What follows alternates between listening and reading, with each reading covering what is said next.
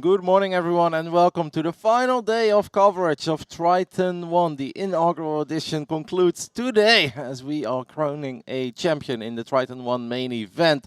Obviously, we had over 1,046 players. Yesterday, we kicked the day off with 216, and we played all the way down to the final 16. I'm Kevin van der Kooi, also known as Rotterdam. And with me once more is the man who just helped me fix this tie. It is Randy Lou.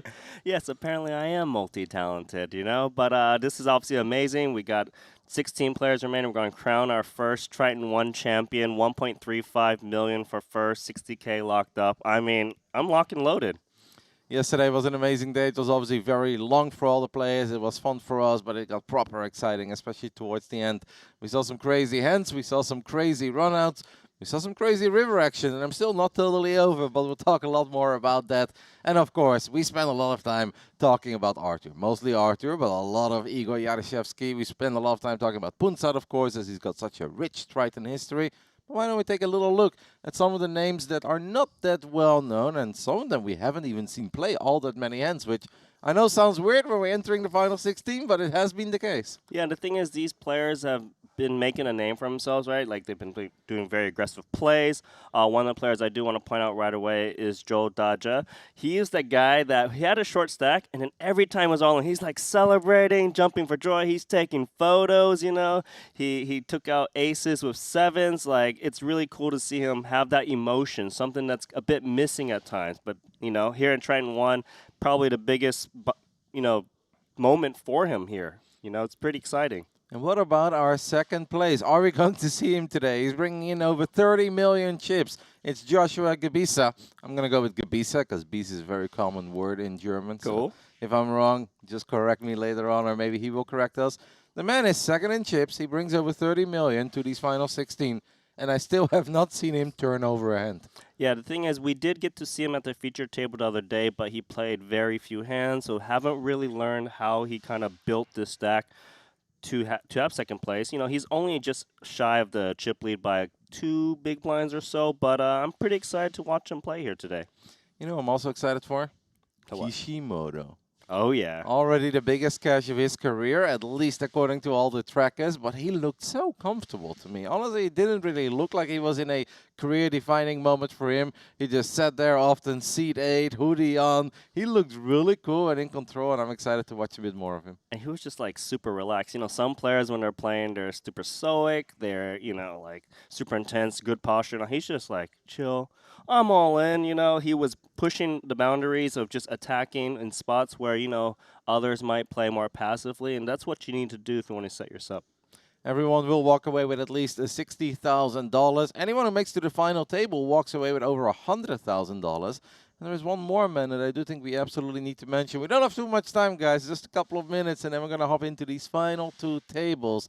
Well, what about Sergei Petrushevsky? He's looking for a top 5 finish for a new career best, and he too is really looking relaxed in the zone. Like, he's been here before, but he really hasn't been here before that many times. I believe he did show up to one of our Triton series before and played just a couple events, had a nice score there. Being able to parlay that over into this 8K main is quite nice. 68 big blinds. He's just playing very comfortable. He's attacking the right moments, but, not getting too out of line. I think he's got a really good shot here today. Of course, we'll be trying to spend as much time talking about all the 16 players, and you guys know the drill by now. We've got 2 TV tables, so one of them will be our main, but obviously we'll keep a very close eye on the second, and we'll definitely cover each and every single elimination. And if we somehow miss one, we can obviously go over the hand history, because everything will be logged in the Triton Poker Plus app once more. I'm excited, Randy. I am super excited. Like we mentioned, we've got a mixed cast of characters. We've got the 3 big names, Artur Martirosyan. We've got Michael Zhang in the mix, Igor Yaroshevsky. Like, this is just the perfect final 16 for me. I'm so excited. Yeah, you've been hyping up Michael Zhang quite a bit. You're clearly very fond of him. Yeah, he's a player who plays all the high stakes. And the thing is, he actually took a lot of my chips once when I played 100K main. So here we are. Michael Zhang, 9th place.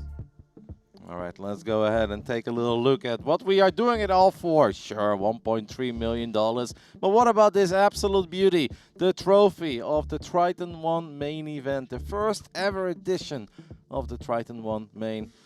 I'm loving it. I am absolutely picking up another shirt today because one way or the other, I'm going to get my hands on one of these purple Triton shirts. I'll tell you that much. I'm going to have a tough time fitting them all in my suitcase. That's true. But that's a good problem to have. I don't know if it's a good problem. Maybe you can just wear an extra shirt while you get on the board in the plane. Am I really going to be that guy that's wearing like 3 t-shirts and 2 hoodies on top of it because I couldn't close my suitcase anymore? Sure, I'll be that guy. Final 16, Randy. I am so excited as we can take a little look at how it all played out when it came to the table draw. Or at least who's where, because we've got 2 tables. Now, if somehow that be 3 eliminations on 1 table, of course, we'll be moving some players over to make sure that it's fair, make sure that it's balanced. One thing that I did notice is that yesterday, towards the end of the night, it is Sergei Petrushevsky who took down a pretty decent-sized pot over Artur Martirosyan right when we moved them away from one of the 2 TV tables, and we still had 1 outer table. So Artur is a little short, but I mean, if anybody is buying into Artur hype, you guys will know that that doesn't mean anything. Well, we've put the 2 Russians on the same table here. Let's see if Artur can get some redemption. We've got Chao Li still hanging in there as 5 as well, right? He too has been flying on the radar. We saw him double up yesterday after he got jammed upon from the small blind. He needed a bit of help because it was ace-8 against queen-jack, but he found his double, and other than that, he's like, all right, you guys have fun battling over every single hand. I'll pick my spots carefully, but worth keeping an eye on because sometimes these guys, they suddenly go on a bit of a heater in the final 16, and before you know it, he's a top 4 finisher, and we barely mention him. But that's okay because you know what? Pay jumps are big, 60,400 guaranteed. Survive 1 more player, you get another $8,000. That's a buy-in, and then of course, if you can get to the final table of 9, that's 101K. So no shame in claiming pay jumps. Punat Punsri is in seat 1. Of course, we have been covering him quite a bit. We've seen a lot of hands. First hand, 2 million. Is he the absolute shortest stack remaining? He is by a large margin, by the way. Wakes up with the jiggities, goes for it immediately, Randy. It's actually really nice that he's on the 5 big blind stack because he's probably going to get called by almost any 2 from the big, and certainly King Queen. Yes, but how nice is that? Because we do face 2 overs, and it's the first hand of the final 16. You went to bed, you're excited, you're thrilled. We could already be in all sorts of danger if there is some paint on the flop. Don't let it be just 1 hand. Let's go ahead and take a look how our very first hand of this future table, final 16, of course, both of them are playing on a TV table.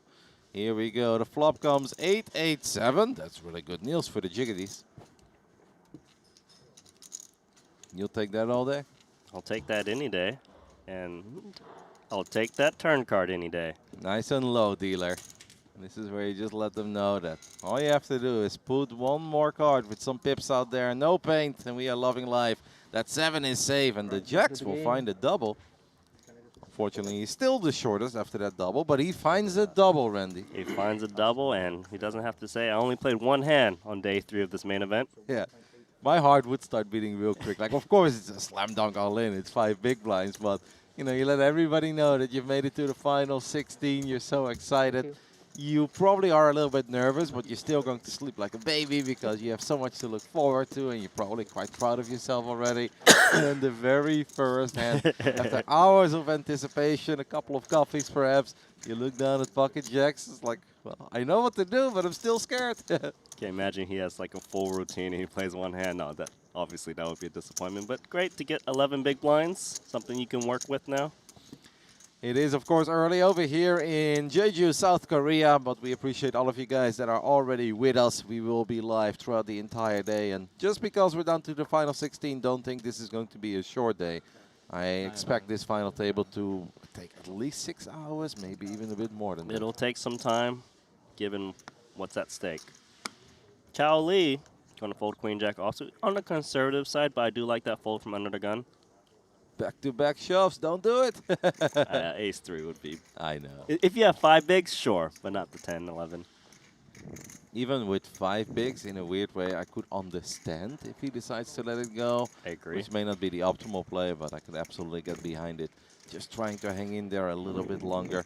We mentioned payout structure to some degree, but we can, of course, take a little look at the Triton Poker Plus app.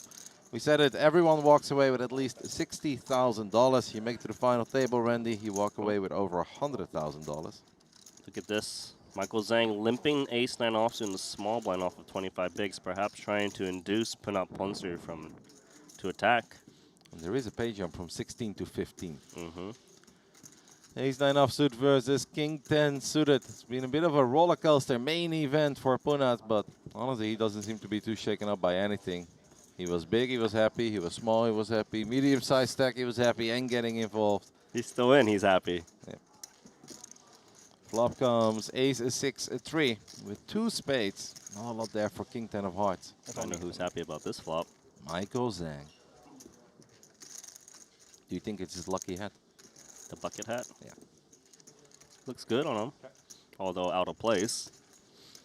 Now, since we are at the final 16, Randy, we're obviously going to try to pay as much attention to every hand as possible. So if I get a little carried away by hyping up Arthur, just stop me. I can't help myself. You can't hype up Archer when he's not at the table. I absolutely can. 2 pair. Top 2 pair even. There are 2 flush draws on the board. There is honestly no way that Punat is going to get too wild, too crazy, or win this hand one way or the other.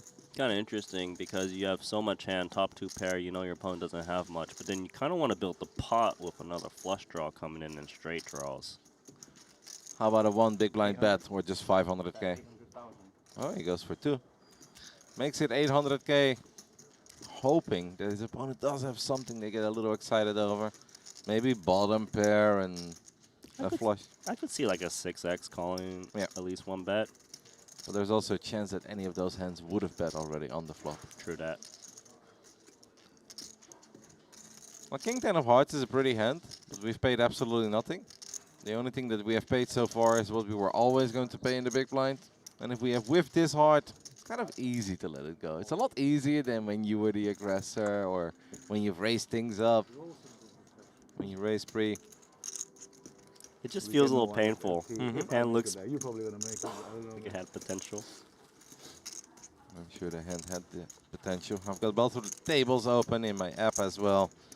Keep a close eye on everything that's happening on the other table as well. With the 2 Russians, of course, Sergei Petrushevsky and Artur Martirosyan, who once upon a time sat outside and had soup with a bear. I know, it's amazing, right? This is the best. You gotta find Archer on Instagram if you wanna see that. It sounds like a made-up story. I know, but it's real. Just when you thought he couldn't get any cooler. I mean, they were holding hands. Pretty sure if I put my hand on the bear, I don't no longer have a hand. King-9 offsuit will get mucked immediately. Igor has not found anything playable yet.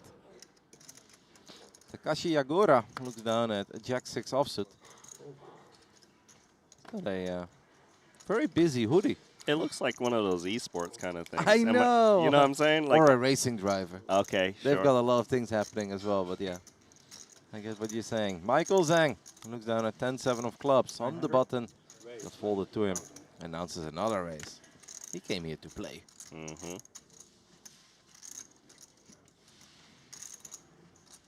King-8 off in the small blind, a hand that people do like to 3-bet from time to time if they're feeling that the button is opening very wide and is getting a bit out of line. But who's getting out of line in hand 4 of the final day of the main? Not this guy, so he's folding. Charlie. I can't believe, by the way, that once again Gabisa is not at our main table. Like, of course we'll see him and we're going to see him play hands, but how has he done it? He's dodging you. He's Germany's best kept secret. How do you think he got so many chips? Betting King-6 suited very often? Oh, yeah, the powerhouse. You know the Germans love it, man. The German powerhouse. Solid start to the day for Michael Zhang. Was probably hoping to get a little more when he flopped and turned even bigger with that ace-9, but no one really had anything. I think it's very cool that we've been obviously talking very highly of Igor, even in the 3K Genesis when he had a tiny stack. But then later on, when he entered the main early on, we kept an eye on him. We kept on mentioning his chip stack, and here he is. Yeah, it's very cool to see this long, the history, and like you mentioned before, when we saw him, he was on short stacks. Now he holds the big stack with 17 million or so. And, he can really, He knows how to use those chips. I'm a little surprised that we lost Mehdi, by the way, in 19th, because he was way above average for the majority of the tournament. He was responsible yesterday for busting Calvin Lee, deep as he was on the second TV table, and they got it all in with 9s versus queens, and we saw that 9 on the turn. It felt that he was running quite pure throughout the event and always had a way above average stack. I absolutely expected Mehdi to be at the final 16. Yeah, he was severely disappointed because he lost all in after all in after all in. You can just see in the final hand, like he was just like, he was out of there as soon as he could, you know? The poker gods had enough of him. He was just true disappointment. Yeah, I mean, understandably so. We saw him have a big hand against Ye Li right on the money bubble. Do you remember that? Where they were sitting next to each other, and Ye Li had king jack flop top 2 pair, and they had top set with kings. That was brutal. Yeah, and then they had to wait to flip those cards over for minutes. But that was then, and this is now. It is Igor Yaroshevsky raising things up with king jack of clubs. Yeah, this is the spot. Just gonna call. I imagine if Igor was raising from late position, he would reshove ace-5 suited, but here he's a bit worried he's dominated. Or if it got folded to him and he wasn't the big blind, he'd probably make a play. Oh my goodness, well, these chips will be flying in, Randy, and could be a really big spot for our Malaysian big blind player. Yeah, this is supposed to be a really good flop for Igor. Actually only has 28% equity, giving us up against a bigger flush draw. But chips are certainly just going in on the flop. Igor can, of course, still take the lead with any king, any jack, or any 10, as that would promote him to a straight. Needs to avoid the clubs at all costs. I mean, Teoh Ming's got to be loving this now. Must be check jamming in this spot. The hand is just too good with 3 million chips back. And you would love to take it down as well. Let's say your opponent has some sort of a red ace-jack, ace-10, and they don't want to put in the extra chips. We'll gladly take it down. That's exactly right. That's why you want to semi-bluff a hand like this. But we know Igor is not going anywhere. The last thing that Igor is probably expecting is that clubs are no good. Igor is actually happy to call it off, and he's going to get the bad news. Ooh. Not the hand he was hoping to go up against, but still has outs, of course. We've got 3 kings, 3 jacks, and 3 tens. The 10 of club is no good. One of 2 hands. Someone's saying it's 1 of 2 hands. It seems like we had a big pot on the other table. We'll take a little look at this run out. Wow, with that ace, we are really good here on the side of Ming. The only thing we need to fade is a 10, and the man does fade a 10 as the river is the jack of diamonds. What a start to his final table, or future table rather. Final 16, final 2 tables. Came in with 2 million chips, and he's at 8.4 now. He just did the double-double. Thank you. All it takes is 2 more, and we are very close to Joshua Gebisa. That is all you want, huh? And someone's going to be able to catch up to our mystery German. He won a real big pot, 15 million chips. Ace 4 versus pocket 5s. You know where this is going. Flop comes ace 3, 5, all hearts, turn deuce. Joshua had the straight. And it was Yu Feng Pan, the second biggest in chips, who ended up with the set of 5s. 15 million chips heading towards Joshua, as a German takes a more commanding lead over the field. Wow, that's pretty nasty to lose with a set of 5s against the gut shot. I suppose sometimes it's not your day. That's why Gebisa never wants to be on the future table. He does his best work off the future table. Takashi Yaguda. It's got to be all in, right? 10 big blinds? Looking down at his best hand so far. Really open shove or really min raise. I like jamming to not allow the big blind to defend as much. Yeah. Because you don't want to like just whiff and then bleed down. Xiao Li looks down at his best hand so far, but calling off with king queen offsuit is not really an option. Sixes. We are rich now, but I don't think you can do it. I don't know. What if you're on a heater? He is on a heater. He's gone from 2 million to 4 to 8. It's a close spot. Gotta ride the flames, man. Honestly, I can't fault him for folding it all. It is under the gun +1. Best case scenario, we are flipping. We have just doubled and doubled again. I would be leaning a little bit towards a fold, Randy, but perhaps that makes me a nit. Look, you can definitely fold this, but if You just got that feeling, man. Yeah.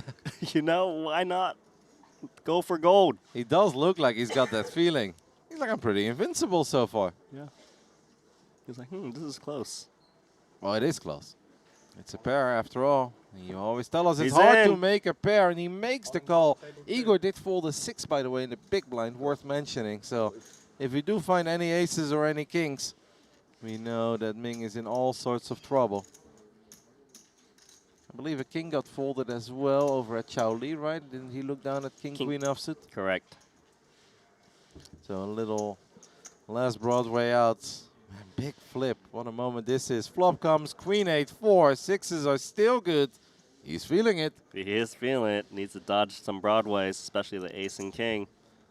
Teoh Ming dodges another card. All he needs to fade is an ace or a king on the river, and he's gonna have a magnificent stack to work with coming into this final day with 2 million chips. Look at him now, Randy. That is amazing. He's up to 14.5 million. 14.5 as from the shortest stack. Wow. But good game, Takashi Yaguda. It's a great deep run. One of Japan's remaining players fallen here. Second shortest in chips. You look down at ace king offsuit. What are you gonna do? Nothing. Nothing you can do. Bye-bye. The script writes itself. Sayonara. I mean, it feels like a lot. He's only got 30 bigs technically still. Still only 30 bigs. The cash game you'd have like 1,000. Yeah, that is true. They are referring to the Squid Game, I believe, Oh. where we did have over 1,000 big blinds. 29 big blinds. Hey, that's deep for me. Yeah, no. Especially here. Final 15. By the way, with this first elimination, it does mean that everyone gets a little pay jump. 60K guaranteed becomes 68K guaranteed. No pay jump for the next elimination, but there will be one for the one after. Okay. I can't believe this run, by the way. Like, I'd be jumping up and down. There's no way I could just be sitting in this chair right now. You're coming into the final day of the main event of Triton ONE. You bring 2 million chips to the table. You go from 2 to 4, 4 to 8. You win another big one. Great call as well with the sixes. I would not have had the heart to make that call. You know why he's not jumping for joy yet? He's still under average stack. But only by a few big blinds, but he'll get there soon. All day. Same as me. I have not. Same as me. This is like the first tournament I've run out of time banks. I've never had that before. I thought they were gonna refill, but Thursday I'm spell all my cards. like in general, Triton tournaments they normally do at the start day too and at the FT, but because it's 200 players, the FT is like 7 p.m. You know? Exactly. Yeah, This exactly. is like we're not even FT yet. It's been like 40 hours. Exactly, yeah. Maybe 5 in the money for this one as well, or something, or in between. Oh, final 3 tables. That makes sense. Yeah, the 20 because it's big. It's big money when it's final 3 tables. Yeah, the It's front like- 3 tables and FT. That's fair, right? I think so. Maybe we suggest that. We can suggest that to Paul because it's mean, it's ridiculous because I actually need them for decisions. It's Like I didn't knew this would happen. Otherwise, yesterday I wouldn't have this day one. I wouldn't have used much. yeah, I wouldn't have used that either. I was the same. I was just like, because I've never ran out in any tournament, and then I'm like, ah, fuck, I've got like 8 hours left yesterday, and I've got like 2. Players are going to try to help to improve the format, as Michael Zhang points out that he never runs out of time bank chips, but apparently he's pretty much out of them, Randy. Yeah, it sounds like Punat's out as well. But notice the 3 people who are engaged in a conversation are the super high rollers. Igor, Punat Pone 3, Michael Zhang. Everyone else seems to be doing just fine. What does it say about the rest of the field? Some proper gems in there, right? Oh, look at this. But it's, I think it's always cool as well when players are thinking outside of the box and they want to make sure that if we do run another Triton ONE, the next main event, that, you know, a tiny bit of feedback never hurts. I think overall it's been an amazing week, and I'm sure that everyone here is very happy to be a part of the final 15, but feedback never hurts. I got some feedback for you. No. You know about those pocket 4s? Yes. Just kidding. I have tried my best to not talk about pocket 4s all the time. I can't not bring it up when you're around. Sure, if we see it, we can talk Ooh, about it. Look at this double barrel from 8 deuce. Oh man, full pot. Pot size bet as well. Oh, the Chinese have come to play. Maybe he's like, so Igor Yaroshevsky, you're out of time bank chips, eh? How do you like it? How do you like a pot size bet on the turn? I mean, Igor seems to be unbelievable. What on earth can we do with Jack 7 offsuit? yeah, you cannot. No. Well played. Well win. 8 deuce of clubs, no clubs on the board. Nothing there. Gives a little stare as well. You got to be careful with those, Randy. See, this is why they need time banks, because these decisions are a bit tricky. They're like, huh? Pot size bet all of a sudden? Bluff me. Too big, too big. Big. Feel like Igor knew he was getting bluffed, but yeah, well again, he loses against a lot of the bluffs. That's the problem there with Jack 7 high. Can you imagine you just check calling up against Queen High? Yeah. Yeah. Can you imagine he calls and he'd be right against 8 high? That's harder to imagine. Yes. King Jack. But he was. He knew he was getting bluffed. Just didn't have the right hand to fight back. Michael Zhang raises things up with King Jack offsuit. Chao Li, the man who has flown on the radar almost as much as our chip leader, Joshua Gavisa, who's now at 44 million chips, by the way. Just let that sink in. King 10 offsuit. Neil shortest stack remaining. What does Zhao Hongjun want to do? Probably call. Oh, just going to stay away. And it kind of makes sense because he's big blind versus under the gun. He certainly would defend against middle or button. Yeah, but there is always a big chance there that if you do flop top pair, that you're still not best. And then you get stacked immediately. Yeah, If that's it's suited, I do think we absolutely have to toss in the big blind and we're going to have to play it. But offsuit, it's a tight fold, but I don't hate it. yeah, I think it's all right for sure off of 10 big blinds. Got to conserve that stack if you want to get to that final table. Our graphics, by the way, said that he didn't fold, but he announced all in. You think it's incorrect? I was taking a little look at the Triton Poker Plus app as well, and at first his stacks actually went up, but they've already corrected it because the Triton Poker Plus app never fails. Never wrong. No. And if they are wrong, they fix it within 2 seconds.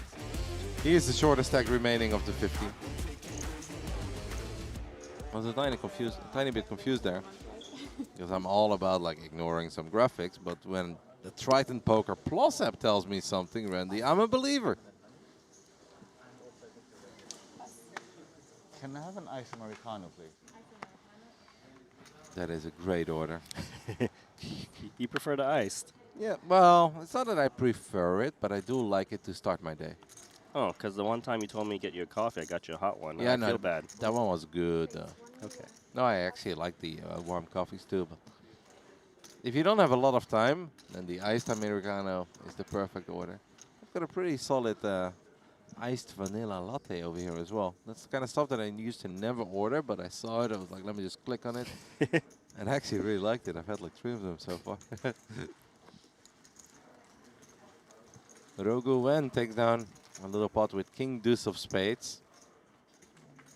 He's the one to keep your eye on. Just given that small blind, that big blind versus small blind hand against Igor goes to show that he's not going to sit around trying to fold to the final table. At the moment you make a little move like that, and Igor does let it go, but he gives you that look and he said, "You bluffed me." Would you be scared?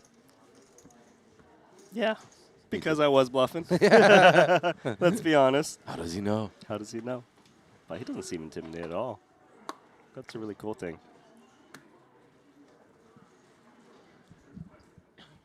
Charlie, there he is. He can fly under the radar as much as he wants, but if he wakes up with pocket kings under the gun, we're going to have to get involved here, Randy. 11 bigs is starting the hand. I like min raising here. Yeah. The hand is just so amazing. But he just jams. And I think the reason is he probably doesn't think he has too much raise folds off of this stack. So he's just trying to protect and balance his ranges. Like, I'd be okay with this jam if we already jammed like 2 or 3 other hands, right? Some slightly weaker holdings where perhaps we're going to get called a little bit lighter. Now, looking at everyone's holdings, I think even if he min-raised, he would have not gotten any action, so it really does not matter. But it's a bit of a shame that the first time he jams, he's got kings immediately. But then again, the rest of the table doesn't know that yet, Randy, so it is what it is. Should have showed it. No. The original. Just try to gain some respect. Don't think that works on this field, though. No, I don't think that's a good plan at all. Let's stay away from it. Can we just talk about Ming Juan, who came into this final day with 2 million chips? Got a double, got another double, won a big hand, and he's in 8th. Because like, we have one less player as well, so maybe it's not. But, huh? We're behind. We behind. It's impossible. We play like faster than Hipard. I don't know. No, it's not we play faster. Okay, now I know. Now Play the big, faster. now the big blind's on like Kauru, and the big blind's on him. We're going to put those new chips to work with Ace Queen offsuit. In case you guys were wondering about that. They're trying to keep it really fair over here at Triton. So if one table plays a few more hands than the other, they're going to slow the action down. And apparently this is the table where they are behind. And Igor refused to believe that that's possible. As he said, we play faster than, and then I didn't get it. A leopard, maybe? I didn't hear, but what I do know is Ace Jack is jamming and getting snapped by Ace Queen. You need to win 5. Chao Li in trouble. In lots of trouble right after we open jam those kings. And what on earth is happening to Ming? Now, I know he hasn't won this hand yet, but if he does win this hand too, Randy, he's among the biggest stacks. Yes. Can he hold and win another all-in? It's been 2 so far. 12 big blinds was a slam dunk goal, but a jack in the window for Chao Li. 3rd time's not the charm, maybe. Oh, it's not over yet. Turn comes an ace. No additional outs for Ming, who's looking for a queen and a queen only. Otherwise, Chao Li gets his double. Didn't get any action on his kings. And gets the double. That's going to feel good if you're Chao Li. 13.4. Ming is thinking, I never win a hand. Yeah. Recency bias. He did nothing wrong. No. He's supposed to have 20 million, though. Called real quick, though. He knew where it was at. He looks disappointed. But the game moves on. I think this would be a good moment to tell yourself, though, that if anybody would have told you this morning while you were having your walk or your coffee, whatever, hey, 16 minutes in, you've gone from 2 million to 8 million chips. How would you feel about that? I would say that's way above average. He would sign for that in a heartbeat. Obviously, this one does sting because it's a big pot, and he would have put himself among the 3 biggest stacks remaining of the final 14 players if he does win it, but can't win them That's all. why they made the tournament pot limit free, right? Yeah, Help a little bit with Yeah, the, but pot limit much interesting, you know. you're a lot more post flop, yeah. Now, like for other position, post flop, like Yeah, 100 yeah. antis even. Well, I don't know Much anything about the interesting to game. watch, you know. Much interesting for me. Yeah. Just it's my opinion. It's have to be pot limit. I wish it was 5K. I might play 50K is a bit much. You know, Yeah, pot limit makes the game better. 5K I would play for sure. Yeah, 10K maximum. Yeah, 50. 50. I think Sorry, they're guys. discussing the short deck event today. Short deck structure, yes. A lot of pros seem to be very fond of playing short deck as spot limit pre and no limit after the flop. We have to step by step Omaha after. Don't short do deck, it. You know? You don't need to get your chips back now. You can wait. Don't do it. Did you play? Yeah, but I used to play when I was younger, and then like I just played a bit of the tournament this year. I do like the But jam yeah, with it's Queen so hard. Jack. We are the shortest of the bunch. No, I was gonna say I think Omaha is more fun, but then like it's only fun He takes one if now? you have like a chip lead, because like towards the bubble. It and is stuff, now it's just, why like, you ran, just by the way, in handcuff all the time. 15th. Yeah. I The guess worst. had to just play big blind. It's not built for tournaments. Yeah, I was Small gonna built say for it's cash fun, games. but then I- Yeah, 15. He had a Short big deck is built stack for going cash into games, it's not today. built for tournaments either. I'm pretty sure. I mean, NL is a really good tournament game, yeah. Just by far the best one. I could Mr. take a little Rocky's look fun, at his but hand it's not a good history. game. I didn't think it was that big. It's not a good concept. It's a fun concept. I don't think it's a like. He did lose a brutal hand against Petrushevsky. With 6 deuce, I know, but he had 2 pair. Except that Petrushevsky had top set with queens. Jesus. I think that was yesterday. That's how Wyran lost most of his chips. Ah, okay. Yeah, yeah. Are you in Bangkok? No. You fly there from Bangkok to come here? Shanghai, okay. Happy bunch over here as we have entered the final 15. There is no immediate pay jump from 15 to 14. If one player gets eliminated, there will be another pay jump. I expect the chatter to pick up as long as we keep a couple of the Europeans alive in particular. That makes sense, that makes sense. I would think this is just a pure all-in for Igor. His opponent is playing, what, 15 blinds or so? Limbs of 15 bigs, and Igor does announce the all-in, and he's going to take it down immediately. You love seeing that with ace-8 offsuit. I think that's a really nice play. Just, you don't want to raise to like 3 big blinds and have your opponent limp call, and then you just whiff it. I'm so excited for a final day, but I'm also so sad that it's over after today. I know, like, for you it doesn't feel like that because you've got 2 more weeks of the Triton High Roller Series coming up. You're going to welcome all your original buddies. I know Henry and Ali are here, and of course Kevin Rabichal. But for me, it feels different, Randy. I like know. exciting, fun, but also a bit sad. It is a little sad. I am going to miss you, Kevin, so I hope you stick with us, at least in the YouTube chat here and there. Oh, absolutely. You'll Keep see an me. eye. No, you'll see me, 100%. Yeah. So, I'm going to miss you, buddy. But it's not over. Plenty of poker today. I know. We've got like 12 hours probably. It's too early. So let's just take it with a big smile on our face. And let's enjoy these amazing players. The final 15 of the inaugural edition of the Triton ONE main event.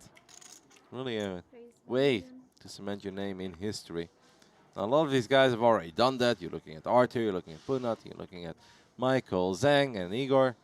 But for a lot of these other guys, this really is a potential marquee moment in their careers. Yeah, likely the biggest moment of their career. Jack-7 offsuit for 1. He's out. 30 million chips, by the way. Mm-hmm. Can't believe we tried to bluff Igor when we already have 30 million chips. But in sport, you cannot wager yet. Yeah. Yeah.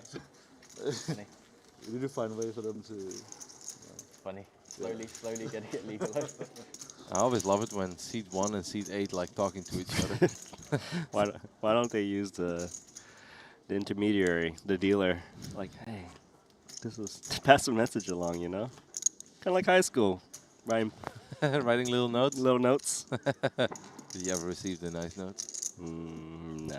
Like the girl in the back of the class thinks you're one of the 3 best looking guys. Oh, yeah, yeah. That's what you get, huh? You know, in elementary school, I kind of peaked, so yeah. You know what? I'm the person passing the note in the middle. Oh, no. I'm not the last one to receive it. Yeah. The days way before technology. Different days. If you take a little look at the other table, it is there. You guys can see how close these 2 TV tables are to each other. And I can only assume that we've got a big hand brewing. We've got an all-in by the looks of it. Ace-10 versus Queen-10. There he is, Joshua Gabisa. Who's at risk? It's Pooh. Yep. Ray and Pooh. Who's got what? He's got the all-in hand, which he has ace-10 against the queen-10, so he gets the full double. He is not going anywhere yet. No pay jumps for the rest of the field. Honestly, I really enjoyed watching Mayran yesterday. I thought he was awesome. Clearly a very high-skilled player. Love to see him get some chips. And Joshua's got so many that he can absolutely distribute a few. One time you see Joshua play, he loses a little pot. Yeah, he's like, get the camera out of here. Still got the chip lead. Yeah, by a large margin. It's not even close. I know. To put things in context, guys, after losing that all-in, Joshua is still the chip leader, while having 10 million more chips than whoever is in second. Life's good. You lose an all-in, you still have 20 big blinds more than whoever is in number 2. The remaining 15 players. Igor took a little look at how Arthur is doing. Hey, the 2 Russians are sitting next to each other. Arthur and Sergei Petrushevsky. Here's Kishimoto in the foreground. Why is he always in seat 8? It's his most chill spot. It is, but he really does look like a seat 8 kind of guy as well. I know. Usually most players don't like seat 8.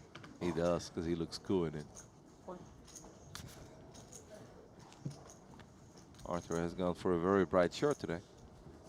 Casa. Sounds Spanish. That got you? Arthur, he's jamming. No love for his neighbor. What you got, Kishimoto? Nope. Folding hand. From the small blind, Arthur jamming. I believe is, what are we looking at, 26 bigs? Yep, roughly. Yep, actually, exactly. A little more now as he takes down those blinds and antes. We didn't know what he had. And I couldn't figure it out because you hit me with the casa. Yes, Randy, it's Spanish.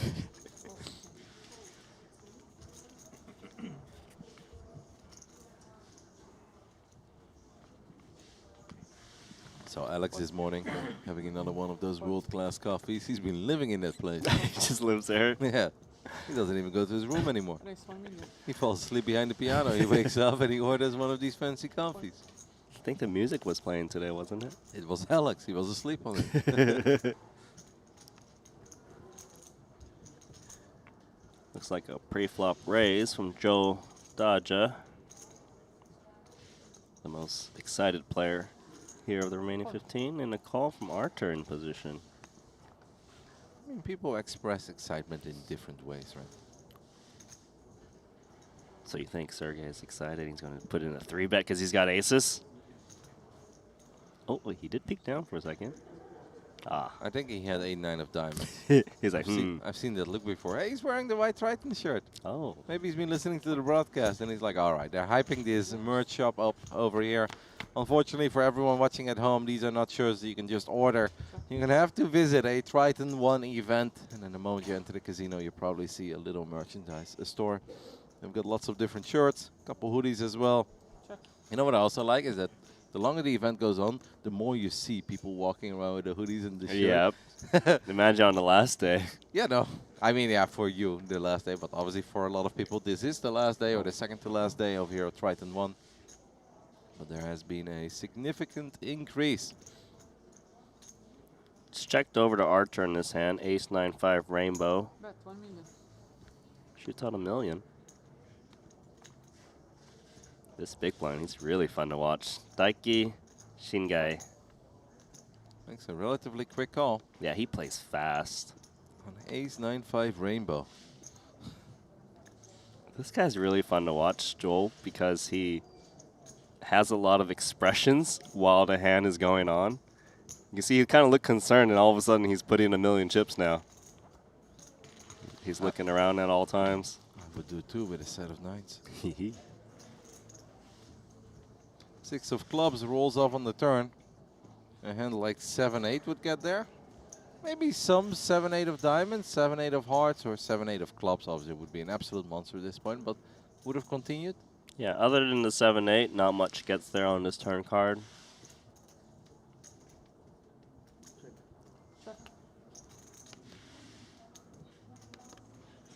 He can't believe it. He's leading. I He think check call leads. yeah, because I think he low-key has a monster. He looks like a man who's sitting on a monster. You think he's got a set? I think you might be right. I actually think he's got a set. He's leading because there's still 3 players in on the turn, and he doesn't want this to check through with the arrival of the gut shot potential, flush draws. If I'm Archer, I'm kind of scared, even with like an ace 10, ace jack. Absolutely. And Arthur is scared as well. As he lets go of the hand that he enjoyed playing from the button. How about a Daiki from Japan? Who's also wearing some Triton merch. Ace 9, 5, 6, 2 clubs. Called from the big blind. The 3 million bet is a bit intimidating, and it looks overwhelming to Daiki. Yeah, so if he continues, he probably has something decent. He's gonna have an absolute monster. Yeah. So it's not unreasonable if he folded like a weak ace right there, given the action. Does mean that Daji takes one down, chips up to 28 million. Honestly, like that really concerned, weird, I'm out of it look on the flop into betting 3 million on the turn. That gave me some real set vibes. Or it could have been way off. I don't know, maybe he's out leveling us. Yeah, he's like, no guys, just king queen offsuit. Try to take it down. We gotta ask him. Where's Michael Zhang? He probably saw it, right? From the other table. I kind of wonder if our chip leader ever asked Michael, hey, did he have the flush? Really want to know. It was a fun hand yesterday. I know it's impossible to watch each and every single minute of the Triton ONE main event coverage, but there were some funny moments. Well, of course, we had a lot of high-level play, but all the players seem to be getting along real well, too. Teoh Ming looks a little sad after losing ace-queen against ace-jack, which is understandably, but still has a good day so far. He came in by far and away the shortest. Started the day with 2 million. You know what it's called, right? Upstuck. He's up stuck. Yeah, because he was peeking earlier. Oh, queens. Igor's like, seriously? Every single time you're going to mess around. Last time he was absolutely messing around. This time, he's got it. What do we call him? The Mamacita's Gaga? You can call them the Lady Gagas over here, as everyone is screaming for Lady Gagas whenever they need a queen. Patrick Leonard is always making funny Instagram videos where he's screaming Mamacitas. And you know that scene from The Lion King, right? Where they're like, ah, da, da, da. And he does that with the Mamacitas. Oh, that's good. Yeah, yeah. Honestly, whenever Patrick Leonard is on one of these streaks where he's posting a lot, incredibly fun and also very useful Instagram account to follow if you want to learn a little more about poker. I hope he shows up one day. Yeah, we definitely need more Yeah, time I'd love back. to meet him one day. Like, there's so He many also had decisions. like a year streak. I know we're going real deep into Patrick Leonard right now. He's not here, but I used to watch all his videos whenever he would post anything. For a year straight, he would record every single penalty of every football game he'd watch, and he'd be like, the keeper is going to dive to the bottom left. It's going to go bottom right. And I got to say, he was right quite often. You know, honestly, I love that content. I think at one point he slowed down a little bit on posting about sports, and he's like, all right, more poker-focused stuff. But I, as a football junkie as well, I was loving all those videos too.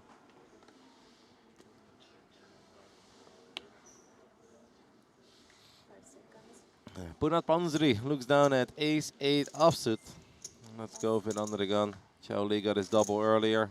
Took one down pre with kings, then gets the full double with ace-jack versus ace-queen. Oh, this man, who's up stuck?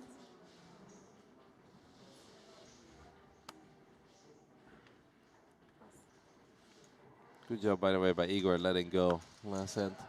Not getting in too much trouble when he was going up against those Mamacitas. Michael Zhang gets a walk with the ladies. Everyone's so Lady disciplined. Gaga. What the hell? It's nice of him to show. Small blind feels so proud of himself now. He's like, yeah, I saw that.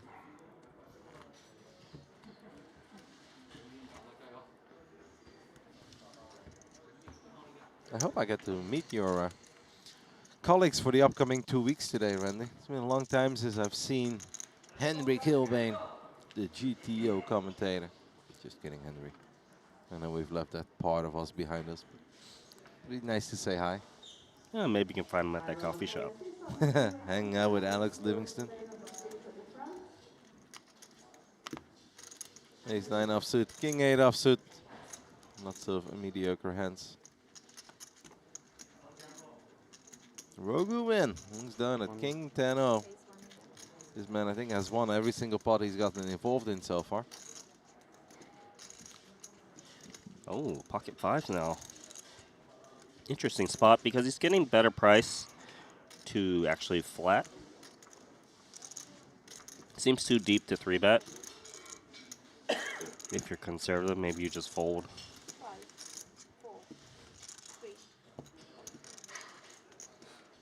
Announces a race to 1 million. Punat looks down at a very unappealing ace-7 offsuit. But we are closing the action. I like flatting a lot of hands in the big blind, probably a little more than I should. But I kind of hate flatting with hands like ace-7 because it's just so difficult to play it. And it seems like Punat agrees, and because of that, the price of poker has gone up. Yeah, I think that's exactly why he knows the hand doesn't play that well as a flat multi-way, but here he can 3-bet bluff on the strength of the ace. He knows that Michael's range is very weak to flat from the small blind and not 3-bet. It's a really cool move.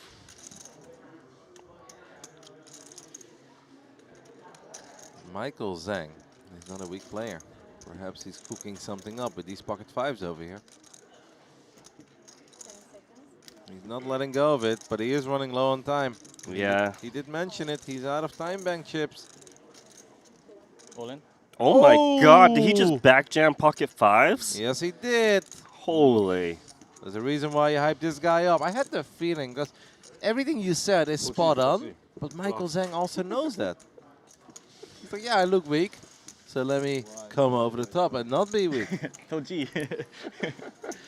That was a buzzer beater.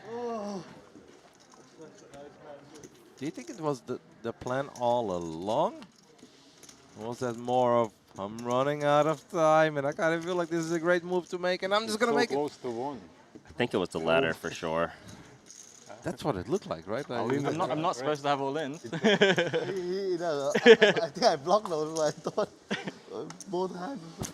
But that was really great, you know, Gamble instincts. time, no, gamble. Gotta go off your gut feeling. Nines. A little lower than that, Igor. I actually think a lot of players would not make Nines that and play. deuces, what difference is there? 10 plus, right? Oh, big hand alert. Our short stack has gone all in with ace king offsuit, and Michael Zhang wakes up with the jiggities. Would like to see him just call, play his whole range in that manner. Maybe someone else attacks. Jax is just amazing, but it is coin flip. I mean, neither of these two players are in the blinds as well. I think just reshoving is perfectly fine, because there is enough to fight for here. Okay. Michael Zhang does shove. It's a big pot already, Randy. Over 10 million in the middle. El Clásico. Nice cards. Fucking hell. Would you define this as El Clásico? I don't know about El Clásico, How but do you guys have such Comment. nice cards for 10 big? Good luck in the second flip. This is your second one. Igor is very jealous. As he has only looked down on rubbish. Flop comes ace 8-4. Ace king improves to top pair, top kicker. And Michael Zhang is in all sorts of trouble. At least in this hand. Still looking pretty good. He's just giving out those chips he just won. Oh, we do pick up a lot of additional outs there, Randy, as the trio of hearts brings the jack high flush alive. as good as it gets. Can he get there? Well, the blackjack would have been better, but it's very good. Ooh, gets close, but not close enough. It is Hong Jun who gets his full double, up to 10 million. These shorties have been doubling today, Randy. Do you want me to tell you something about Hongju as Absolutely. well? So he actually came to our Triton stop before, played only a couple events, but the very first event he played was the 15K and he won it. And apparently in the winner's interview, he was just there for golf and heard there was a poker tournament running. Legend. It's a legend. And here he is, getting the double. What, 15 remaining, 20 big blinds? The dream can be repeated. What if he just came to Jeju to check out the volcano and cycle around, and he heard there was a poker tournament happening? Exactly that. He's hitting golf balls into the volcano top. I hear some excitement over our other table. I'm quite certain that we're about to see it. For our second feature table. Roguin looks down at pocket fives. Let's go with it. The hand that Michael Zhang just made a big play with. He certainly could have afforded to play that hand, but then again, not too many people are fond of the little pairs.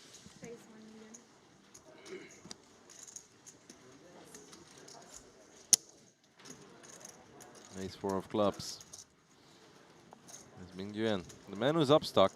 Honestly, he's not up stuck a whole lot anymore. He's almost just stuck, and that would be a real disaster. But looks down at Jack 6 offsuit, and he will let this one go. Could have been a monster stack. It is obviously tough not to feel a little down when you get it in so good with Ace Queen versus Ace Jack.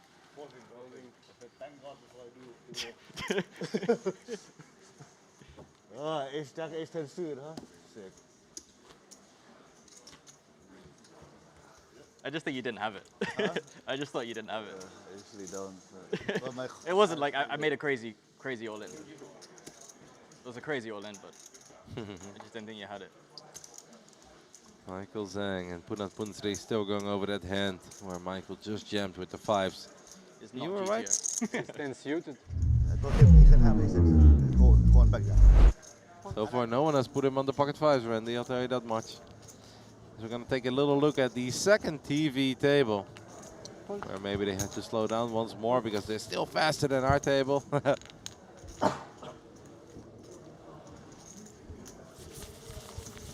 Nothing too exciting happening over here. We are just shuffling cards. Wash them.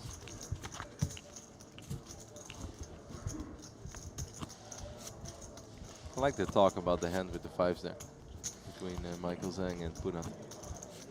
I mean, obviously Punat's very interested, but yeah, that was a really strong play and rare to flat from a small blind and back raise jam and have the clock being counted down.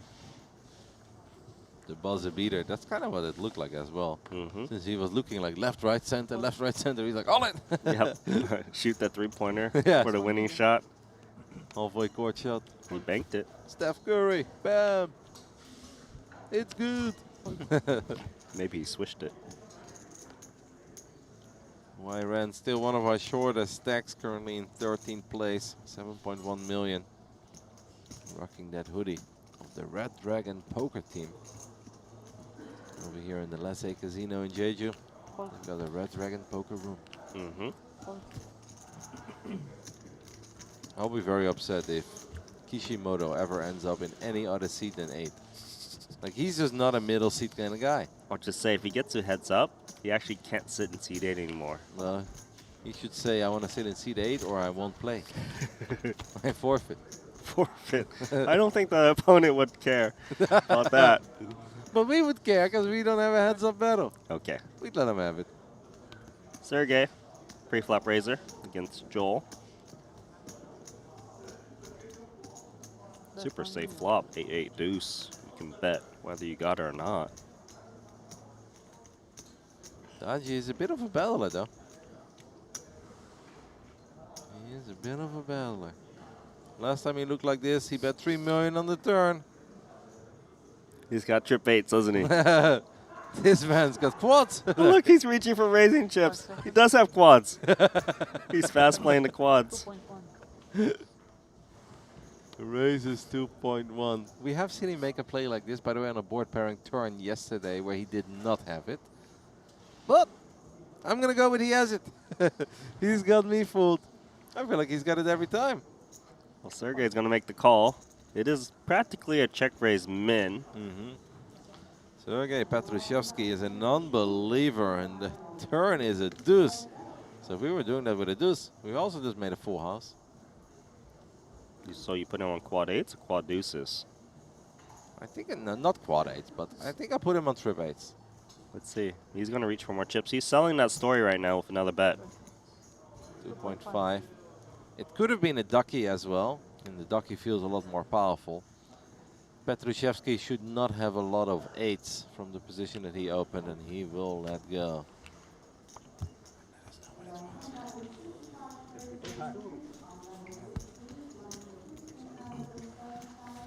Daji putting Petrushevsky on ace high, I believe.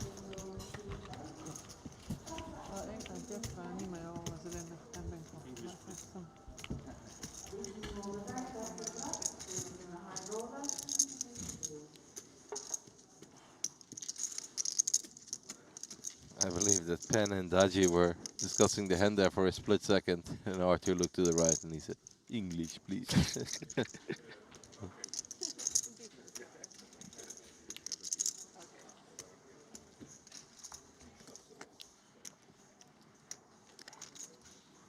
As we will go down to our future table.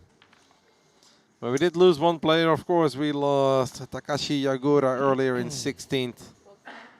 Ace King versus the Jiggities. Could not get there. A little bit later, someone else did. Otherwise, we would have been down to 14. Ponsori keeps on getting hit by these like unappealing, not very sexy aces. But if it gets folded to you, you're in the cutoff. He announces a big raise, basically all in. He's got one more opponent. King, queen. Ooh, that's real close. That is a real close, tough spot for Igor. So the jam it would be for about 13.5 big blinds if they get the rest of the 1.8 in there as well. Yeah, it's like 40% of his stack. It might just be a tiny bit too much. I think it's too expensive against a cutoff button. Probably consider calling, but seems good, and which is great news for Thailand's all-time number one. As he chips up a little. Our chip leader is still Joshua Gevisa from Germany. But he has chipped down quite a bit, Randy. He's now down to 33 million. What has happened? I guess we saw him lose 10 million chips earlier. I think I'm. Yeah, but still, to be able to afford such losses and still be the chip lead must Your pair? safety net. Yeah, no. Your pocket pair? Ooh.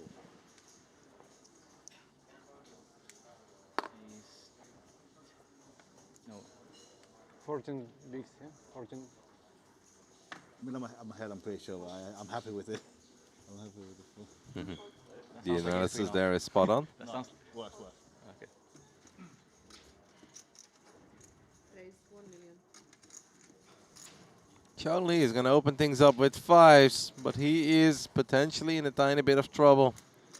Oh, this is going to sting as well, Randy, because it's going to feel like you're somewhat priced in when the second shortest stack at the table comes over the top. Yeah, this starts to get really close for the 2 5s. 4.4 million extra. You could be flipping to be 12 million in the middle. It's half your stack. Real tough spot. He's definitely up against a lot of unpaired hands like ace, king, ace, queen, king, queens. But then again, he's up against all the bigger pairs, which are crushing. Chao Li is the kind of guy to could make this fold, and he does make the fold. Well done. Yeah, I think that's a very respectable fold there. Yeah, because you're never crushing. He's obviously not coming over the top with ace-5 of such a tiny stack, hoping that you would fold, but still, solid fold.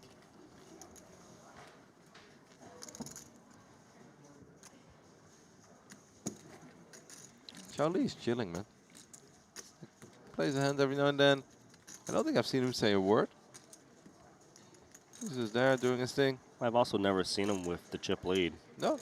It's okay, though. No He's shame. a very quiet guy with a short stack who keeps on hanging in there. He's been like this since we basically went down to 50 or 40. He does his best work with around 15 to 20 big blinds. Right now he's working with 22. Would you say that's too much? He's got one more raise fold on him. Igor looks down at ace-3 offsuit on the button. It got folded to him. And he announces a raise to 1 million. It looked like a really big raise, but he's just grabbing the 100k chips. Rogu, man, we know he likes to battle. He did already bluff Igor earlier. Igor takes one down.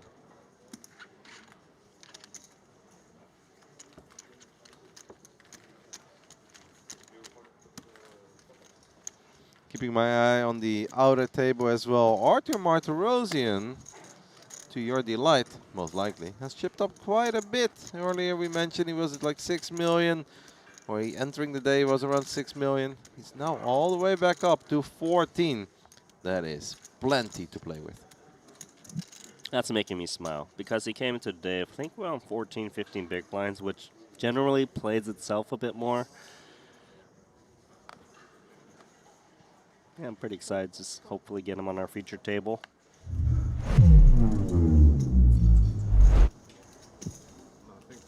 There he is. Seems like we've got a bit of a hand on folding here. Uh-oh. No. Two of my favorites. Is that Kishimoto in seat 8. Battling it out with Arthur Martirosian. Who's got what? Do you think Kishimoto's got the ladies? Yeah, because he's the shortest stack. Correct. Arthur needs, well, too many things that he cannot get. All right, I take everything back that I said about Arthur chipping up. It's a big loss. He lost 9.4 million. mean, I'd pick Arthur over anyone, but I would never battle this many as long as he's sitting in seat 8. You move him to seat 4 or 5. I think we can start hanging with him. Big loss there for Arthur, trying to make a play with Jack 10 of clubs, but he ran into it. The ladies of Kishimoto. Man, Archer's only got 3.8 million now. Yeah. Great time on hyping him up. 2, 4, 6, 7, 8, 9 million. I apologize. 9,450. Don't be surprised if a bear knocks on your door when you get home. I was excited he was up to 14 million. Yeah, 9,450. I guess he got excited as well, and we put in 10 million with Jack 10 of clubs. Yeah, I felt he had a lot of fold equity. But, you know, Jack 10 suited is a hand that tends to press quite a bit. But Yep. Kishimoto in seat 8, that's kind of unbeatable. I know. Stay away from that guy. At this point, you just wait until you either make it to the final table, or you try to eliminate a few guys at your table, and they move him over. They put him somewhere in seat 4 or 5. I think he becomes a beatable opponent. As we can take a little look at the chip counts. We don't really have to move anyone around since obviously no one busted. We are still left with 15. If one more player gets eliminated, we will be on a little page on bubble. 15 and 14 walk away with 68,100. Number 13 walks away with 75k.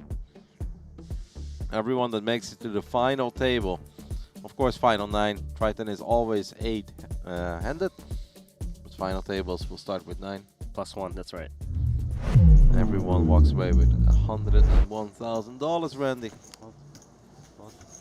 It's very cool for an 8k buy-in. You know what's cooler? R2 doubling up?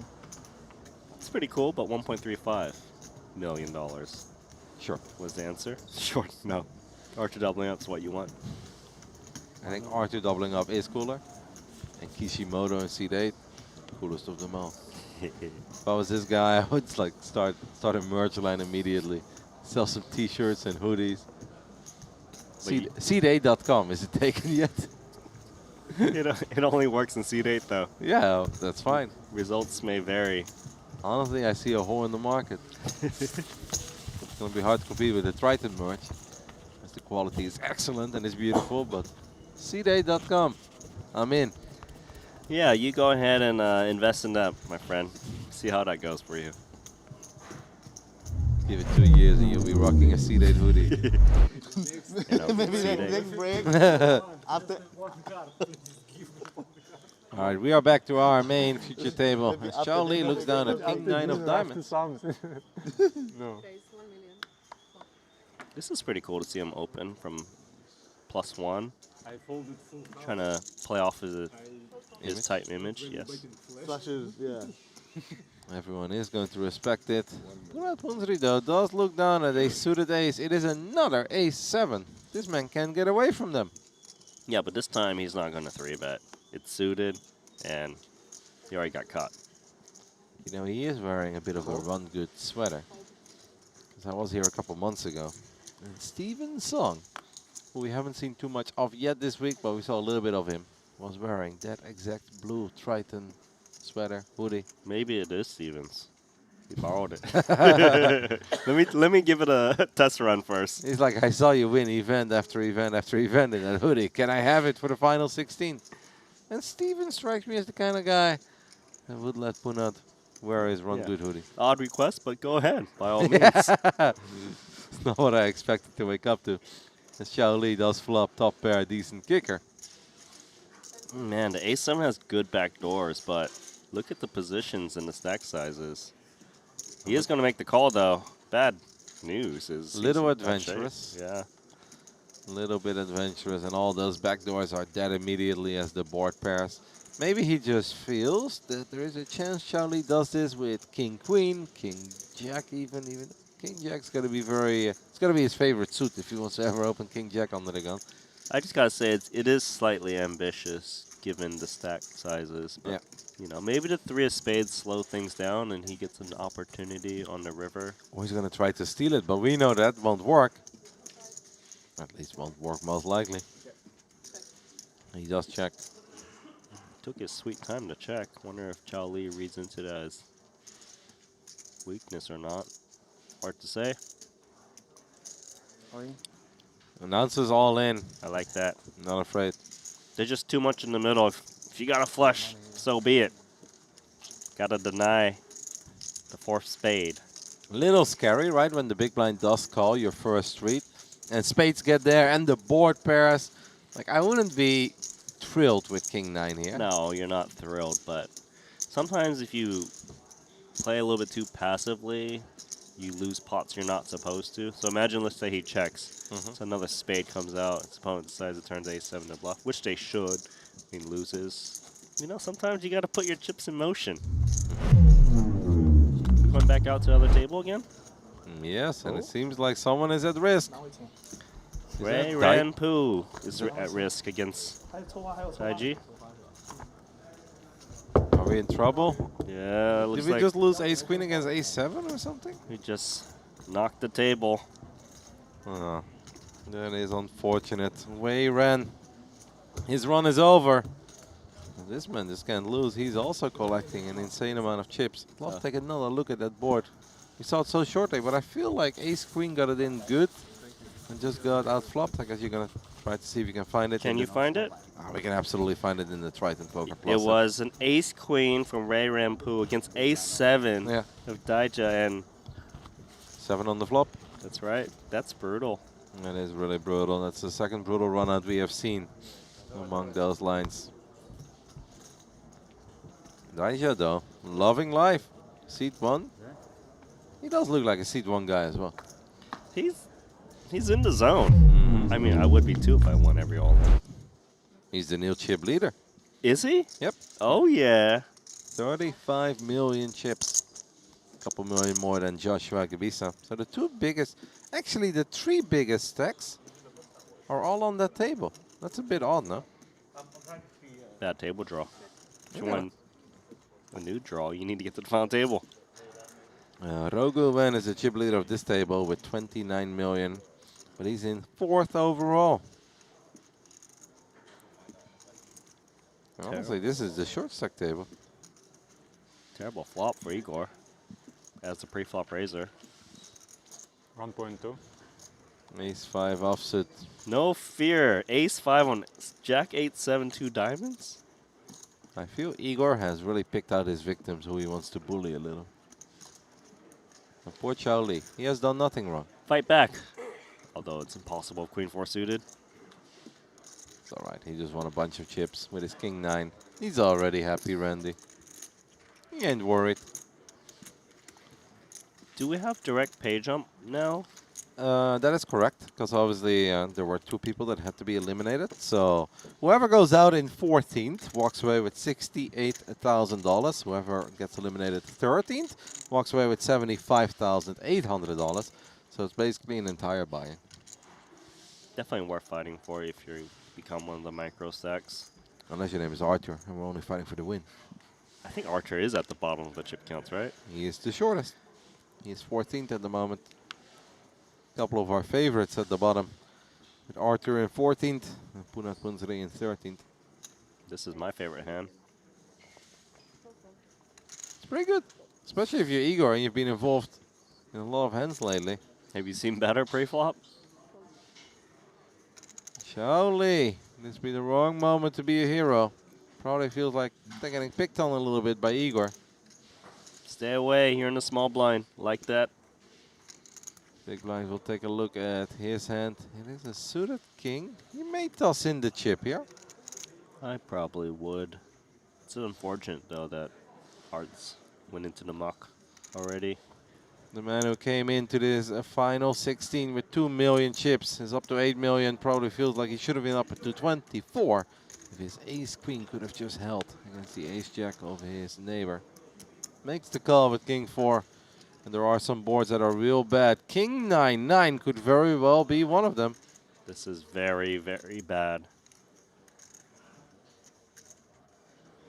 Definitely losing chips across a couple streets. Can he save himself? Unclear. We're not calling king 4 in the big blind. To flop top pair and fall to a single bet. I do like check call with king 4 on this board. I feel like he's gonna get creative. He has got that look. Just call, man. All right, there we go. Makes the correct play. Just makes the call. Keeps the pot small. The turn is the 10 of diamonds and a very quick check coming from Ming.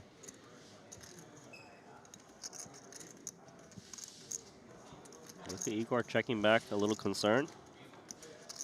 The river is not very relevant. It is the 6 of diamonds. I mean, a 7-8 does get there, but why would 7-8 make it this far? I wouldn't mind a little blocker value bet with the king 4, but he's going to check, and that's going to give Igor a lot of confidence. Try to get the max out of the king.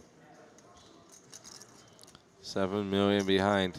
As Igor is sizing up that stack. There is 3.7 million in the middle. I'm expecting a larger wager. Yeah, at least 3 million is my guess. I was going to go with 2.7. Well, let's see who's right. Neither. No, We're both wrong. way off. 1.5 million. And honestly, that is a very appealing price with top pair on this run out too. I just don't see how he can fold. Would be amazing. But 1.5 million is so small, and you got top pair. Yeah, and if you look back at the streaming, you see you had ace jack here or ace queen. You're absolutely hating life. It seems like a slam dunk call. He's not thrilled about it. I think he's going to make this call. Man, if he can find his fold. Nah, he can't. Yeah. Who can? Very tough to fold the top pair there. Igor Yaroshevsky sees a nice spot heading his way. 6.7 million chips as he's now up to a new personal best in this tournament. He was at 21 million a little while ago, deep into day 2 of the main. Eventually started chipping down. I think he fell as low as 11. But look at him now, all the way back up to 22 million. Sounds like a long journey to have 1 million more chips, but here he is. Igor wouldn't want to have it any other way. You think so? It's fun to battle. I'd rather be the guy that wins every all-in. I'd rather win them a little bit later. As long as I'm staying alive and we've got 15 or 14 players left, I prefer to win those all-ins when we're down to 8 or 7. Arturo Martirosian is now our shortest stack of the remaining 14 players. 3.8 million chips. It's been a bit of an up and down day for big Arthur so far. Kunat might attack here if 10-9 suited. He's in the cutoff. Got 3 players remaining. Second shortest stack of the remaining 14. So it's a pay jump. Perhaps maybe he pushes in like 4 or 5 million. Try to stall a little longer in case he gets called. Makes it 5 million. Charlie lets go of a6 offsuit immediately. 10-5 will get mugged. What is Igor working with?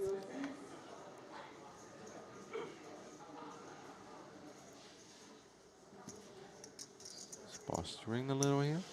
Yeah, it's mainly because we're on a direct pay bubble, so any stalling helps a little bit. And the dirty diaper. Rubbish. Igor not interested in any diapers. He doesn't even know about the dirty diaper, otherwise he would have showed it. I doubt it. Nice one for Punat once he finds a few chips heading his way. Now overtakes his neighbor. No, not Charlie, but Ming. Next door neighbor. Still way more chips on the other table, at least that's what it feels like, with Adaji, Gebisa, and Daiki. The 3 biggest stacks of the tournament are all on table 1. Because we are currently watching table 2. Even though it's the future table. I'm happy with this table. But don't worry, we can bounce back and forth between the two. Just not on our command. 9s. It's real nice after we just shoved the absolute bottom of our range. Then I actually wake up with a real hand. Wouldn't hate another just bet 6 million or 5 million, whatever. Yep. I love this. Same bet, just a little bit more soldiers behind. King 9 for Ming. He's gonna take his time for a little bit, and he'll let go of it. And then Puna just has to make his way through. Igor and Rogu. 5 seconds. Igor is not interested at all. Snap folds. Rogu Wen looks down at 10-7 offsuit. Back-to-back hands for Punat Punsri. He's loving that. Just a casual 15.5 big blinds now. It goes quick. When they look up towards to the sky, they're looking at a screen that shows the chip counts of the players, and they're just looking at Arthur and just hoping he'd bust. No one is hoping that Arthur would bust. Come on, they're all hoping it. They're hoping anyone busts besides Arthur. But there's more people who don't want to bust because we're on the chat watching this stream. Would be a shame to lose Arthur Martirosian. I refuse to believe that anyone is hoping Arthur would bust. How about the guy who's all in against him at some point? It's like you have it. Take it. I really like that picture with the bear, by the way. Yes. Michael Zhang looks down at ace-5 offsuit under the gun. This is out of line. He's been a little quiet. Or maybe he's tired of Punat Punsri taking down pots with 5 million bets without having to go to showdown. Kind of seems that Michael Zhang is making an adjustment that the play at this table is relatively tight. So he's opening up with offsuit ace. Probably helps that he's looking at who's in the big blind. But the problem is Rogu One. Ace King. Big slick. I believe that's a Sixers jersey he's wearing. That is correct. 3.2 million. I'd make it 76 million. Or how about 28 million all in? Oh, Oh, tens for Zhao. How can he not? Yes, must go all in. Michael Zhang is like wrong moment. Big flip here. The tens versus the ace king. We need to see an ace get folded. It's an 18 million chip pot. Wow. Massive flip. The Chinese versus the Chinese. Tens versus ace king. The sixes versus the dragon. Flop Oh. comes king 9-7. Tens in all sorts of trouble. The backdoors do get mentioned. Backdoor straight draws, backdoor flush draws. Any exciting card? That is not one of them. Just a 10. A 10 and a 10 only. Otherwise, we unfortunately have to say goodbye to Hong Jun. The river is the 3 of spades, and we are down to 13. Pay jump for everyone remaining. We have seen some very conservative and tight folds with 10s, which honestly I'm never really that fond of. I like running it with the 10s. Did get eliminated. Is there a world where you would ever get away from 10s there, Randy, with under the gun open and a big shot from middle? Probably not with the stack he's playing. It just is what it is. Time to play some golf. Or cycle around the island. So he won a Triton. He did. That's correct. In the 15K in Jeju. This year. He visited Jeju. He's like, beautiful island, playing some golf, and he's like, wait, you guys playing some poker over here? Entered the 15K and he won it. Pretty much. That sounds like something that happens in a movie. And then you give it 3 out of 5 stars because you're like, come on. Too unrealistic, but Yeah. that's what happened. A little unrealistic.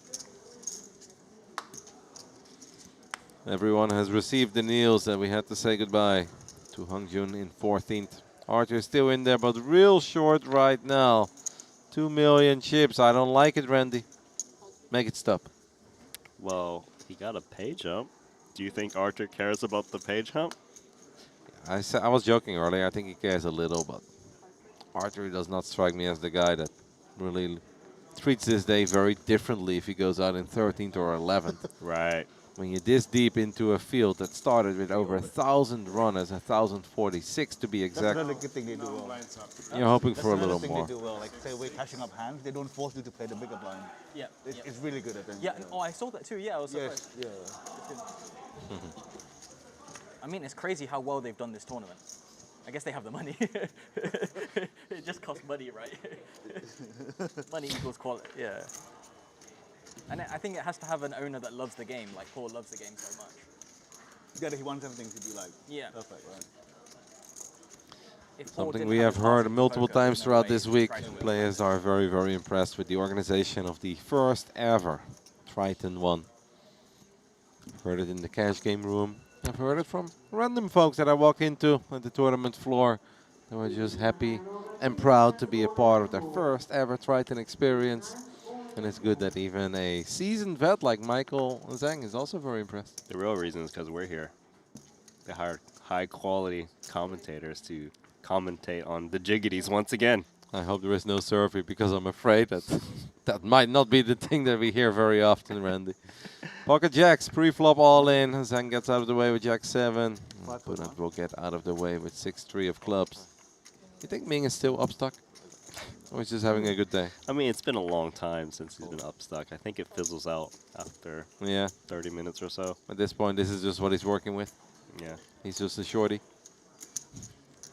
It really has been an amazing event. I've obviously had some conversations this week with a few of my friends in gaming, and they were just like, "How is it?"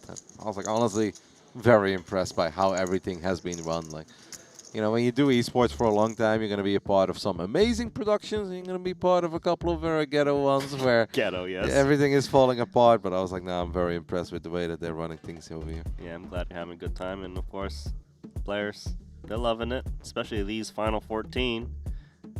And things haven't been slowing down for the table chip leader, up to 38 million. Life's good. Life's not bad for Igor either. No, Igor has been doing well. Chipping down a little, going from 22 down to 20, but obviously still looking very good. No immediate pay jump, of course, at a 13, but there will be one once we go down to 11. I think there is a payout comment over in the YouTube chat, maybe in Twitch chat as well. Exclamation mark payout should work, but you guys can, of course, also download the Triton Poker Plus app. Yes, we have been talking about it a lot, but yes, it really is that amazing. And it's very easy to keep track of these final 2 tables and see all the payouts for yourself at any given moment. Mamacitas. It's red ladies for the red shirt. Maybe it's Mamacitas in Europe and it's Lady Gaga in Asia. But I don't understand how they could be the Lady Gagas because there's only one. There's only one.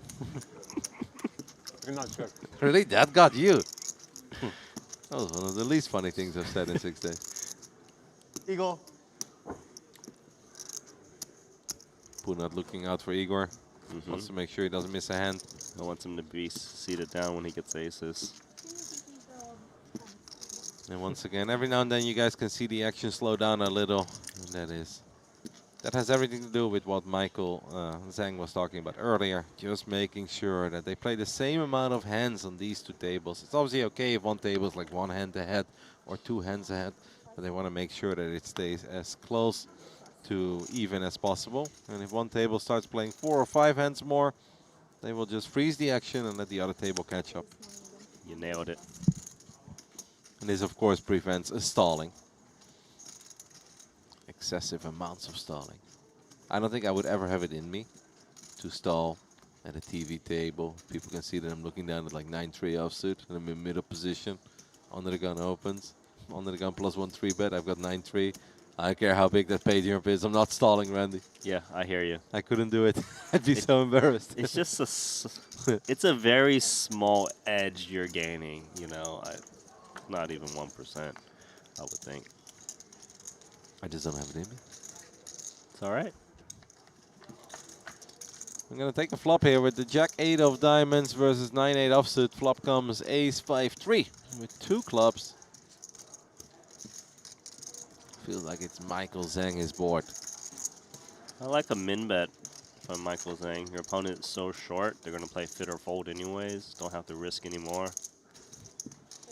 I really want to go back and look at Michael Zhang when he jammed those 5s. 1.1. Well, it's actually gone a little bit sizable. I think they will just do it. There's not a whole lot here that Ming can do with his current stack. He will fold.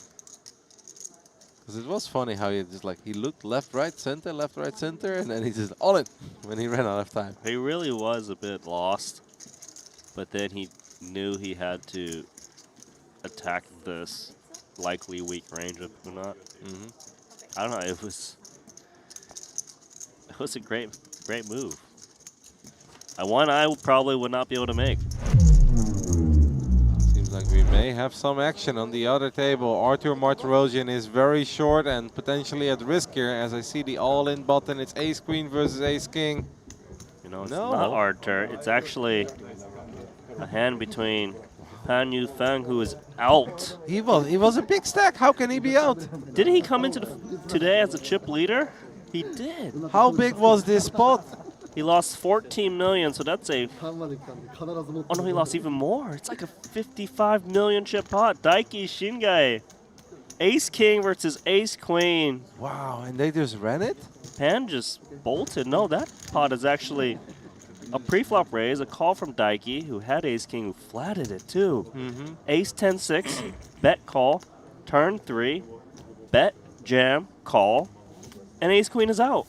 So Just like that. So it's Yufeng Pan who bet 4.5 million on the turn on an ace-high board with some draws, but no flushes. And Daiki came over the top, announced all in for 34 million. And Yufeng Pan decides to make the call with ace-queen offsuit for the additional 14 million. And the river was a irrelevant deuce, which means Daiki wins a 55 million chip pot. What else does that mean? That we are down to 12. And? We have 2 tables of 6. And? We've got a new chip leader. That's right, a new chip leader and a massive chip leader. Well, that one was pretty obvious. Okay, but we gotta say it sometimes, man. It's a big moment for Japan's Daiki Shingai. Is it not? There is a new warrior in town, and it's Daiki. Daiki Shingai, 55 million. He's got a 16 million chip lead. I mean, I thought that part was quite obvious. As Arthur Martirosian announces all in, he is down to 2 million. He's got a lot of catching up to do if he ever wants to have more chips than Daiki. Come on, don't bust us, man. Fold. Just fold. I know it's only 2 million, the big blind 600K, but do not take out Martirosian. Whatever you do. Kishimoto in seat 8. First, it's going to be once upon a time chip leader, Joshua. Yeah, I forgot he still has cards. I thought he was hiding them. Just asking, I guess, how many chips Arthur is working with exactly. 5 seconds for the old chip leader from Germany. Makes the call. Kishimoto. Seat 8. Lets it go. Big blind lets it go. Let's flip it. I'm rooting for Joshua, but I'm rooting even harder for Arthur. Arthur shows at least one picture card. It looks like a king. That's a good hand. Oh, is it ace king? I thought it was an ace, but it's definitely one paint. I thought it was like king deuce, so I hope you're right. Fours? I think it's fours. For Joshua? Ace 4 versus ace king. Ace king is Arthur Martirosian. So we just need to fade a 4. Arthur is the one with the diamond as well. Arthur looking real good. Ace king will get the double. Arthur Martirosian is back. And somewhere in the woods of Russia, the bears are having a good time. They roar. Do they roar? Grr. Yeah. Growl, I Growl? guess. Yeah, I think roaring is more of a lion. I guess they growl, but How about they're excited? absolutely. What did you fold? And we are excited. You fold the winner?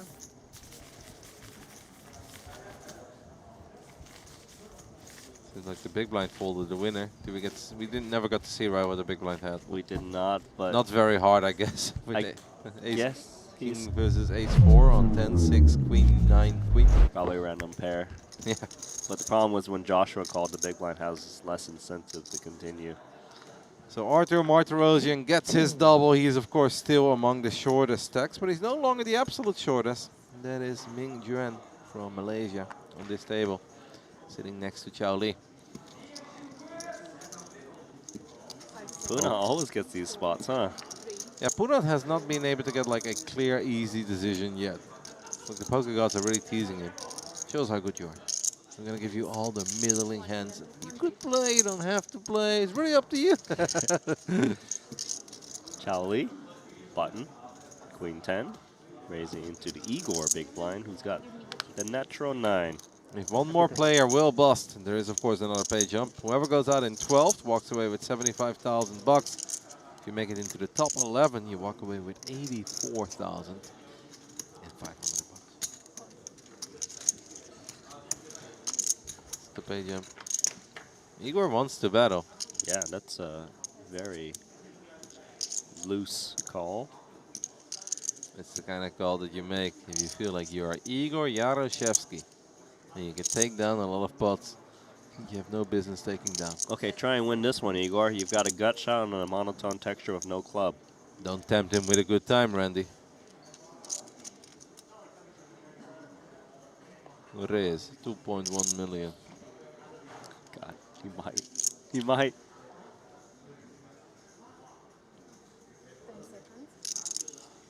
2.2. Oh my God, Igor 2.2. Yaroshevsky. Dude, There you have it, mate. this guy's good. Man, I mean, if anyone should know, it's you. You've seen plenty of him before. no, but like, that's strong. Respect shown. On the A7-5 monotone board, all clubs without a club in his hand. Igor Yaroshevsky announces the raise to 2.2 million. I'm very sad I was off by one there. Close enough, man. You got an achievement. Put a snap in your bingo card. Igor is real cool. Michael Zhang with 14 million chips looks down at Jack 8 offsuit, lets it go.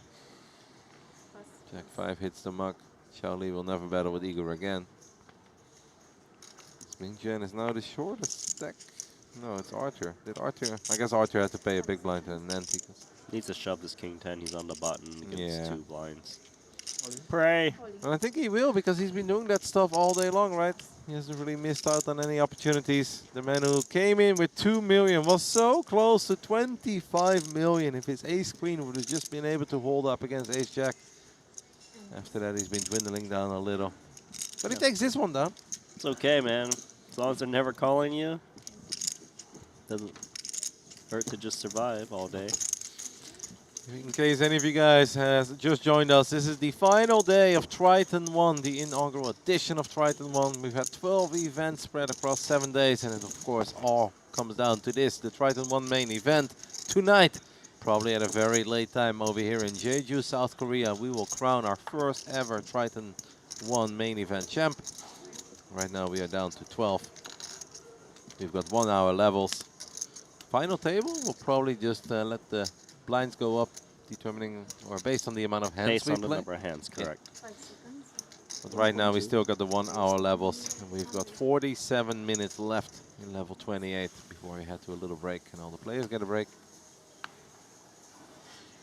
Just 3 eliminations away from our final table, We're very close. and we've got a couple short stacks. Hard to say which ones are going to make it to the finish line, but King Jack offsuit is going to just raise from undergun for Puna. He's been doing a lot of open jams, but mainly in the cutoff and hijack. Undergun, he's shifting his strategy. Do you know what's not hard? What's not hard? Predicting that Daiki is making it to the final table. 55 million, you know? Yeah. You know it's also not hard? Tell me. Pretty sure that Woga 1 is likely going to make the final table too. What about Archer? How do you feel about that? It's going to be tough, but he did just pay his blind, and I believe, if my app is correct, which it always is, he has just announced all in from the button. He's got 3.2 million chips. Are we heading over there now? Well, there's only Yes, 2 we tables. Yep, Arthur is at risk. King Jack versus Ace Queen. We're going to need an ace or a 9 on the river, or a king perhaps. That is no good. Artur Martirosian. Yes. Officially back. To 8 million.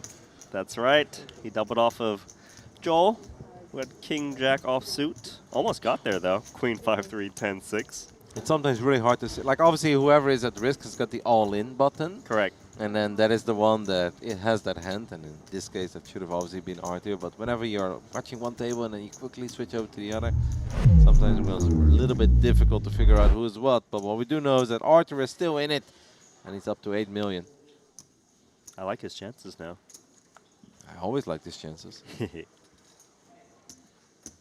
would never bet against Arthur. Right now, 9, 10, 11, and 12 all have 8 million chips or less. Above that, it is Michael Zhang in 8th. He's got a little over 12 million.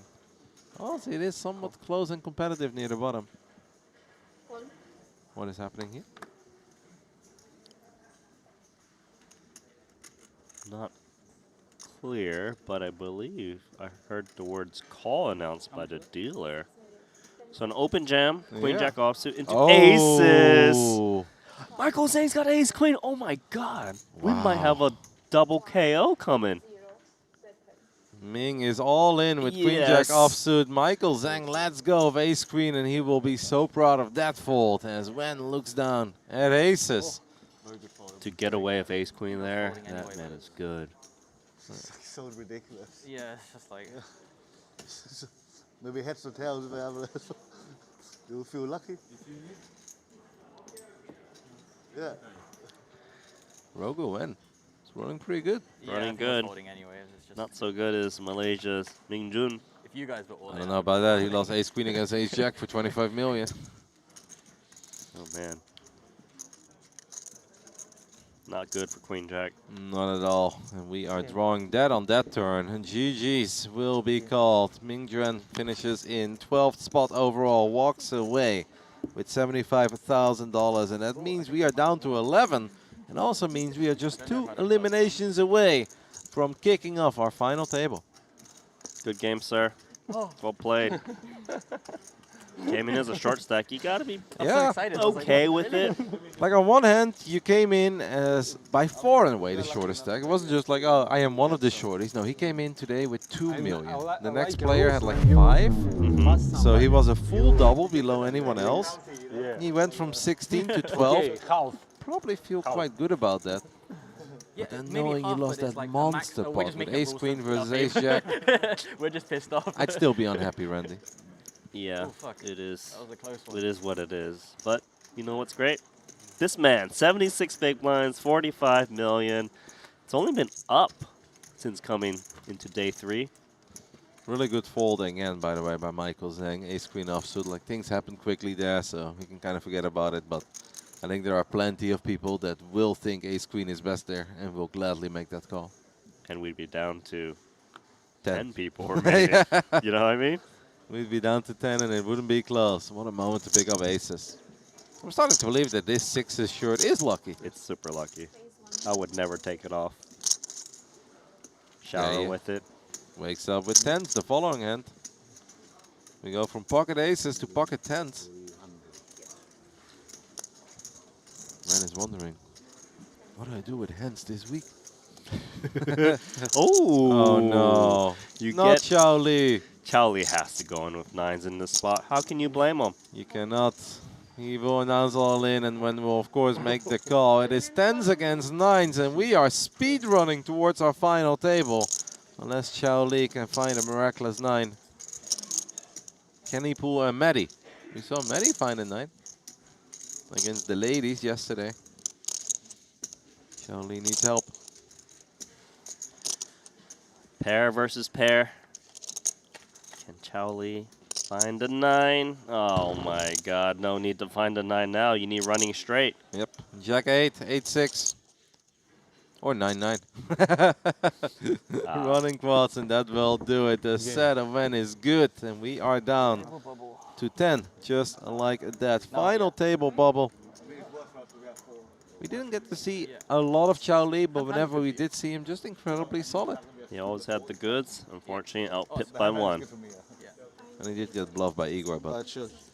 who didn't in this entire resort at this point? So is this like one of those records we're trying to beat, speed running to the final table, kind of like those Super Mario runs?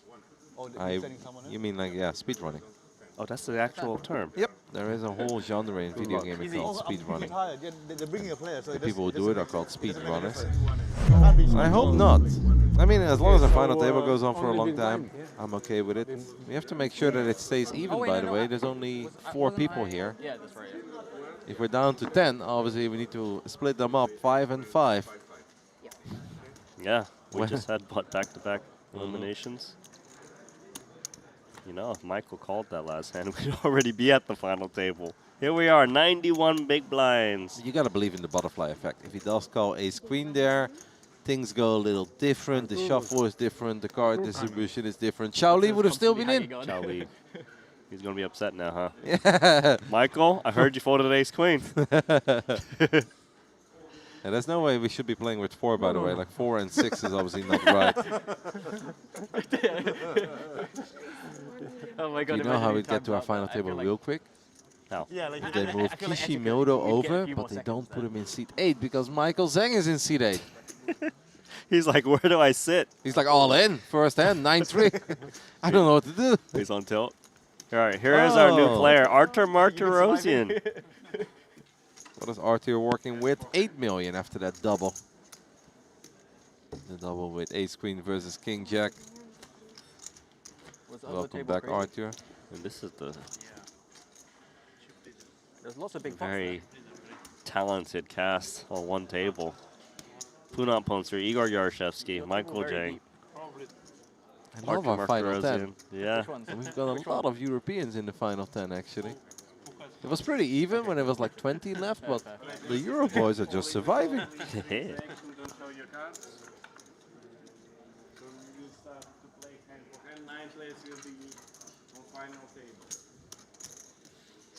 Floor making the announcement that this is, of course, the final table bubble.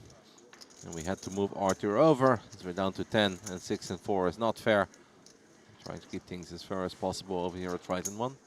Believe it or not, Welga 1 is not even the chip leader. Oh, I believe that, because we saw Daiki win a 55 million chip pot with ace-king against ace-queen. But they're very close, just separated by 2 million in chips. And to me, that is definitely the most shocking exit so far in number 13. Yu Fang Pan, who was working with a very healthy stack. Bit of a blow-up, perhaps. As we take a look at the chip counts. Look at the chip counts in terms of the shortest stacks. They're all on our feature table. 11, 13, maybe 21. But the other side, 31 big blinds the shortest, so they're not really looking to get it in anytime soon. Nope.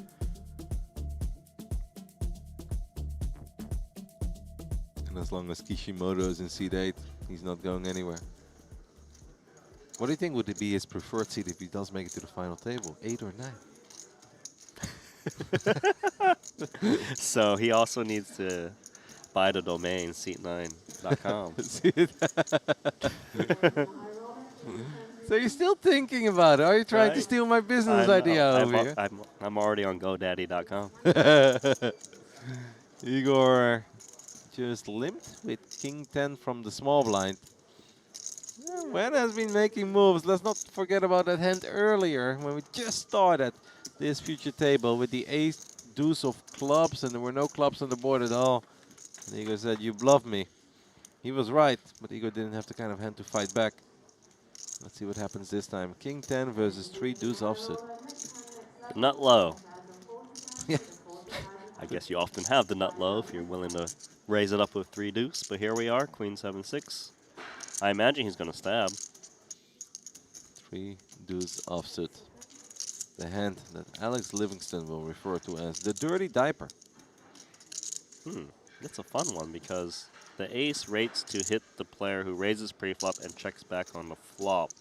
But Igor does pick up a gut shot, and he does have king high.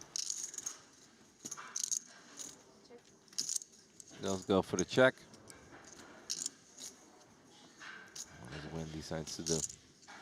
I just feel like it has to be a bet at this point. You've got here a 3 high. You've represented you've got a big ace or a medium ace. This makes sense. Makes another bet of 2 million with absolutely nothing. A lot of times you would think the king high is just going to give up, but it's Igor Yarshevsky. Yeah, we've already seen Igor make some really cool plays. Igor, his spidey senses were right earlier when he had jack high. He had the feeling he was getting bluffed. He probably felt he was losing against a lot of the bluffs. If this is a bluff, he's probably good.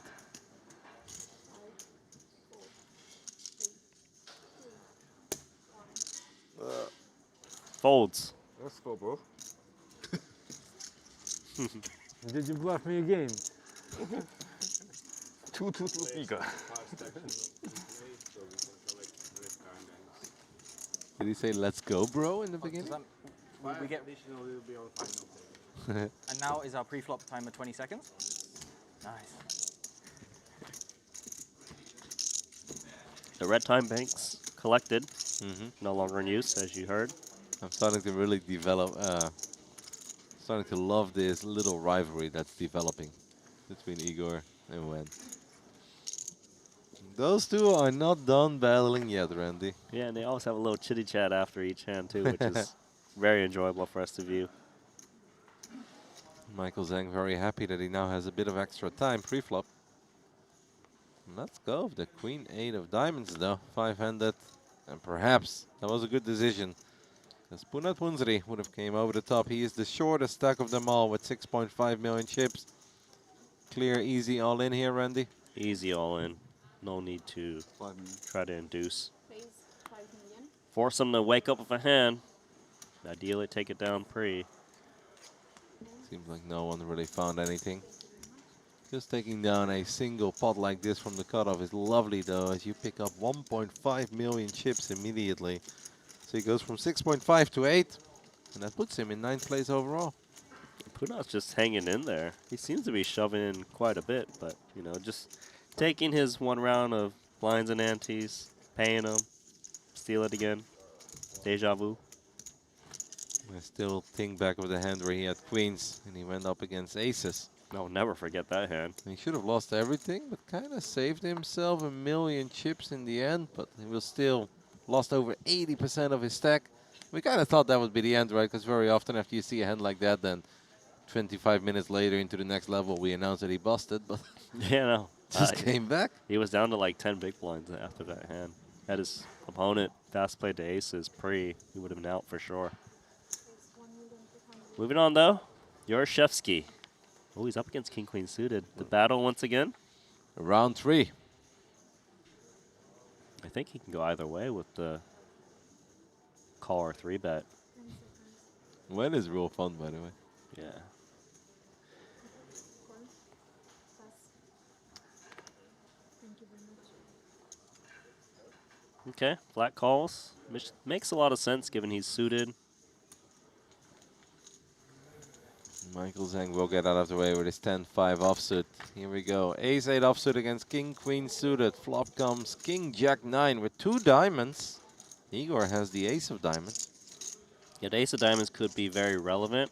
But the thing is, he's out-chipped tremendously in the sense that he's not really looking to try and push the chip leader, I would think. But he is going to start with a bet. Bad news, because we know King-Queen always continuing. Might even raise against the that's the 700K. King-Queen just calls here. It's not the end of the world. If we face a raise, we're kind of hating life. 'Cause with that ace of diamonds, we'd like to see a few more cards. We're off to play a turn, though. The turn is the Jack of diamonds. That's a fun card, Randy. That's a really nice card for Igor. Obviously, he picks up the nut flush draw. And the thing is, sure, he might not bet here on the turn, but it's also relatively unlikely Ren is going to want to barrel too often, right? Got to be concerned about the flush, 2.8. the jack, and he bets again. This is getting uneasy for King Queen. The bet is 2.8 million. King, Queen of clubs. But yeah, we are also sitting on 55 million. So I would absolutely agree with you. If like our stack is 14 or so, then this is a really tough call. Wouldn't fold yet, but you're just thinking, please, no more diamond. So we're off to play a big river here, as King Queen does make the call. Over 10 million chips in the middle, almost 11. Igor needs some help, needs to find an ace or a diamond on the river. The river is the 3 of hearts. What do we do now? He's just got to give up, I would think, with the ace of diamonds. His opponent could easily have a jack that's not folding. Easily could have some... There's a little bit of flushes out there, not many, but I just don't think he can fire a third barrel. But if he does, King Queen shrivels up tremendously. We're on the final table bubble, but Igor will let this one go as he is down to 14.6 million. And it doesn't really matter what the Rogue Wen does here. He'll always be fine. Always be fine. I would check in this spot in case I'm up against Ace King or Aces. Don't value on yourself. Hard to get called by worse. Yeah. Seems like it has gone check, check on the river, and King Queen is good. Well done. Another strong hand by the man from China who just continues to chip up. He's second in chips overall. Might even be first after that hand. We are on this final table bubble. 10 players remaining. Arthur Martirosian next to Wen is our shortest stack of them all. 6.7. Got more chips than all of us put together. That might be true, right, on that table? Yeah. Take some quick math. Yeah, that's absolutely true. Wen has 63 million chips at this point, Randy.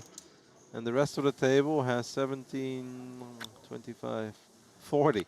So one man with 63 million chips and the other 4 players at the table with 40 million combined. He's absolutely bossing this table around. Ace 10. Continue to do some more work. Yeah. He's getting the hands as well. He's playing good. He's playing good. But he had a few easy decisions too. Like obviously if somebody moves all in for 6 million, you've got aces, you're loving life. Someone moves all in with 4 million, you've got tens, you're loving life. Archer might move in here of 2 6s against the chip leader. Yeah. Yeah. And I think the Ace 10 might run it. I think you're spot on. And we'd be flipping. I mean, at this point, it just doesn't hurt you Please. when he's requesting a count. But I think you're completely right. It's a little less than 10 big blinds. So Yeah, he's already touching the yellow golden chips. he just wants to make sure it's not like 14, right, that he miscounted. Galls. The moment he knows that it's less than 10, he will make the call. It is pocket 6s versus ace 10. It's our favorite Randy. Arthur Martirosian at risk. What? What? What do you mean flip? I'm ahead. Jesus. Ace 10 off. Here we go. Showdown. Flip ace 10 off. Ace 10 off versus pocket 6s. Final table bubble potential. That is correct. Well, obviously, if Arthur does get eliminated here, the rest of the players will guarantee themselves a $17,000 pay jump. But I stand by what I said earlier. Nobody wants to see Arthur bust. Onto a flop. Flop comes Queen 8-8. Does give some extra outs to Ace 10. As Ace 10 will now take the lead with any queen as well. I don't like it, Randy. Is Archer worried? Oh my God. No! There's too many outs. Keep it low, dealer. Arthur needs to see a small card and a small card only, as there are a crazy amount of outs here. What a turn card. Scripted. When looking for a big card, Arthur looking for anything that is The small. The 6. 6. Arthur makes a full house on the river. Dodges a gazillion cards, and he's up to 14.3 million. And all the bears in Russia are growling, rooting on their man, Arthur Martirosian. One happy, no one bust.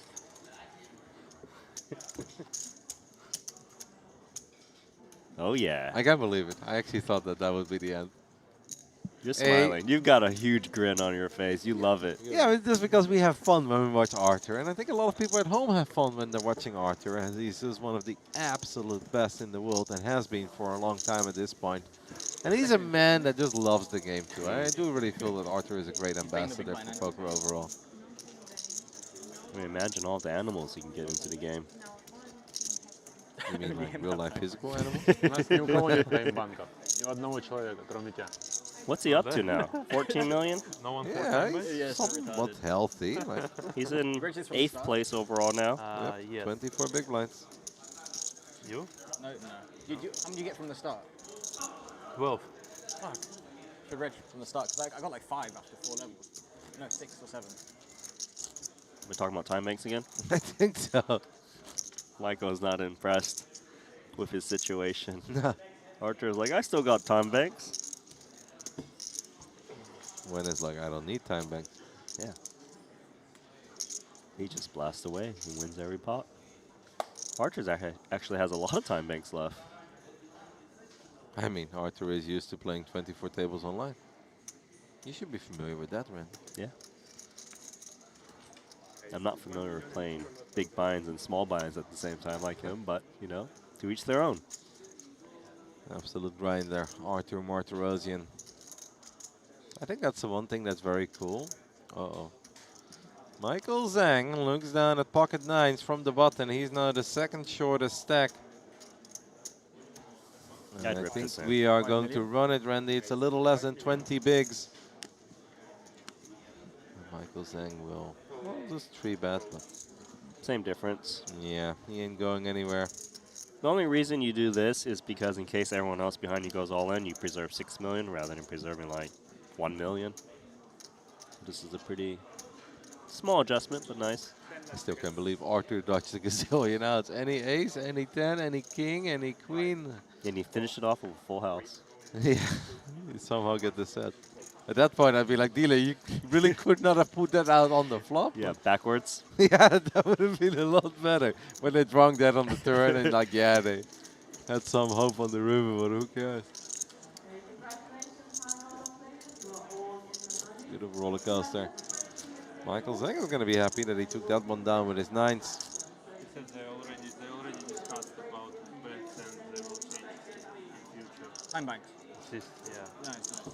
because they are noting how many time banks everyone has Yeah. on each stage, Yeah. and not many time banks now people have.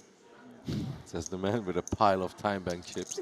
But nice to hear that the floor is listening to the feedback, Yeah. taking notes, adjusting for future events. Not surprised, but it is really funny 1.2. coming from Arthur, who's got a mountain. Honestly, I would trade him for chips at this point. You want a time bank chip? A milli. Sell them to Michael. Yeah. I'll sell him to when? Punat Punzri again with one of these like weaker aces. He keeps on having them. It's Arthur Martirosian. 5 minutes. Did he suddenly get a new picture? 5 minutes. Queen Jack offsuit has Nice announced the race. Very nice move. Arthur's like, seriously?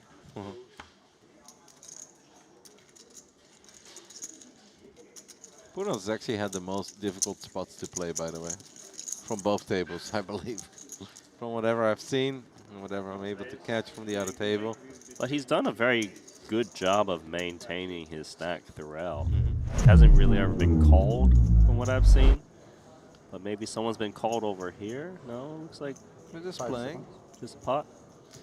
Sergei Petrushevsky seems to be holding cards, seems to be folding cards. It was three-way action. Nope. Heads up. This man, every time we look at him, Deji, he's stacking up. During a break, we will have chip race, so 25 chips. So 25 minutes away from our first break. We'll obviously take a break regardless if we make it to the final table. We're going to turn that into a little show.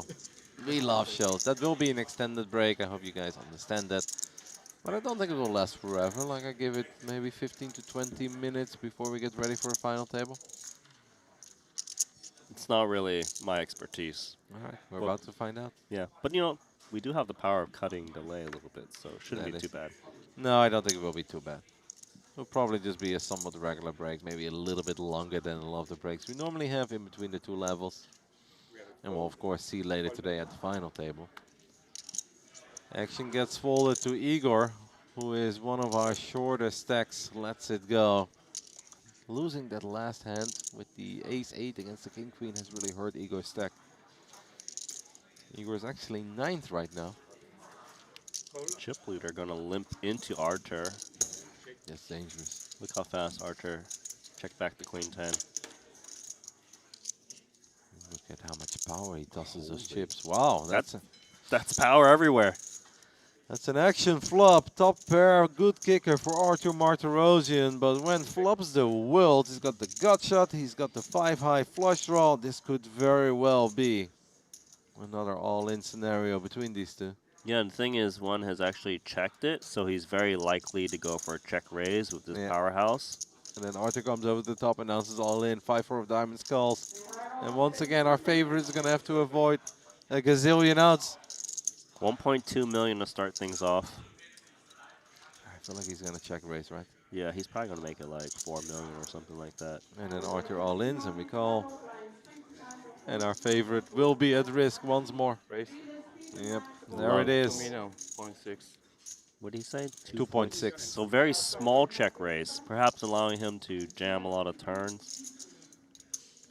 This is actually kind of interesting for Archer because he does have position. He can kind of call and see if a diamond drops and plan accordingly. Of course, jamming on the flop is okay too. But in a small blind, big blind scenario, you have queen 10, you flop top pair.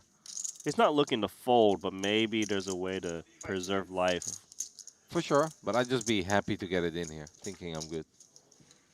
Archer is a star, and he just makes the call. Yeah, I think he's going to try to see what develops. Needs to avoid any tree, any diamond.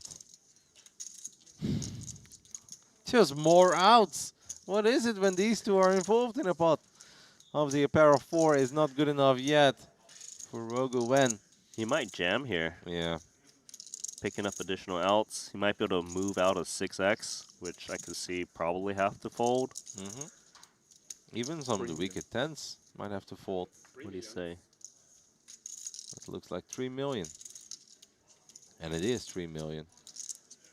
33% of the stack of Artur Martirosian with top pair, decent kicker. In a small blind, big blind pot that went limp check pre-flop. This is a bit scary, but you got top pair of the queen kicker with 1 card to go. Why not just protect what's in the middle? He jams and 5-4 now is like, oh, he knows he's behind, but is he just priced in? I think he is. 6.3 million extra to play for a monster pot. And even if we're wrong, like now you just have the luxury that even if you're wrong and you don't hit, you still have 42 million. Calls. Archer is at risk and he needs to avoid a lot of cards. Oh my god, 25 million chip pot, combo draw, 1 card to go. Archer's only a 60-40 favorite. Yep, any diamond, any 5, any 4, any 3. That is what Wen is looking for. Can Archer hold once more and give himself more chips than he's had in a long time? Or will this be the final table bubble bursting? Archer rooting for a big black card this time, the complete opposite of what he was rooting for last time he was at risk. The river is the 9 of clubs. Archer with back-to-back doubles and back-to-back amazing holds. This is where I do the sue right now. You learned about it yesterday. I learned Sue. it. All the bears are doing the sue. How does he do it? Okay, this one just faded the world, like in back-to-back all-ins. Do you remember not too long ago he was down to 2.5 big blinds? Yeah, he was at 3.7 million chips. He's even, I think he was even lower at one point potentially. But who knows? Because he's got 25. We didn't see the hands, 26 but we million. just saw 3 big blind 6, 3, 6, 5, 10, 3, 8, 20.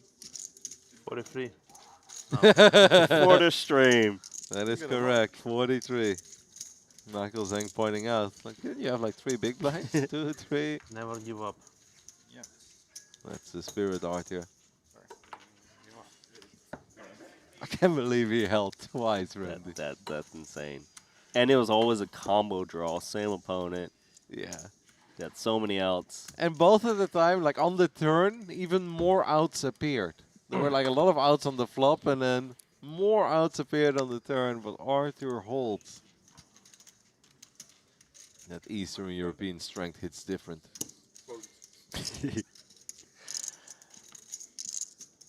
All right, he's done. Yeah. All right. Can't defeat this guy. Do you know who could? Kishimoto in seed 8. Good thing they're on different tables. Exactly.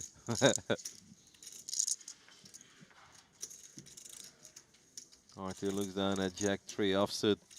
There's Michael Zhang, who is now the 3rd shortest stack in the big blind. Michael Zhang obviously knows that Arthur is going to be a lot more involved now that he's got over 25 million chips to work with. Queen 10. Queen 10 plays good in the big blind. We just saw that. 21 bigs starting this hand for Michael Zhang. Do like a call in the spot. Here we go. Jack 3 versus Queen 10. Small blind versus big blind. Flop. Queen 8, 5. Don't give away all those chips, Arthur. You fought so hard for them. He might even just check and maybe put in delay c-bet because the range of hands that's willing to call pre-flop for 3 big blinds rates to hit this board. You got the middling cards, the suited connectors, the queen X's, things that aren't willing to re-raise pre tend to do all right. We are 19 minutes away from a scheduled break. Of course, there will be a quicker break if we make it to the final table. Michael Zhang bets 1 million. Arthur very disciplined. Like, yeah, we got a little creative with the check 3, but we faced resistance and we lost the minimum. Outside of course, just folding pre, but that means that we're handing out walks, and I think handing out walks. He is doesn't against, hand out walks. No, that's against Arthur, his religion. So if we've got Jack 3, we may as well raise it up once in a while. We're not handing out walks. Obviously, great pot to pick up for Michael Zhang, as he now picks. Works with over 26 bigs, a little over 15 million. Punat Punzri is still our shortest stack, but he's not as short as he once upon a time was.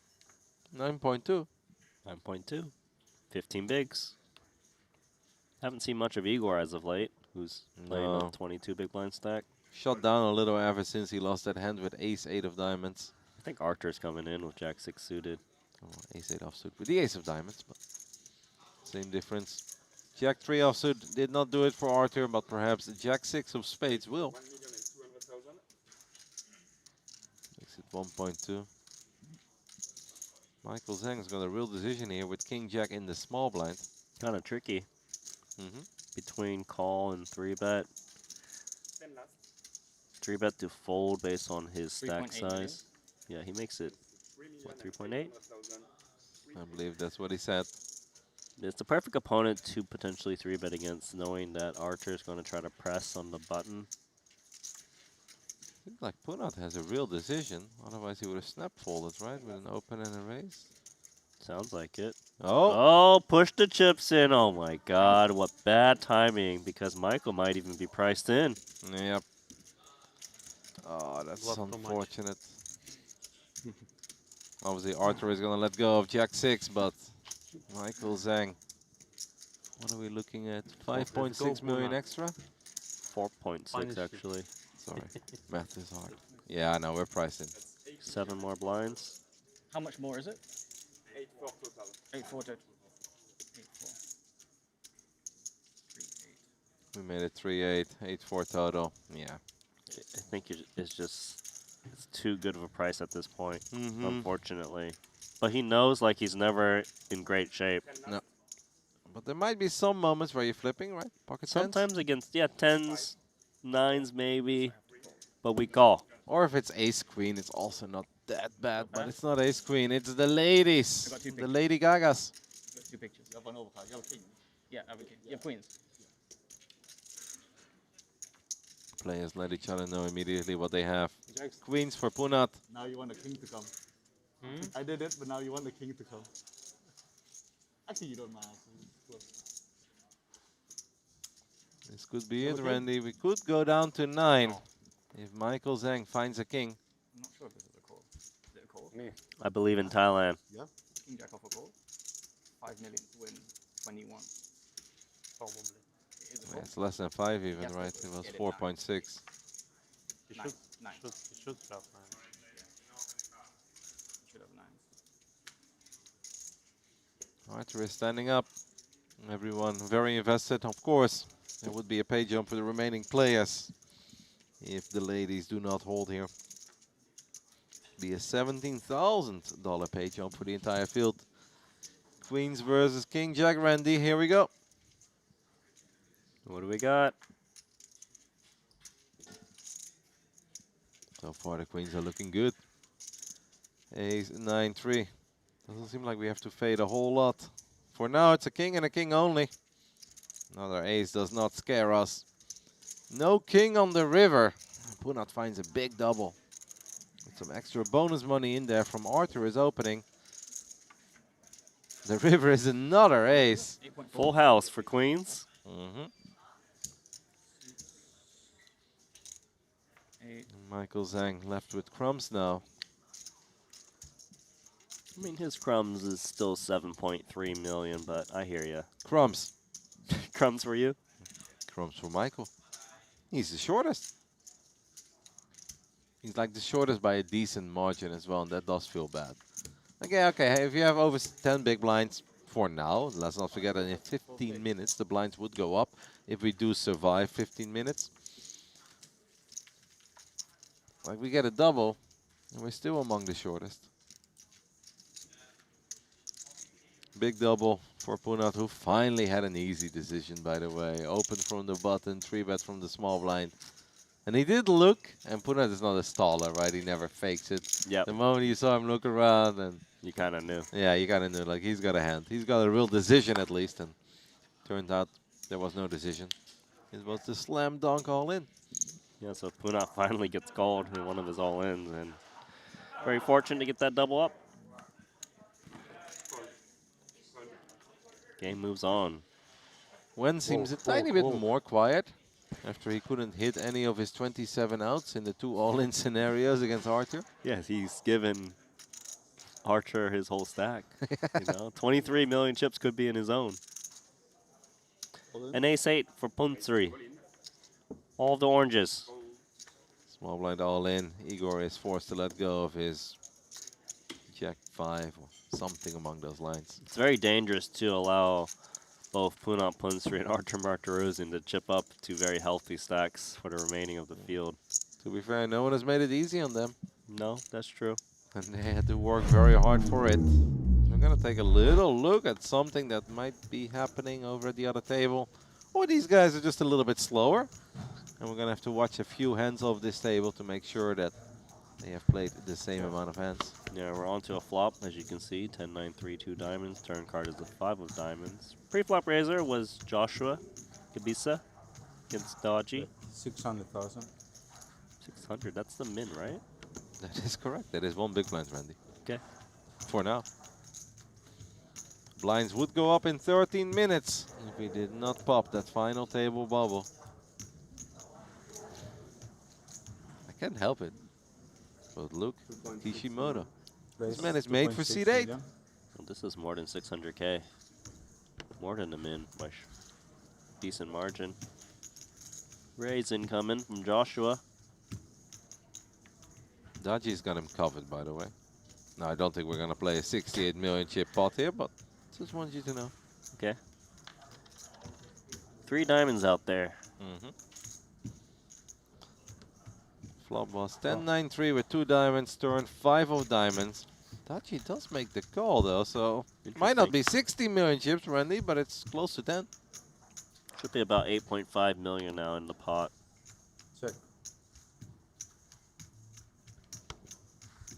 A quick check by Daji in seat 1. There's Joshua Gabisa, our mystery German, that we haven't seen a lot of, even though he's at the final 10. And he's one of the 4 biggest stacks remaining. Option is on him. Keep in mind, he checked back the flop. Raised when the flush got there. 5 seconds. He's going to try to rep something.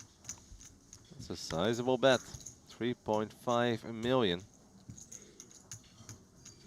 Wow, quick Snap call. Muck. It's a muck. Daji. Oh, yeah. He just caught a toe G from Gabisa. I feel like we haven't seen Daji lose a hand in a very long time. Oh, we just come over here to watch him continue to build his tower, Yeah. his mountain. Well played, sir. Big pot, all right? 16 million chips in total there. As Joshua loses 7.3 million. And Daji chips up 7.6. We go back to our main table. With Igor Yaroshevsky and Arthur Martirosian. Arthur, who looks down at ace and 9 offsuit under the gun. Oh well, first to act. 5-handed table. Punat Punsri with 20 million chips now. And of course, a middling hand. Yeah, but this one should be a slam dunk fold, I would think. Suited king for Punat. All right, let's it go. Igor will let go of his queen 6. Igor right now the second shortest stack. Only Michael Zhang is shorter. And Arthur gets an opening through ever since he became, I wouldn't quite call him a big stack, but an Health- average stack. A healthy stack, 40 big ones. Yeah. This is where Arthur really does shine, though. Mm-hmm. This probably is a new personal best for Arthur, because I don't think he's ever had over 20 million chips in his tournament. I'm just smiling thinking of those holds. It's like, The first one was already impressive. The Yeah. second one, yeah.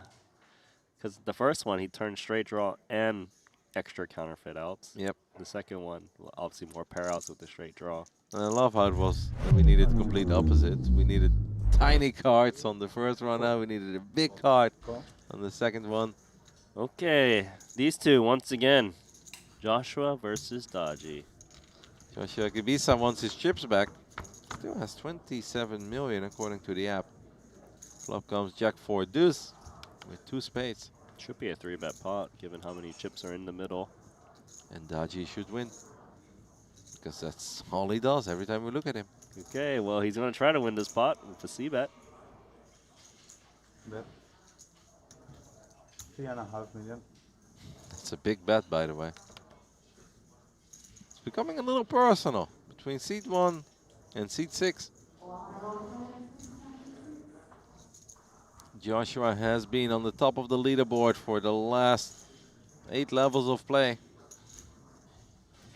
One of the first to make 10 million, one of the first to make 20 million, the very first to make over 30 million. Now down to 27. To 7 million. Oh my god. These two, they can't help themselves. Dude, they're going to play a huge pot potentially. It's already a huge pot. It's Jack 4 deuce, With 2 spades. Yeah. So, with a raise here, is he repping a set? Ace Jack? I don't know if Ace Jack would raise the flop, to be honest. I think we are wrapping. I've had enough of you, and I want to win a pot too. And Joshua does get one back. Well done. Rebate. Yeah, big pot, right? Mm-hmm. 4 million 3-bet 3 with the call.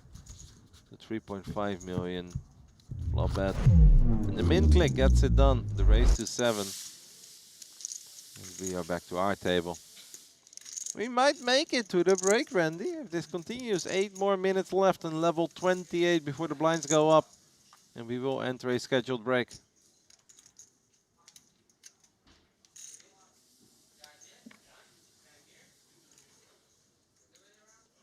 Michael Zhang is our shortest, down to 12 bigs, 7 million chippies.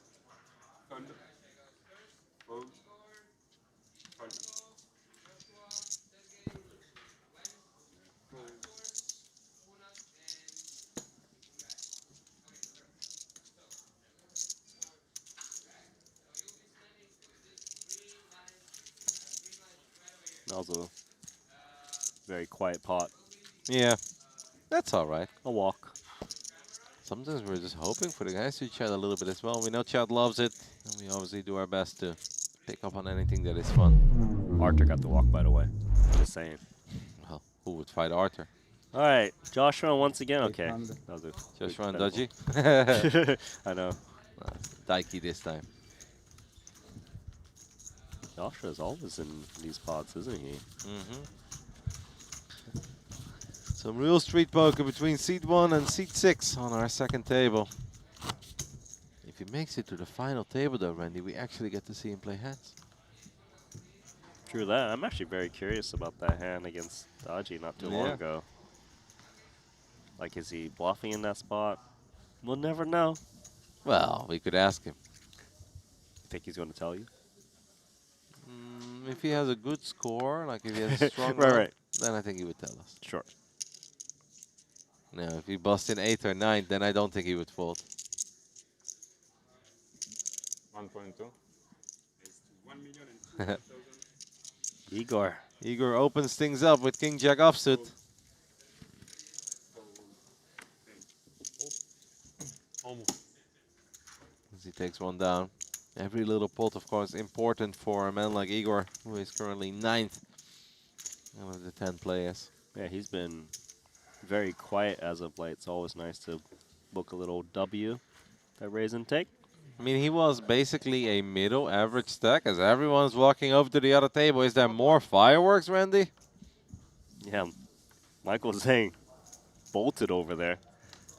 Well, he is obviously the shortest player at the 1.5. moment. Yeah, what's happening? Is it Joshua again? Joshua and Daiki, perhaps? Yep. Cool. Looks like a small blind limp from Daiki. Pre-flop raise from Joshua. I like how everyone made it over. Check.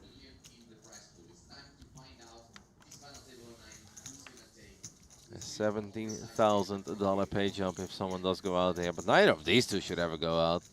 They've got over 30 million chips each. Actually was check through pre-flop. 600K from Daiki, raised to 1.5 on that flop. Check through on the turn. Check. Daiki plays fast. Strong. What you got, Daiki?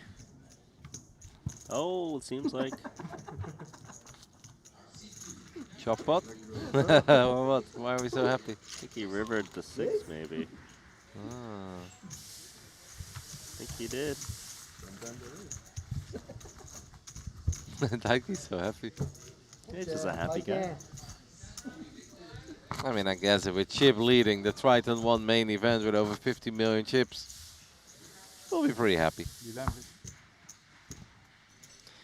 It was actually a 6-8 offsuit that rivered the 6 against the pair of 5s. So Joshua was bluff raising ace queen 5 on the flop, got there. Hence the laugh. It makes sense. Yeah, yeah. We can laugh about it if we're sitting on mountains. Back to our table. We are 3.5 minutes away from a scheduled break. As Michael Zhang, our shortest stack, looks down at queen 10 offsuit in the small blind. Is this a slam dunk all in?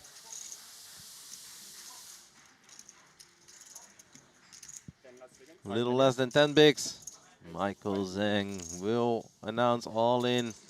And Punat's got a real decision here, Randy. King Jack offsuit makes the call. I have 2 live cards. Punat is ahead. Michael Zhang at risk. This could be it. A $17,000 pay jump for the remaining 9 players. If Punat flops best here, if he holds, we are off to a final table. You flop an open ender. Oh, we're so close. A lot of interference between these hands. Can't blame Michael Zhang here, of course. This is not the moment to go to the other table. Before we show that one down, let's take a hand over here.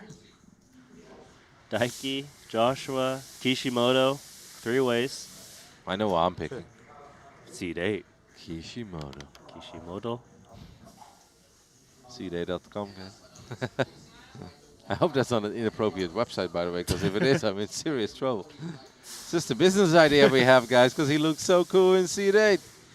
The man bets 1.8 million.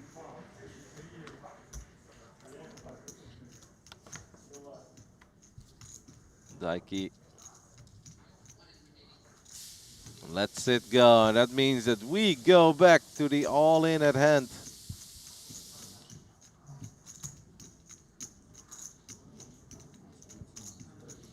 Let's go back to that small blind, big blind battle. Queen 10 moved in. We're gonna take a look at another hand. I guess they were very far behind. Yeah, they're just playing it. Oh, this is relatively so slow. nerve-wracking, by the way, if you're Michael Zhang. And you know you're all in, final table bubble, you're behind. This would drive me nuts.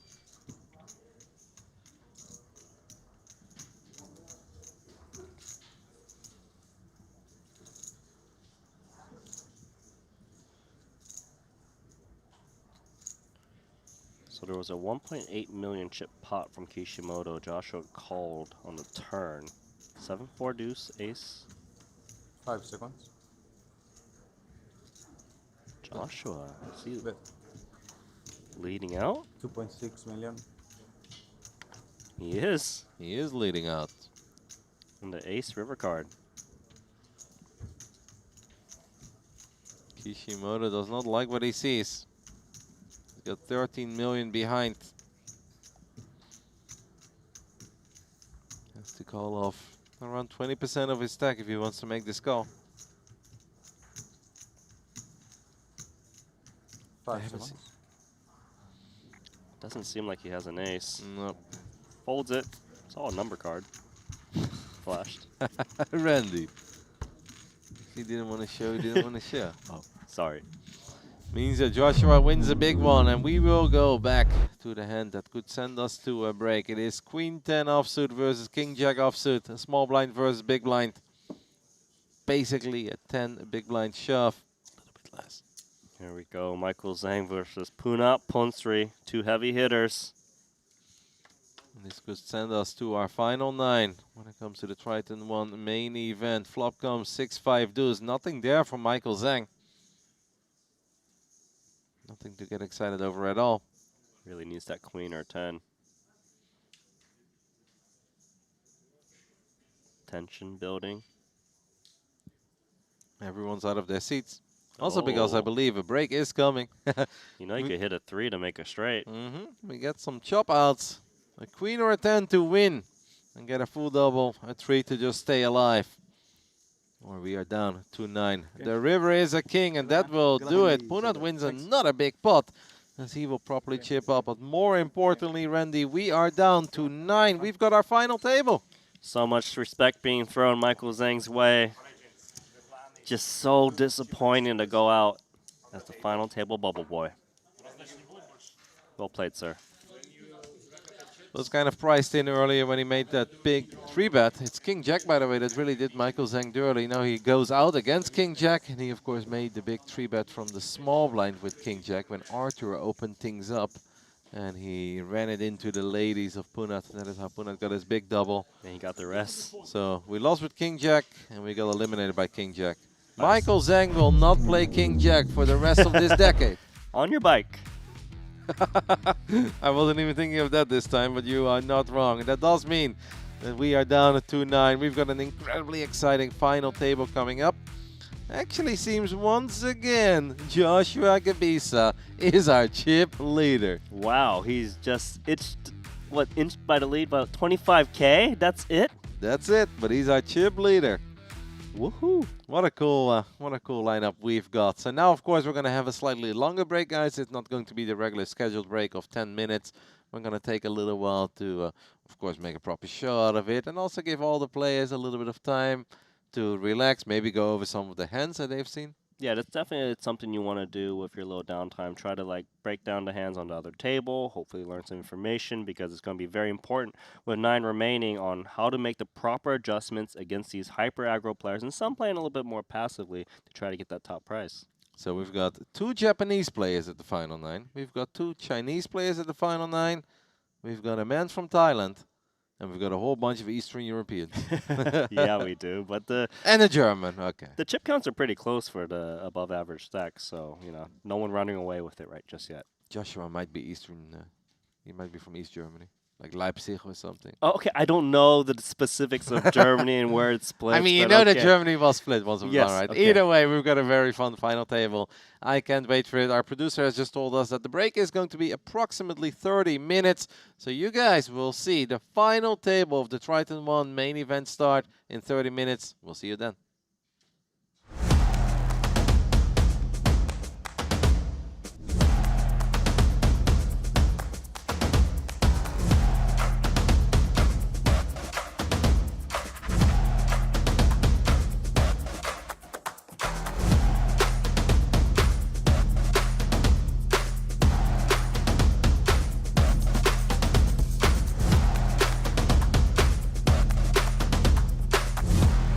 Average for the majority of the tournament.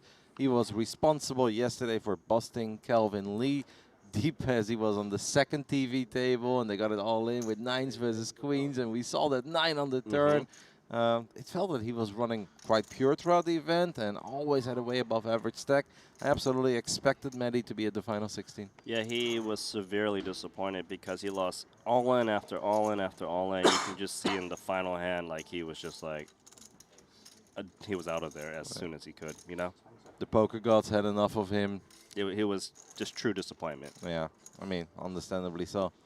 We saw him have a big hand against Ye Li right on the money bubble. Do you remember that? Where they were sitting next to each other, and Ye Li had King Jack flop top 2 pair, and they had top set with kings. That was brutal. Yeah. And then they had to wait to flip those cards over for minutes, but That was then, and this is now. It is Igor Yaroshevsky raising things up with King Jack of clubs. Yeah, this is the spot. Just gonna call. I imagine if Igor was raising from late position, he would reshove ace-5 suited, but here he's a bit worried he's dominated. Or if it got folded to him and he wasn't the big blind, he'd probably make a play. Oh my goodness. Well, these chips will be flying in, Randy, and could be a really big spot for our Malaysian big blind player. Yeah, this is supposed to be a really good flop for Igor. Actually only has 28% equity, giving us up against a bigger flush draw. But chips are certainly just going in on the flop. Igor can, of course, still take the lead with any king, any jack, or any 10, as that would promote him to a straight. Needs to avoid the clubs at all costs. I mean, Teoh Ming's got to be loving this now. Must be check jamming in this spot. The hand is just too good with 3 million chips back. And you would love to take it down as well. Let's say your opponent has some sort of a red ace-jack, ace-10, and you don't want to put in the extra chips. We'll gladly take it down. That's exactly right. That's why you want to semi-bluff a hand like this. But we know Igor is not going anywhere. The last thing that Igor is probably expecting is that clubs are no good. Igor is actually happy to call it off, and he's Yeah. going to get the bad news. Ooh. Not the hand he was hoping to go up against, but still has outs, of course. We've got 3 kings, 3 jacks, and 3 tens. One The hand. 10 of club is no good. One of 2 hands. Someone's saying it's one of 2 hands. It seems like we had a big pot on the outer table. We'll take a little look at this run out. Wow, with that ace, we are really good here on the side of Ming. The only thing we need to fade is a 10, and the man does fade a 10 as the river is the jack of diamonds. What a start to his final table, or future table rather. Final 16, final 2 tables. Came in with 2 million chips, and he's at 8.4 now. He just did the double-double. Thank you. I suppose sometimes it's not your day. That's why Gabisa never wants to be on the future table. He does his best work off the feature table. Takashi Yaguda. It's got to be all in, right? 10 big blinds? Looking down at his best hand so far. Really open shove or really min raise. I like jamming to not allow the big blind to defend as much. Yeah. Because you don't want to like just whiff and then bleed down. Oh, when it, yeah. Yeah, it's okay. Xiao Li looks down at his best hand so far, but calling off with king, queen offsuit is not really an option. So 2 red. Sixes. is We are gonna be- rich now, but I don't think you can do it. I don't know. What if you're on a heater? He is on a heater. He's gone from 2 million to 4 to 8.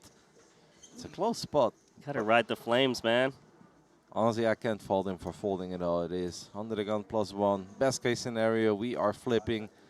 We have just doubled and doubled again. I would be leaning a little bit towards a fold, Randy, but perhaps that makes me a nit. Look, you can definitely fold this, but if you just got that feeling, man, you know, why not go for gold? He does look like he's got that feeling. He's like, I'm pretty invincible so far. Yeah. He's like, this is close. Well, it is close. It's a pair after all. You always tell us it's He's hard to in. make a pair, and he makes the call. Igor did fold a 6, by the way, in the big blind, worth mentioning. So if we do find any aces or any kings, we know that Ming is in all sorts of trouble.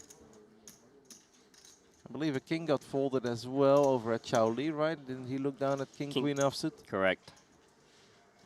So a little last Broadway out. Man, big flip. What a moment this is. Flop comes, queen 8-4. 6s are still good. He's feeling it. He is feeling it. Needs to dodge some broadways, especially the ace and king. Teoh Ming dodges another card. All he needs to fade is an ace or a king on the river, and he's gonna have a magnificent stack to work with coming into this final day with 2 million chips. Look at him now, Randy. That is amazing. He's up to 14.5 million. 14.5. He parred. I don't know. No, I thought I'd be playing faster. Okay, now I know. Now Play the big, faster. now the big blinds on the like Kauru, and the big blinds on Phase 1 Tim. million. We're gonna put those new chips to work with ace queen offsuit. In case you guys were wondering about that. They're trying to keep it really fair over here at Triton. So if one table plays a few more hands than the other, they're gonna slow the action down. And apparently this is the table where they are behind. And Igor refused to believe that that's possible. As he said, we play faster than, and then I didn't get it. A leopard, maybe? I didn't hear, but what I do know is Ace Jack is jamming and getting snapped by Ace Queen. You need to win 5. Chao Li in trouble. In lots of trouble right after we open jam those kings. And what on earth is happening to Ming? Now, I know he hasn't won this hand yet, but if he does win this hand too, Randy, he's among the biggest stacks. Yes. Can he hold and win another all-in? It's been 2 so far. 12 big blinds was a slam dunk goal, but a jack in no. the window for Chao Li. Third time's not the charm, maybe. Oh, it's not over yet. Turn comes an ace. No additional outs for Ming, who's looking for a queen and a queen only. Otherwise, Chao Li gets his double. Didn't get any action on his kings. Gets the double. That's going to feel good if you're Chao Li. 13.4. Ming is thinking, I never win a hand. Yeah. Recency bias. Great, you know, instincts. Gamble time, no, gamble. Gotta go off your gut feeling. 9. A little lower than that, Igor. I actually think a lot of players will not Nines make that and play. deuces, what difference is there? All in. It's 10 plus, right? Oh, big hand alert. Our short stack has gone all in with ace king offsuit, and Michael Zhang wakes up with the jiggities. 13. Yeah, he's got 13 Would like to rounds. see him just call, play his whole range in that manner. Maybe someone else attacks. Jax is just amazing, but it is coin flip. I mean, neither of these two players are in the blinds as well. I think just reshoving is perfectly fine, because there is enough to fight for here. All in Okay. and call on 2. Michael Zhang does shove. It's a big pot already, Randy, over How 10 do they million have in the such nice middle. cards? El Clásico. How do they have such nice cards? Fucking hell. Would you define this as El Clásico? I don't know about El happened? Clasico, I said, how but do you guys have such Comment. nice cards for 10 big? Yeah. Good luck in the second flip. This is your second one. Igor is very jealous. He has only looked down on rubbish. Flop comes ace 8-4. Ace king improves to top pair, top kicker. And Michael Zhang is in all sorts of trouble. At least in this hand. Still looking pretty good. He's just giving out those chips he just won. Oh, we do pick up a lot of additional outs there, Randy, as the trio of hearts brings the jack high flush alive. as good as it gets. Can he get there? Well, the blackjack would have been better, but it's very good. Ooh, gets close, but not close enough. It is Hong Jun who gets his full double, up to 10 million. These short. We are back to our main future table. As Chao Li looks down at King 9 of diamonds. No. There is 1 million. This is pretty cool to see him open from +1. I folded full Trying to play off his type image, yes. Flashes, yeah. Everyone is going to respect it. Murat Punzri, though, does look down at a suited ace. It is another ace-7. This man can't get away from them. Yeah, but this time he's not going to 3-bet. It's suited, and he already got caught. You know, he is wearing a bit of a run good sweater. Because I was here a couple months ago. And Steven Song, who we haven't seen too much of yet this week, but we saw a little bit of him, was wearing that exact blue Triton sweater, hoodie. Maybe it is Stevens. He borrowed it. let me give it a test run first. He's like, I saw you win event after event after event in that hoodie. Can I have it for the final 16? And Steven strikes me as the kind of guy that would let Punat wear his run good hoodie. Odd request, but go ahead, by all means. It's not what I expected to wake up to. As Chao Li does flop top pair, decent kicker. Man, the A7 has good back doors, but look at the positions and the stack sizes. He is going to make the call, though. Bad news is Little he's in bad shape. adventurous. Yeah.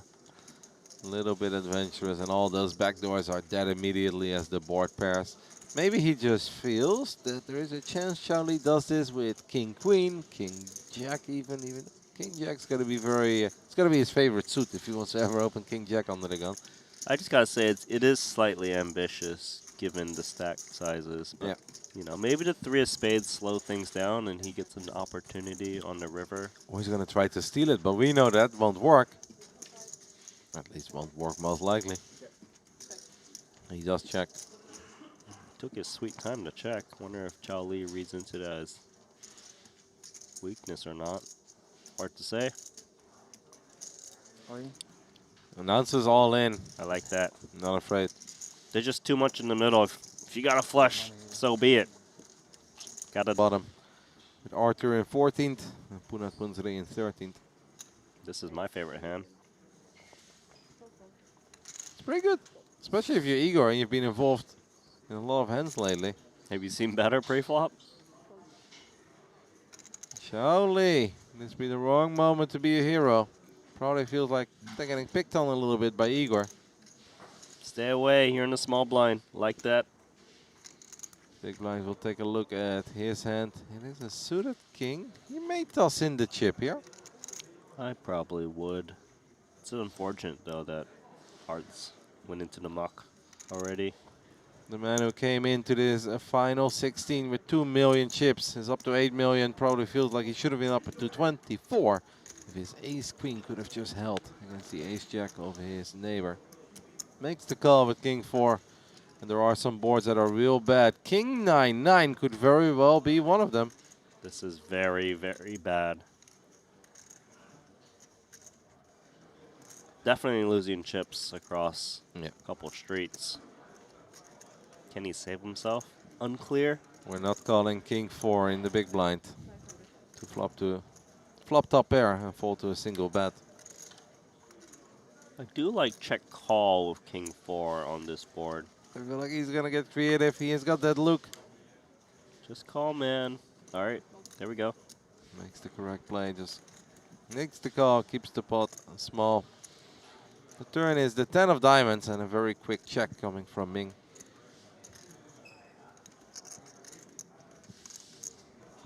Look at Igor checking back, a little concerned. The river is not very relevant. It is the 6 of diamonds. I mean, a 7-8 does get there, but why would 7-8 make it this far? I wouldn't mind a little blocker value bet with the king 4, but he's going to check, and that's going to give Igor a lot of confidence. Try to get the max out of the king. 7 million behind. As Igor is sizing up that stack. There is 3.7 million in the middle. I'm expecting a larger wager. Yeah, at least 3 million is my guess. I was going to go with 2.7. Well, let's see who's right. Neither. No. We're both wrong. Way off. 1.5 million. And honestly, that is a very appealing price with top pair on this run out too. I just don't see how he can fold. Would be amazing. But 1.5 million is so small, and you got top pair. Yeah, and if you look back at the stream and you see you had ace-jack here or ace-queen, you're absolutely hating life. It seems like a slam dunk call.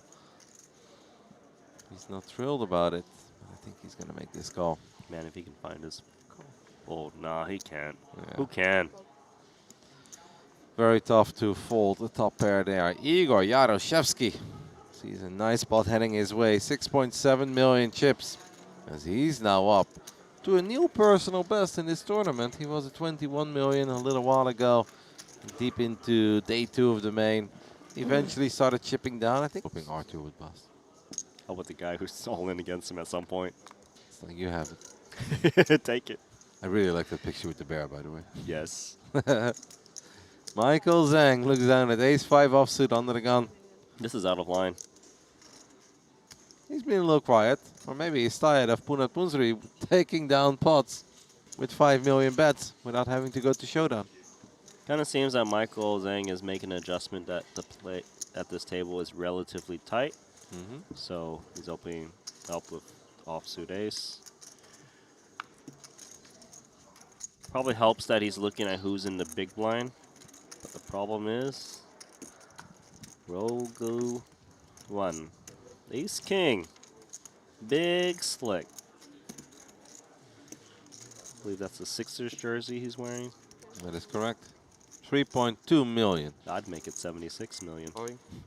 Or how about 28 million all in? Oh, Oh, tens for Zhao. How can he not? Yes, must go all in. Michael Zhang is like wrong moment. Big flip here. The tens versus the ace king. We did to see an ace get folded. It's an 18 million chip pot.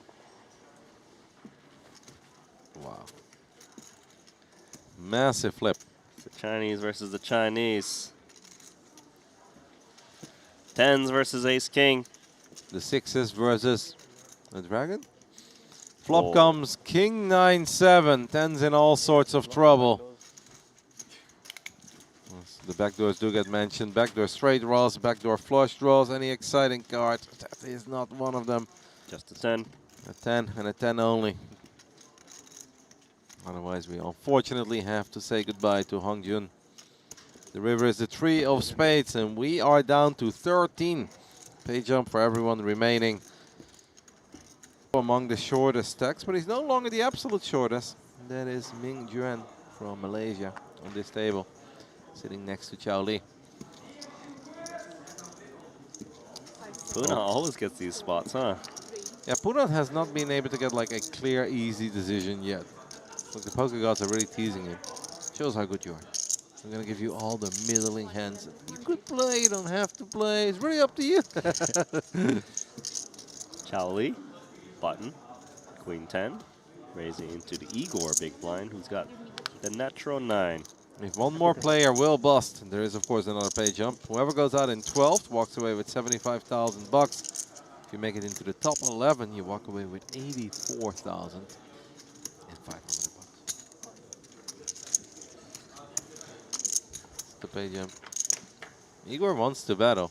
Yeah, that's a very loose call. It's the kind of call that you make if you feel like you are Igor Yaroshevsky. And you can take down a lot of pots you have no business taking down. Okay, try and win this one, Igor. You've got a gut shot on a monotone texture with no club. Don't tempt him with a good time, Randy. Raise 2.1 million. God, he might. He might.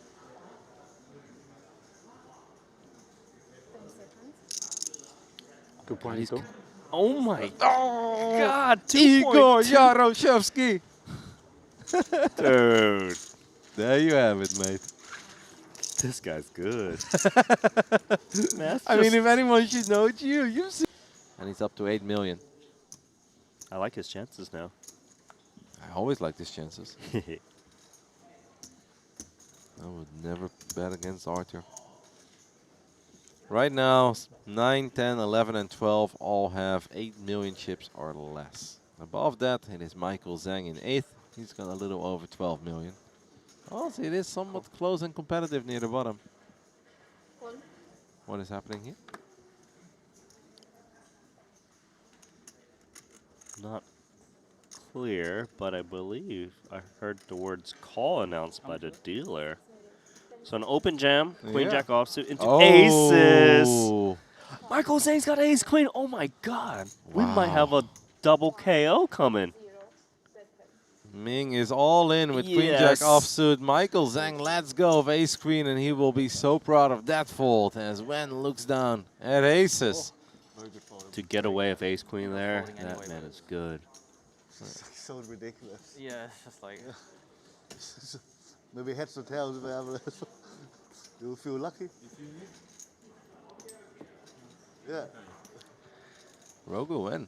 It's running pretty good. Yeah, Running I think I'm good. Folding anyways. It's just Not so good as Malaysia's Ming Jun. if you guys were all I in, don't know about that. He lost ace queen against ace jack for 25 million. Oh man. Not good for queen jack. Not at all. And we are drawing dead on that turn. And GG's will be called. Ming Juan finishes in 12th spot overall, walks away with $75,000. And that means we are down to 11. And also means we are just 2 eliminations away from kicking off our final table. Good game, sir. Well played. Came in it. Shower Yeah. with it. Wakes up with 10s the following hand.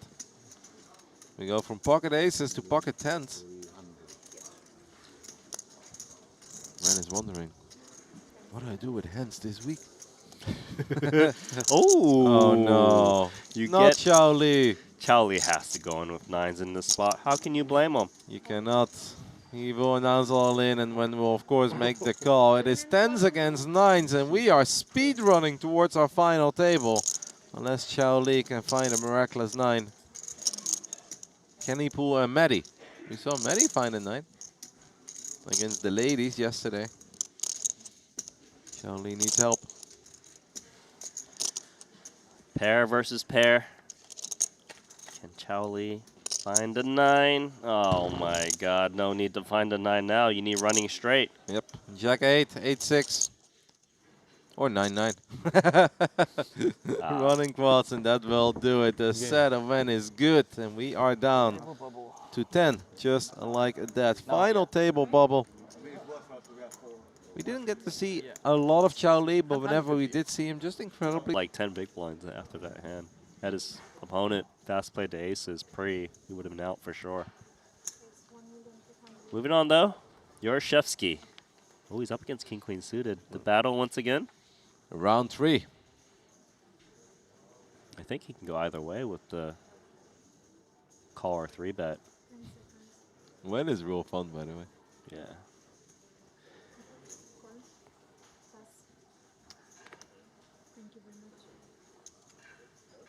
Okay, flat calls, which makes a lot of sense given he's suited. Michael Zhang will get out of the way with his 10-5 offsuit.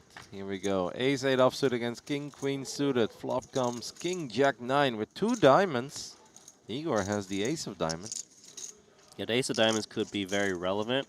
But the thing is, he's out-chipped tremendously in the sense that he's not really looking to try and push the chip leader, I would think. But he is going to start with a bet. Bad news, because we know King-Queen always continuing. Might even raise against the 700K. King-Queen just calls here. It's not the end of the world. If we face a raise, we're kind of hating life. With that ace of diamonds, we'd like to see a few more cards. We're off to play a turn, though. The turn is the Jack of diamonds. That's a fun card, Randy. That's a really nice card for Igor. Obviously, he picks up the nut flush draw. And the thing is, sure, he might not bet here on the turn, but it's also relatively unlikely Ren is going to want to barrel too often, right? Got to be concerned about the flush, the jack, and he bets again. This is getting uneasy for King-Queen. The bet is 2.8 million. King-Queen of clubs. But yeah, we are also sitting on 55 million. So I would absolutely agree with you. If like our stack is 14 or so, then this is a really tough call. Wouldn't fold yet, but you're just thinking, please, no more diamond. So we're off to play a big river here as King-Queen does make the call. Over 10 million chips in the middle, almost 11. Igor needs some help, needs to find an ace or a diamond on the river. The river is the 3 of hearts. What do we do now? He's just got to give up, I would think, with the ace of diamonds. His opponent could easily have a jack that's not folding. Easily could have some... There's a little bit of flushes out there, not many, but I just don't think he can fire a third barrel. But if he does, King-Queen shrivels up tremendously. We're on the final table bubble, but Igor will let this one go as he is down to 14.6 million. And it doesn't really matter what the Rogue Wen does here. He'll always be fine. Always be fine. I would check in this spot in case I'm up against ace-king or aces. Don't value on yourself. Hard to get called by worse. Yeah. Seems like it has gone check, check on the river, and King-Queen is good. Well done. Another strong hand by the man from China who just continued. And the rest of the table has 17, 25, 40. So one man with 63 million chips and the other 4 players at the table with 40 million combined. He's absolutely bossing this table around. Ace-10. Continue to do some more work. Yeah. He's getting the hands as well. He's playing good. He's playing good. But he had a few easy decisions too. Like obviously if somebody moves all in for 6 million, you've got aces, you're loving life. Someone moves all in with 4 million, you've got 10s, you're loving life. Archer might move in here of 2 6s against the chip leader. Yeah. And I think the ace-10 might run it. I think you're spot on. And we'd be flipping. I mean, at this point, it just doesn't hurt you Can you please? when he's requesting a count. But I think you're completely right. It's a little less than 10 big blinds, so. Yeah, he's already touching the yellow golden chips. He just wants to make sure it's not like 14, right, that he miscounted. Galls. The moment he knows that it's less than 10, he will make the call. It is pocket sixes versus ace 10. It's our favorite Randy. Arthur Martirosian at risk. Deep. What? What? What do you mean flip? I'm ahead. Jesus. Ace 10 off. Here we go, showdown. Flip. Ace 10 off. Ace 10 off versus pocket sixes. Final table bubble potential. That is correct. Well, obviously, if Arthur does get eliminated here, the rest of the players will guarantee themselves a $17,000 pay jump. But I stand by what I said earlier. Nobody wants to see Arthur bust. Onto a flop. Flop comes Queen 8-8. Does give some extra outs to Ace 10. As Ace 10 will now take the lead with any queen as well. I don't like it, Randy. Is Arthur worried? Oh my God. No. There's too many outs. Keep it low, dealer. Arthur needs to see a small card and a small card only, as there are a crazy amount of outs here. What a turn card. Scripted. When looking for a big card, Arthur looking for anything that is The small. The six. 6. Arthur makes a full house on the river. Dodges a gazillion cards, and he's up to 14.3 million. And all the bears have power of cutting delay a little bit, so it shouldn't be too bad. No, I don't think it will be too bad. It'll probably just be a somewhat regular break, maybe a little bit longer than a lot of the breaks we normally have in between the two levels. And we'll, of course, see later today at the final table. Action gets folded to Igor, who is one of our shorter stacks. Lets it go. Losing that last hand with the ace-8 against the king-queen has really hurt Igor's stack. Igor is actually 9th right now. Chip leader gonna limp into Arthur. That's dangerous. Look how fast Arthur checked back the queen 10. Look at how much power he tosses those chips. Wow, That's power everywhere. that's an action flop. Top pair, good kicker for Arthur Martirosian. But when flops the wilt, he's got the gut shot, he's got the 5-high flush draw. This could very well be another all-in scenario between these two. Yeah, and the thing is, one has actually checked it, so he's very likely to go for a check raise with this powerhouse. And then Arthur comes over the top, announces all in, 5-4 of diamonds calls. And once again, our favorite is going to have to avoid a gazillion outs. 1.2 million to start things off. I feel like he's going to check raise, right? Yeah, he's probably going to make it like 4 million or something like that. And then Arthur all ins, and we call. And our favorite will be at risk once more. Raise. Yep, there it is. 2.6. What did he say? 2.6. So very small check raise, perhaps allowing him to jam a lot of turns. This is actually kind of interesting for Arthur because he does have position. He can kind of call and see if a diamond drops and plan accordingly. Of course, jamming on the flop is okay too. But in a small blind, big blind scenario.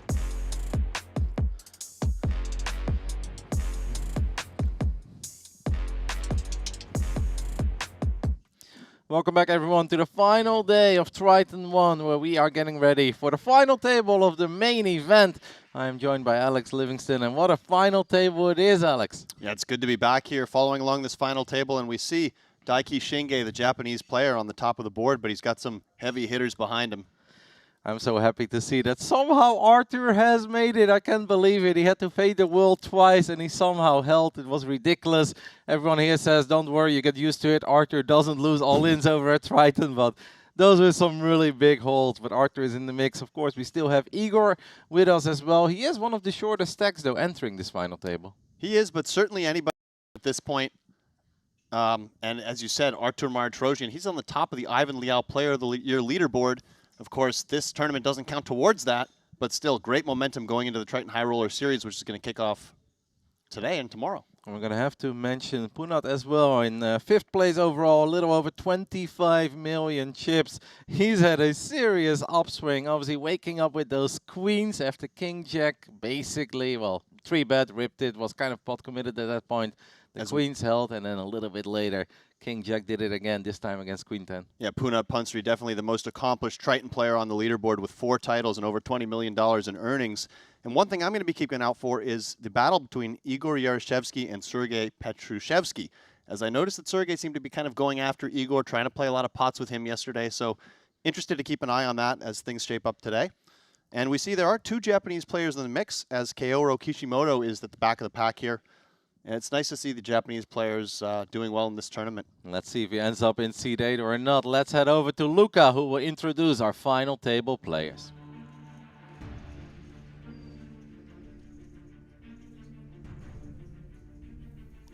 $1,046 entries for this inaugural Triton ONE main event. 7.6 million in the prize pool. It's time to find out this final table of 9 who's gonna take this beautiful oversized main event trophy at $1,376,000. It's my pleasure to introduce you to your final table. In seat number 1 from China with 40 million, please put your hand together for Teoh Eliminated.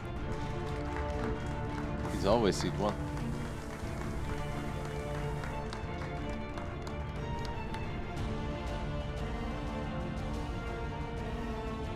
Our seat 2 from Ukraine with 13 million, please welcome Igor Yaroshevsky.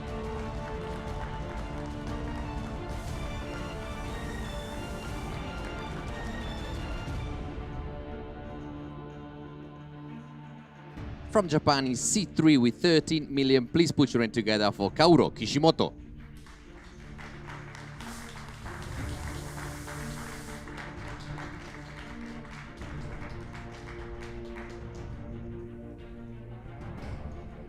$45 million for our seat 5 from Germany. Please welcome Joshua Gebisa.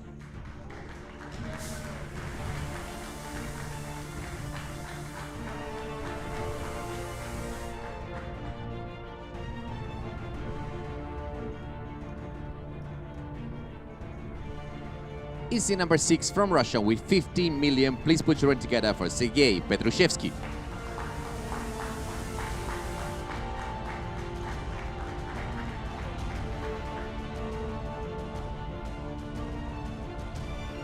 EC7 from China with 41 million. Please put your hand together for Wen Ruoguo.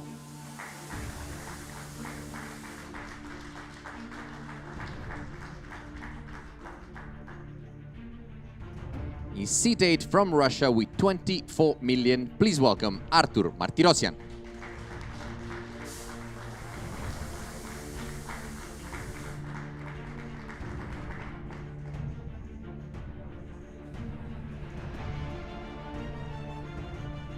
Our C9 from Thailand with 26 million. Please welcome Poonut Punsri.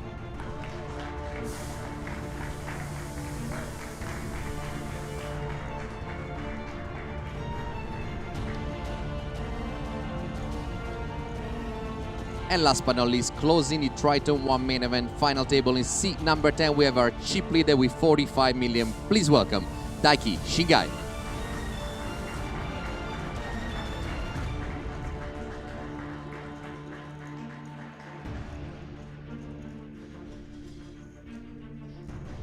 We have one hand remaining on table, pardon me, one hand remaining on level 28, 300, 600, 600. The button has been drawn in scene number 3.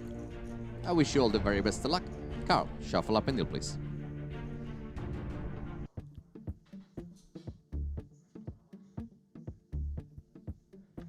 Let's do it, Alex. Final table of the Triton ONE main event. These are the 9 lucky guys to be here. It's going to be a lot of fun. Can't wait for it. I am worried, by the way, about Kishimoto. He's in C3. I am not used to seeing that man in C3. He's always C8.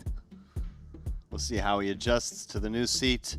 And those intros Triton does certainly contributing to the overall experience here at Triton. As you take a look at those payouts, all players guaranteed 6 figures at this point, but chasing that 7-figure score, 1.367 at the top. Big jump down to 814K in second. So see how the players play with those ICM considerations as the pay ladder is starting to increase. Yeah, massive pay jumps, of course, at this final table, as you expect from a field that started with over 1,000 runners. Yesterday we started day 2 with 216. We played down 216, and here we are with our final 9. And I can't believe it. Finally, Joshua has made it to one of our TV future tables as well. We've seen so little of him, but he's here and he's second in chips. Usually the way it goes, somebody flies under the radar the entire time is Punat Punsri.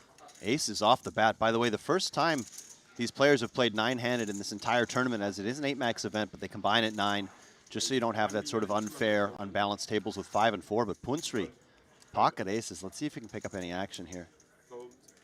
On a serious upswing, because he was the shortest stack not too long ago when we had 13 players remaining. Now working with a very healthy stack of 24 million. And look at this. Wow. Petrushevsky wakes up with ace-king. He's one of the shortest stacks, 14 million chips in total. Alex? Well, as Petrushevsky just moving in here seems very, very reasonable off 24 bigs. You don't really, I mean, you can also 3-bet to induce. 5,100,000. But he basically makes a committing 3-bet right here. And Punsri, no need to slow play. When your opponent bets that big on the 3-bet, the rest of it's going in my opinion. What a way to start your final table of the Triton ONE main event. Aces first hand, big blind 3-bets you to 5.1 million. Puts in 33% of the entire stack. Aces versus ace-king. As we immediately use one of these time bank extension chips. It does make sense to take a little time here to mimic what you would do with a closer decision, but if Sergey had 3-bet to a slightly smaller amount, I wouldn't have hated to see a flat from Punsri because I would think he would have some 3-bet folds, but when he puts in 5.1, to me it looks like he's really committing himself. Let's see what we decide to do with the aces. But Punsri does just decide to flat. So let's see if there's ever a flop where Sergey can end up getting away from this hand. The flat looks very strong, by the way. Yeah, 5 million is also 20% of the stack that Punsri started this hand with. First hand immediately 11 million chips in the middle on the final table, and it's a king high board. You said there might be some boards where you can get away from it. No way we're getting away from this one. No, just a disaster for Sergey Petrushevsky, who's played great all tournament. Yeah, he's been very solid. It's been a lot of fun to watch. Does not shy away from limping as well quite often in the small blind, and I would have loved to see him play a few more hands, but at this point we're going to need some serious luck. Punat is also the one who's holding the ace of spades, so running spades is not an option. And I think if you're Petrushevsky, you're putting your opponent on something in the neighborhood of jacks and tens some of the time, looking to see a clean flop, or a slow play like pocket aces. You would expect kings and queens mostly to just shove, ace-king similarly. Absolutely brutal first hand of this final table. Rest of the table would obviously love to see a bust out here, as that would guarantee a $29,000 pay jump for the remaining 8. Punsri continuing to play it slow here. And barring a king on the turn or the river. Disaster for the Russian. The turn is the 8 of spades. Punat now also picks up the ace-high flush draw, but obviously does not need to improve. Just needs to make sure that not another king rolls off. I mean, with 16 million in the middle, 7.2 behind, we don't have a spade in our hand. This seems like an obvious slam dunk all in. I think so too, Kevin. Perhaps alarm bells going off in his head just a little bit, but still. You're always worried, especially at the final table of the main, but what do you do here with 7.2 behind, 16 in the middle, top pair, top kicker? I don't see what we do. Perhaps Petrushevsky can find a way to limit the damage, but it seems impossible.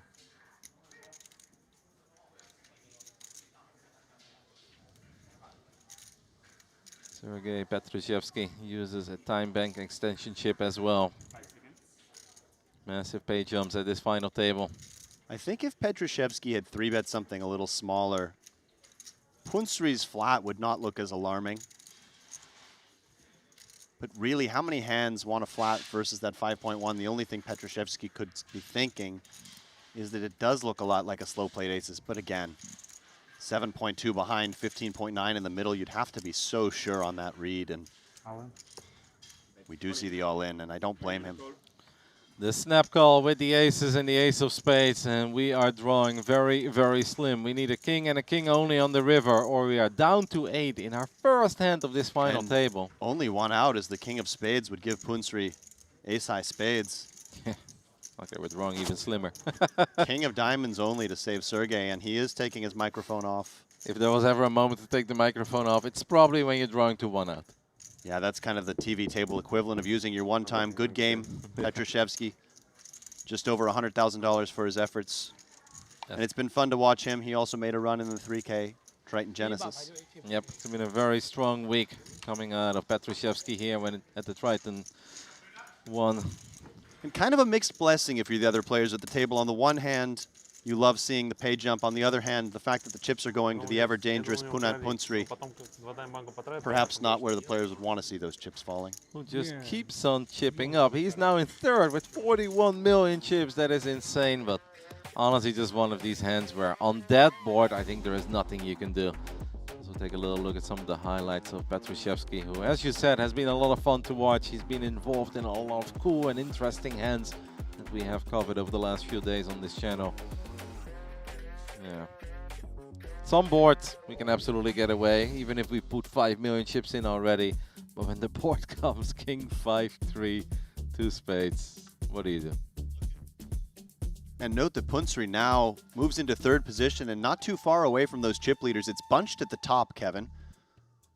Yep, 45 million for our Japanese chip leader, but Joshua basically has the exact same stack. I think he's a couple 100,000 chips behind. But Punat Punsri is all the way up there. And not too long ago was the shortest stack in the field. When we were down to 14, down to 13, he was at the bottom with a little less than 10 big blinds. He's done an amazing job in running it up. It helps when you get aces, though, in the first hand. Yeah, it doesn't hurt, and we'll see how this goes, but I would expect to see some fairly snug play at this point with the stacks so bunched. There is something that exists in these situations called the collision effect, where by staying out of the way, you do benefit every time 2 other stacks collide.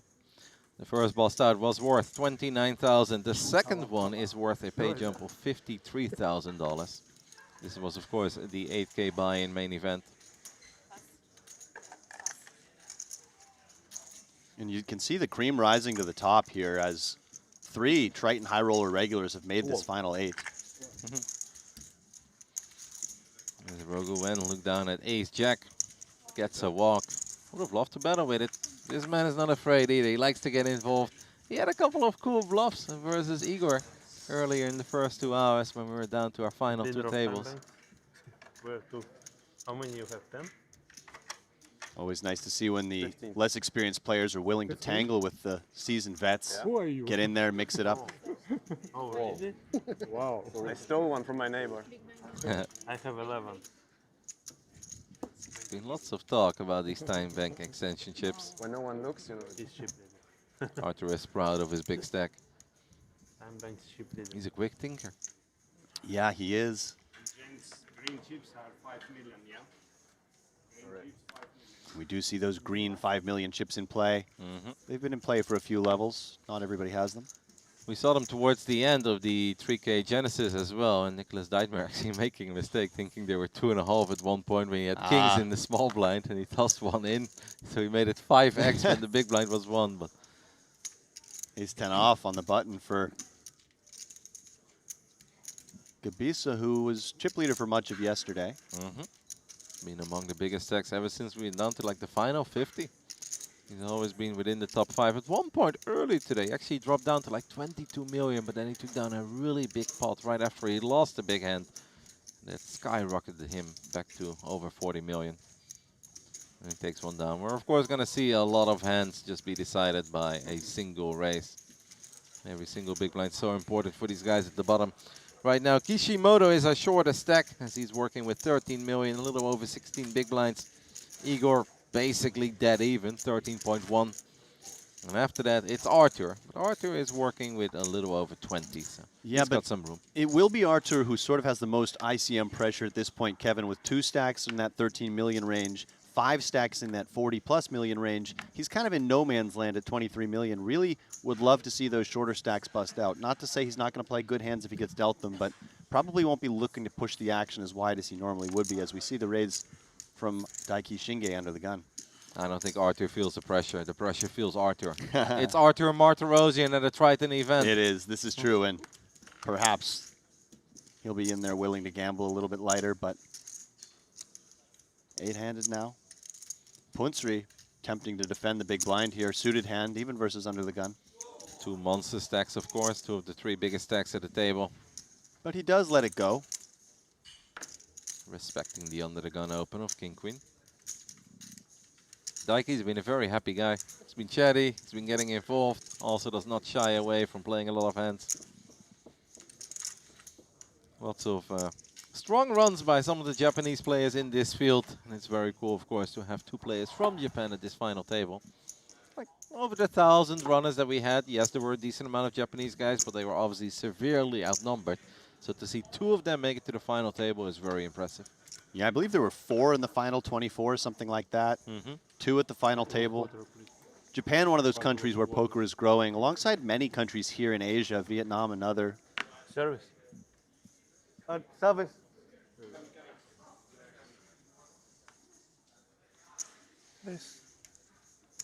Open things up with Queen Jack offsuit. Taji has been in seat 1 for the last 10 hours of play. He was able to keep his seat. Yeah.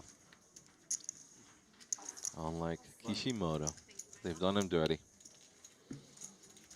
Big Queen. blind does not want to defend 7-5 there. Yeah, 7-5 offsuit. Pretty marginal versus under the gun, particularly at a final table. No problem with seeing that hand let it go. It is indeed not the monster you're dreaming of. Yeah, we're looking down at 47 million chips, Alex. Toss one big blind in there. I ordered like 20 minutes before him.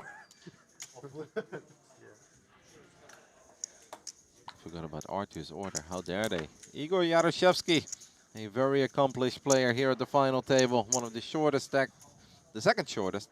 Looks down at ace, queen offsuit. And I do like that Triton card protector he's got sitting on that stack of black chips.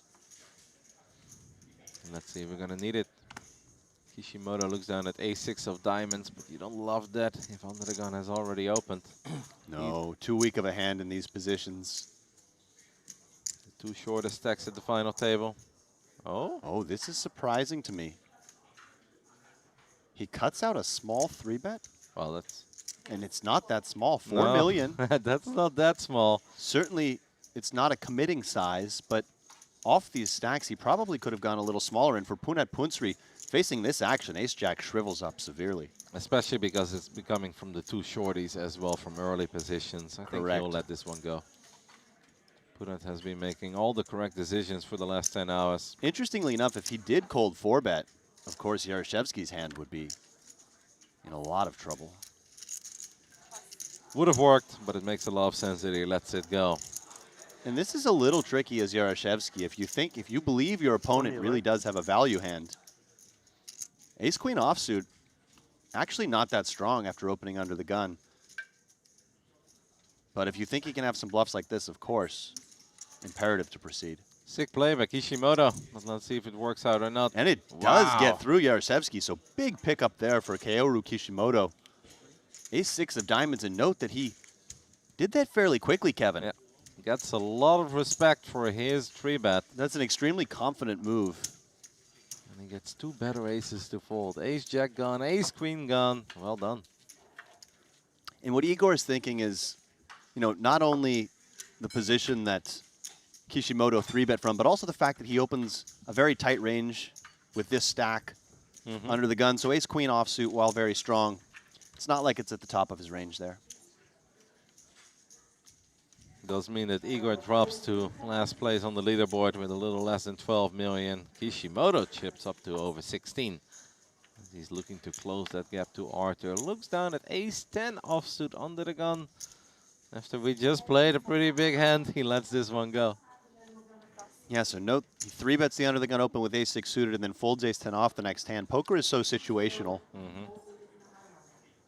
Gabisa's got a healthy stack and a nice looking hand, opens it up.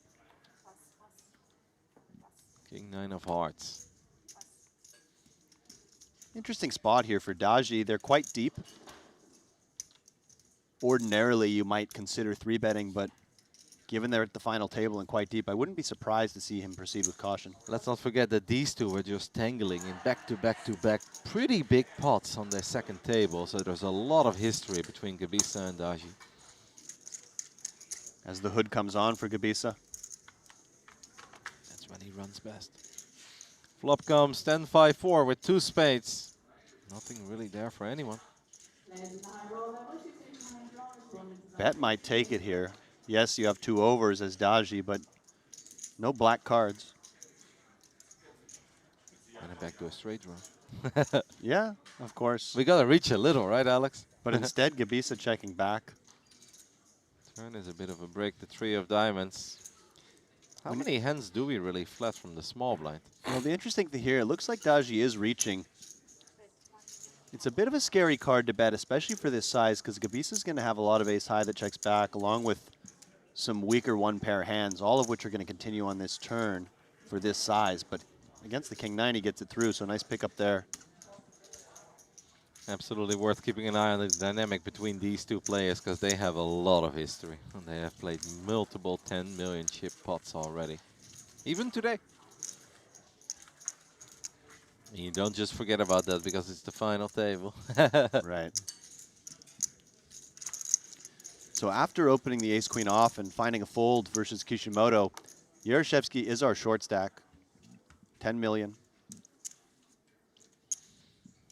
A little over 12 big blinds, of course. There was an announcement from Luca right before we started. I think there were like 20 seconds left of the level that we had before the break. Now we made it to the final table, and that means that we're going to play a little over 20 hands before the blinds go up. At this point, it is 18 hands remaining, so maybe we're starting with 25. The more players that get eliminated, the lower the amount of hands is that will play before we reach the next blind level. At this point, it will stay like this for the next 18 hands. Sounds like a long time, but if we have a lot of raise fold, we'll be there in no time. Yeah, I think it's a cool thing Triton does where you play X number of hands rather than number of minutes at these final tables. 8-5 of diamonds for Kishimoto. Actually in terrible shape against the 8s of Daji. Of course, he can't know that.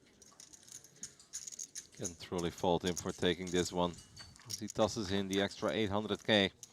We're off to see a flop. The flop comes ace-7-5. Bottom pair for Kishimoto.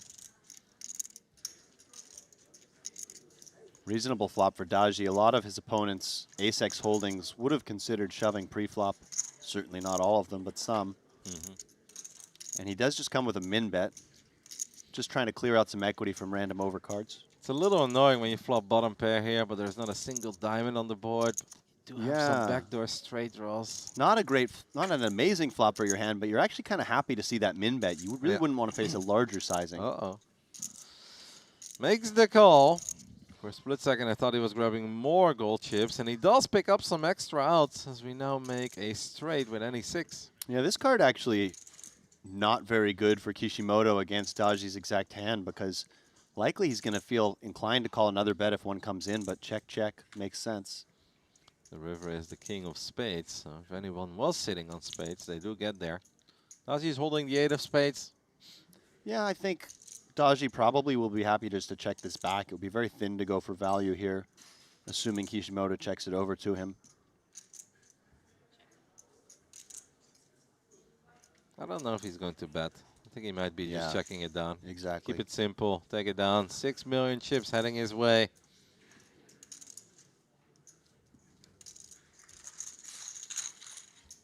Can't really fault Kishimoto for the way that he played that hand. There was just always right enough reason to continue. It just wasn't quite good enough. He didn't improve. But really just called the min raise and called a min bet on the flop. Very standard proceedings. Daji, seed 1, keeps on chipping up. Right now, the table chip leader. Almost 47 million chips. Igor still at the bottom with the 9.5 million. But he did just pay the blinds. So he's got an entire orbit to not bleed out more. And it remains bunched at the top. 5 players right around 40 to 50 million. Maritrosian on an island, and then Kishimoto and Yaroshevsky are 2 short stacks. Arthur is enjoying another steak. Yes. He's all right with staying out of trouble. As once more, we're going to get involved here from seat 1 with ace-10 offsuit. Not much Igor can do there with queen 7. Queen 8 hits the muck. King deuce. I mean, these two, they love to battle, but king deuce offsuit be a little much at the final table, Alex. Yeah, versus cutoff open, perhaps you're tempted, where there will be some more sort of random offsuit hands. Jack 9 and so on. We could see opening perhaps from Dodgy. He does call. Once more, it is Joshua Gavisa versus Dodgy. Flop comes 9-6-6, a rainbow.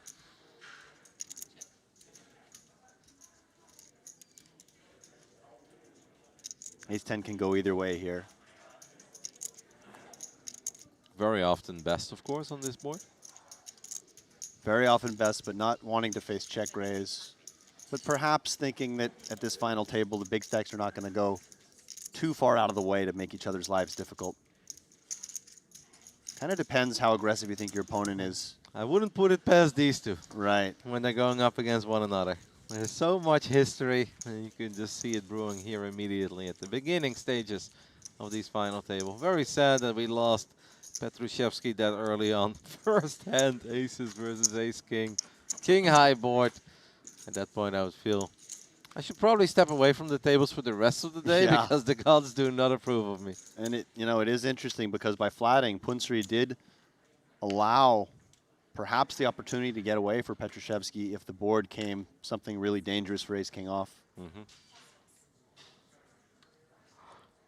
But he obviously, it's hard to exactly put your opponent on a hand like ace-king when you're holding aces. Yeah, it's just an interesting spot because of the size of the 3-bet. It looked very committing. But perhaps Punsri thought there were some 3-bet folds in there, in which case flat makes a lot of sense. And for Yaroshevsky, ace-4 off here, 12 bigs. He's just all in, which he got folded to definitely him. Reasonable. He just needs to make it through the big blind. Lots of history between these two gentlemen as well, but nothing that Rogo can really do here. So Igor Yaroshevsky picks up his big blind, small blind, and the ante that he just paid earlier. That really does make a big difference. Significant improvement to his stack, approximately 15%. We'll take it. Absolutely. Of course, most of our attention will be focused here, but just looking over at that 15K Triton ONE high roller, I see it's Luo Zhijiang, who plays a very heavy WSOP schedule, including a bunch of mixed games. He's at the top of the boards there. They're in the money, 39 left. Stephen Chidwick looming.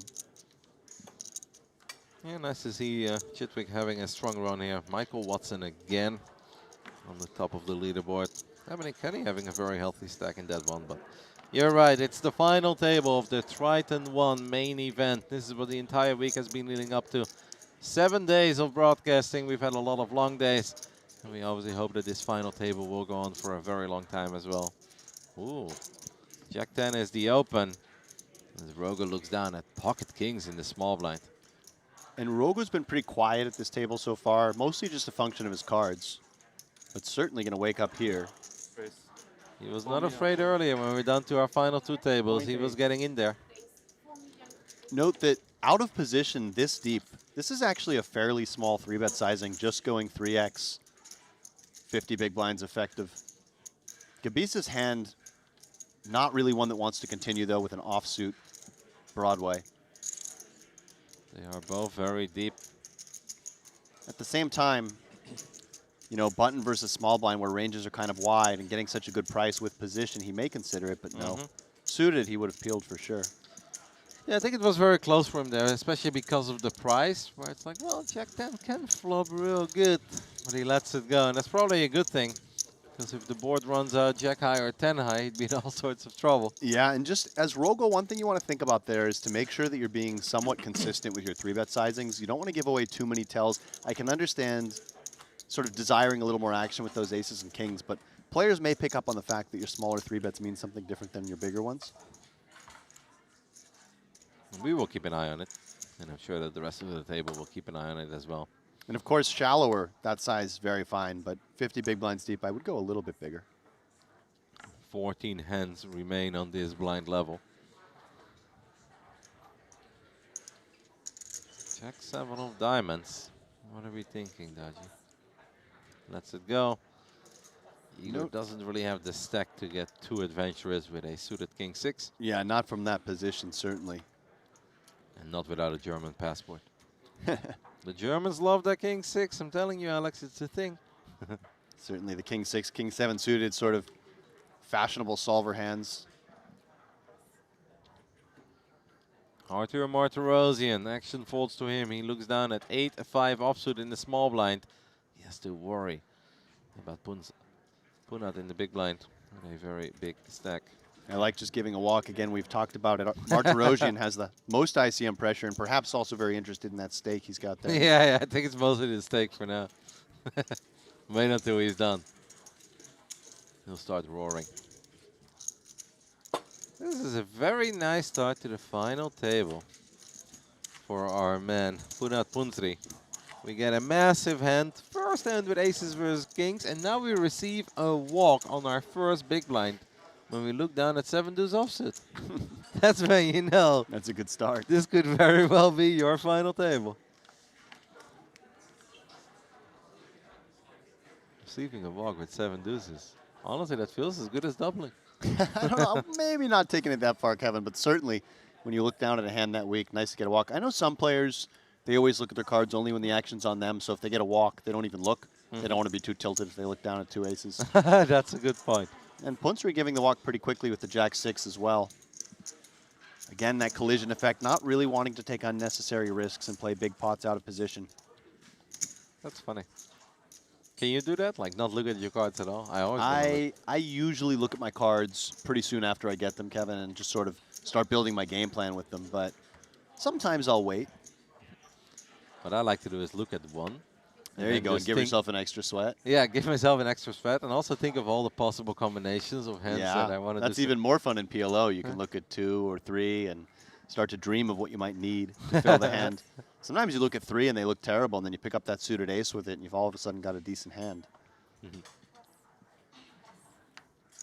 Lots of folds around. Folds all the way to the small blind. A lot of weak holdings. Yeah. Even this one for Daiki. Thank you. He's very kind. He had a better hand, though.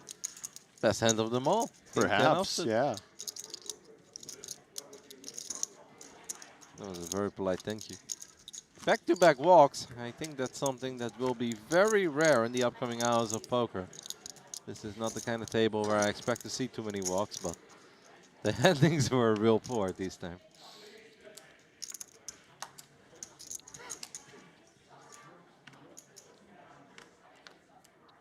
Kishimoto, king 6 off, first position. And the playable queen jack of diamonds for Rogu. He's going to get involved this time around. This had back-to-back walks. Quite certain that's the only time we'll actually see 2 hands in a row, no one putting in any chips. Slightly bigger than min raise there for Rogu. And Shinge. Ooh. Daiki looking down at the ace-queen of hearts. I like this decision just to call with ICM. No need to build a pot here. Hand plays well multi-way too if somebody else does come along. And then perhaps sometimes you induce a shove from Yaroshevsky. And you gladly call off. And you gladly call off, exactly. Especially if Rogo would get out of the way, which we know he would with a player left to act behind him. Igor is wondering if he should toss in the extra million to take a flop with 8-7 offsuit. Yeah, he's being charged a little bit more than the minimum, but 8-7 off, likely to have live cards. He's thinking about it. Good flop big. Baron straight draws. Igor is taking his time. Making any other move than calling or folding here would definitely be a mistake, because we'd be in a lot of trouble. Igor's got a lot of history with Rogu. Probably feels like he's been targeted a little. Been bluffed a few times. We make the call. We're off to see a pretty exciting flop. 6.6 million in the middle. Igor hoping for small cards. Flop Wow. comes 9-8-8. Trip 8s for Igor. Igor hoping for this. Okay. I was thinking maybe like a 4-5-6, Yeah. but we'll take trip 8s. And is Rogu tempting to just make a small bet here with the 2 overs in the gut shot? Yeah, the only sad thing here for Yaroshevsky is that there is not a whole lot for the Queen Jack of Diamonds and the Ace Queen of Hearts to get excited over here. He does check through. Ooh. That is a problematic card for Ren Rogu. Yeah, 2 flush draws on board now. Interested to see how Igor approaches this. I mean, it's likely that one of them has a jack, right? With the under the gun +2 open, flat from the button. Certainly some Jack X in both ranges. He does come with a bet, 2.3. With Queen Jack, we can't really go anywhere. Daiki, though, will be able to get away from his Ace Queen of Hearts while taking minimum damage. Yeah, that's exactly right. So many draws available here. Queen Jack feels like a lot of hand, and of course, if behind, still has equity against everything. And we're also sitting on 40 million, which should make our decision a little bit easier here. We can call. We're expecting Ace Queen to get out of the way real quick. Igor dreaming of red deuces. Or another ace. Instead, the jack. No way. And Oh, this is a my troublesome goodness. card for Igor. Wow. It's very tempting for him to go for value himself. Rogu could still have some overpairs, some pocket 10s, some ace high perhaps that calls on the double paired board. That is ridiculous. Both players end up with full houses. But he does check. I think he's really putting Rogu on a jack here. He certainly recognizes that that's a fair part of Rogu's range. But facing all in, it feels difficult to get away here. Yep, especially when the pot is already this big, 11.2 million in the middle. Perhaps Wen could even be shoving spades for value against that action. And we are announcing all in, and it's an incredibly gross spot for Igor, who flopped trip 8, and somehow the run out is Jack-Jack.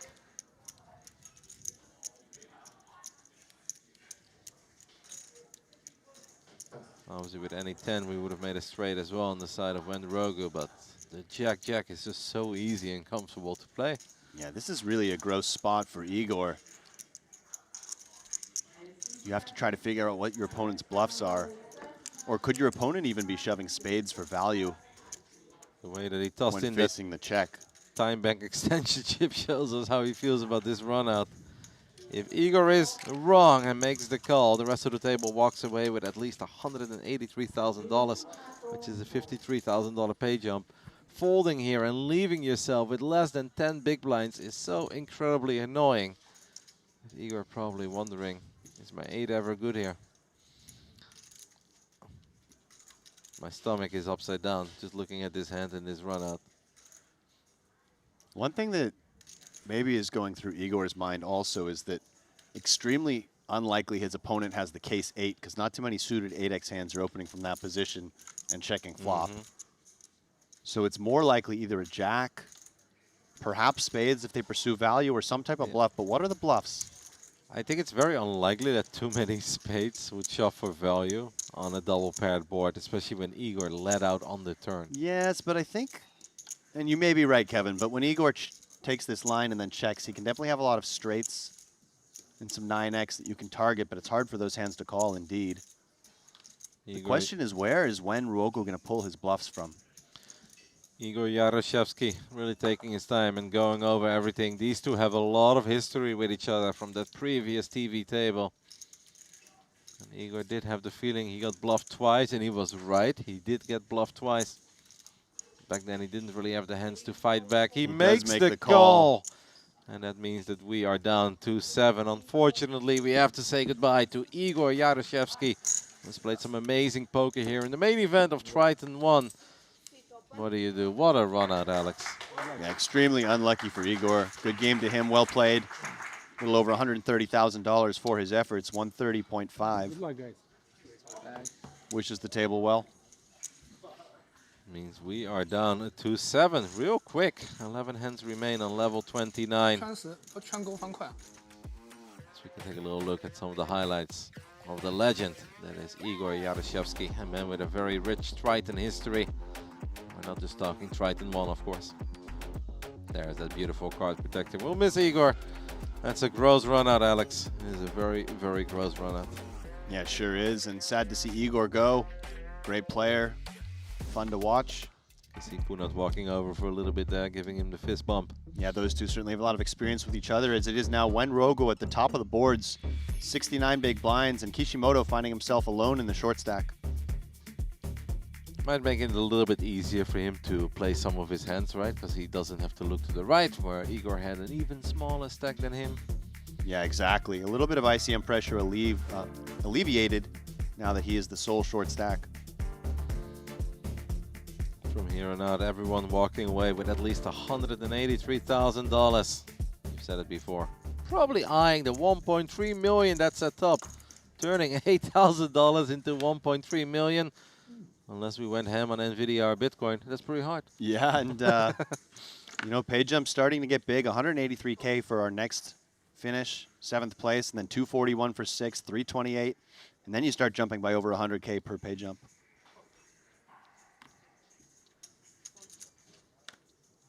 Shinge, ace king off in the cutoff.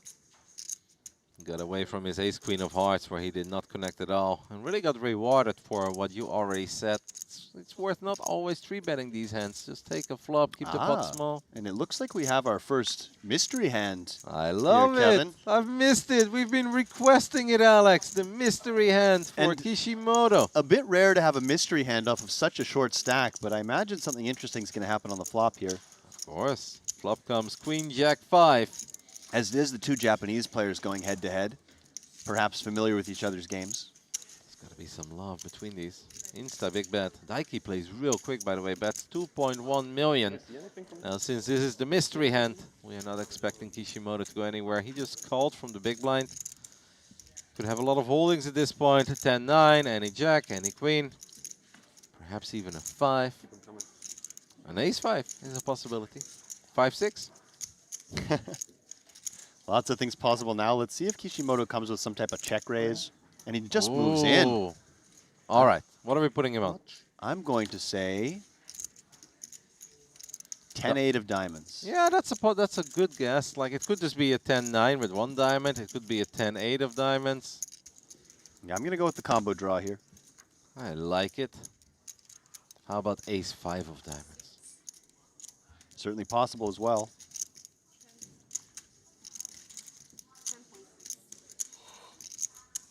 And tricky here is Shinge. No diamond in hand, but he does call. Makes the call. Let's see. Is it a queen? Is it a jack? Is it a straight draw? It is king 9 with the king of diamonds. So we've got a gut shot. Kishimoto in all sorts of trouble. Kishimoto making a move here and drawing just to a 9, Kevin. Wow. The gut shot no good, of course. Because ace king would make Broadway. How about some running diamonds? That's a possibility. Could be drawing that on this turn. That queen does not change anything, so it's Not a 9. dead, but drawing slim. It's a 9 and a 9 only for Kishimoto, or we are down to 6. Can Kishimoto find one of the 3 remaining 9s on the river? Nope, that is not one of them. GG to the man who did his best work from seat 8, the moment he ended in seat 3. Yeah, and Kishimoto there check raising the flop, just hoping his opponent had something like ace-4. Maybe pocket 7s, just bets and gives it up, but the ace-king, 2 overs in the gutter, too much hand. And way too many chips as well for Daiki to be truly concerned about that play. We are speed running this final table, Alex. Yeah, all of a sudden down to 6 very quickly. You already said it. Kishimoto walks away with 183,000. The remaining 6 players will walk away with at least $241,000. As we take a look at the man who, I promise you guys, has been in seat 8 very often. This was his walk-in. He looked cool in those latest seats, rocking the hoodie. Had some real strong plays earlier. It was a lot of fun to watch him yesterday. Gets eliminated by his countrymen. Perhaps a tiny bit impatient there, making a play with the king 9 single diamond, but we are by far and away the shortest. What do you make of it, Alex? Yeah, a little marginal for sure. If you think your opponent's betting full range that he opened, then perhaps you can get away with it because he's going to have a decent number of bet folds. But on that board, I'm not sure your opponent is betting full range. And then, of course, when you run into a hand like ace-king, you're just in Really a nightmare spot as when Ruogo, who is still our chip leader, although pretty much tied with Daiki Shinge at this point, he opens it up. It's funny that running into ace king was even worse than running into ace queen there, which would have been top pair, top Yeah. kick. But Very true. ace king was the worst hand to see. And for Maritrosian, who's now the short stack, 20 million here. I'm just going to go with three bet call, and he does 4.2, 4.5. Makes it 4.5 million. Deuces. I'll let go of those. Jack 6 will get folded. Action folds back to Wen Rogu. And given that Wen opened from under the gun, he may just get away from this hand, knowing he does open plenty of stronger hands. This is the earliest positions possible at this six-handed table. This man doesn't love folding, though. He might just think that Arthur is making a play on him. Six-handed. Ace Jack under the gun. Oh! Well, this is music to the ears of Arthur Martirosian because he is not going anywhere, Alex. You are right, Kevin, that he does perhaps just think that Maritrosian is making a play on him, and this is just music to the ears of Maritrosian, who certainly did not 3-bet with the intention of ever folding to further action. Right now, Arthur Martirosian is the shortest stack of the remaining 6. He's got 20 million. It's 5th place. It is Punat Punsri with 40. So if Arthur gets the double here, that's basically when he catches up with the rest of the pack. Yeah, he'd be right back in it, and as the short stack, he also doesn't have any ICM pressure right now, so he can play with a little bit more freedom. It's the easiest shove of Arthur's life. And when Rogo knows that he made a bit of a misstep. And it's tricky because with the size that when Rogo made it, he's practically committed to the pot here. He 4-bet to 9.5 million, and the all-in is for 20.1. 10.6 extra to win 42. Yeah, I just don't think you can get away only needing 25% equity here. But you're hating life. 10.6 extra to play for 42 million chips at the final table of the main event of Triton ONE. But you know you're never good. Yeah, you know you're never good, but the price just so good. And if Wen had 4-bet just a little bit smaller, perhaps he leaves himself room to get away. Yeah, if we would have made it like 7, low 8, 9.5. You can also ask yourself, is it worth losing the extra 10? Yeah, I mean, it's not inconceivable he does fold here, even if he's getting the right direct odds, just because of what those tournament chips mean in ICM land. But at the same time, Martirosian could have hands like pocket 10s that you are flipping with. Yeah, that's the only one. I guess that's the dream hand to go up against. Let's it go. Let's it go. A nice pickup there for Martirosian. Yeah. Who's able to win over 10 million chips without any sort of showdown. I wanted fold more. Arthur showing him that he had ace king, saying he preferred the fold there. Well, if you would have known the holding, I think you would have been okay with a call, Arthur. You still want the fold there, though, Kevin. Even though you've got the ace jack dominated, just winning $10 million with no showdown, I'm going to take that all day. Arthur would not 10 be million afraid. chips, I should say. Yeah, I know. Obviously, the guaranteed 10 is better than the 3 out of 420. Exactly. I get the point, but I mean, Arthur is also not here to make another pay jump, right? Arthur is a champ. He's a winner. He looks at that main event trophy. Luca called it the oversized main event trophy, which I did like. It looks quite heavy. Martirosian now still the short stack, but plenty healthy. Oh, As the average stack's now quite deep, Kevin, with 3 players busting so quickly. Martirosian has 39 big blinds, and he is our shortest stack. Yeah, I definitely did not expect to lose 3 players that quickly. We had a few shorties entering this final table, but it was a little bit surprising to see Petrushevsky go that quickly. Of course, a bit of a setup, nothing that he could have really done about it. Then we lost Igor Yaroshevsky and Kishimoto. All right, they came in as the shortest stacks of the final table. Down to 6 instead of the 8 or 7 that we perhaps expected. On the button, queen 9 off for Daji.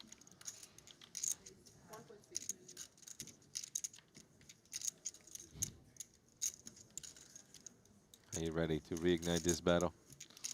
Just folding. Seems prudent with the marginal offsuit ace. maybe a little worried about a fuming big blind too. Nobody really likes 3-betting to 9.5 million and then not Right. even seeing a flop. Rogo is in. Yeah. So he's closing the action here with his queen 8 offsuit. Lots of ways to chop this one. Ace Jack 4. Who wants it more, Alex? Yeah, likely just on these ace high flops when both players whiff. You do see the pre-flop Razor winning a lot with a simple c-bet. And he bets big here. 3.2 into 4.4. Nothing wrong with it, but just not something we've seen a lot of in these tournaments. Earlier, when there was some Mandarin spoken at the table, Arthur looked over and said, "English, please." Yeah, I don't know what the rule is here. I assume it is English only at the table by definition, by the Yeah. law, but we've seen quite a bit of Chinese spoken as well. It also just happens. I mean, I've also heard some Russian at the tables, even heard some German once or twice. It's just like one of these things. It's not even to be dirty or weird, right? It's just like, Right. it comes natural.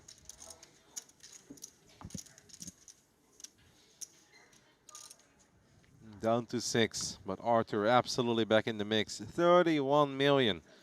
If you guys had the stream open a couple of hours ago and you went for a little walk with the dog and you came back, wasn't Arthur at the bottom with 3 million chips? How did he get up to 30? Yes, he was. Double after double. Insane hold after insane hold. See if Gabisa's tempted here with 4s on the button. Of course he is. Deep enough. It's pocket 4s, Alex. It is, but we did just see Daji quickly fold the deuces one spot earlier. But 4s are twice as good. They're twice as good, and he's got a slightly better position he's in. 6-5 of hearts, definitely a tempting hand as well for Ruogu, but he folds. Showing some discipline. Perhaps doesn't want to get involved too often as Arthur Martirosian looks down at ace jack of spades. Yeah, you've got options here. If you think the button's flatting really wide, you can consider squeezing, but given the final table dynamics and Artur's perceived skill advantage, he elects just to call and play it a little slower. I kind See of a like flop. it because it would. Oh, the flop is king, king, jack. I think I like the flat there because if you do raise it and then you face an even a 4-bet, it becomes very annoying. And ace jack of spades is just such a fun hand to take a flop with. Yeah, a little bit of an unnecessary risk to go for squeeze there with a hand that has great multi-way playability. Especially after all that violence that has already happened at this final table. Certainly you don't want to squeeze and get it in, so you would be 3-bet folding a hand that already has a lot of equity. As we see Shinge, small c-bet on this paired board, can't blame him. Gabisa, even if he thinks he might have the best hand here with another player behind, very difficult to proceed. Yeah, seems like one of these is just not really worth it scenarios, but he makes the call. And Arthur is probably a little worried right now, so bet call, and you're looking down at ace jack. Looking at that flop, he probably thought it was good. Yeah, facing this action. Agreed, but the price just too good here for Artur. Yeah, I'm not expecting him to go anywhere, but he might be a little more concerned, and he's happy. It's also one of those spots where as Artur, when you do call there versus bet and call, your range is quite strong, and it's a little bit difficult for your opponents to double barrel bluff you. So you're protected by the fact that you do have a number of king X in that range. Daiki turns an open-ender. With his 10-7 of diamonds, did not pick up a second diamond. It is, of course, a paired board as well. He will slow down. Expecting Gabisa to slow down as well. It might open the door for Arthur to fire a little bet. Well, Artur is certainly going to feel that his Jack X can be good a lot when it goes check, check, check, but it's also hard to think of what hands you can get value for, and certainly that queen could have connected with either of the players. So I think when Artur overcalls the flop, there's no real point in going for value here with ace jack, as he's actually towards the bottom of his range to get here this way. If you do go for value, maybe something extremely small like 10% pot. But either player could have some queen X in range. There is over 10 million in the middle.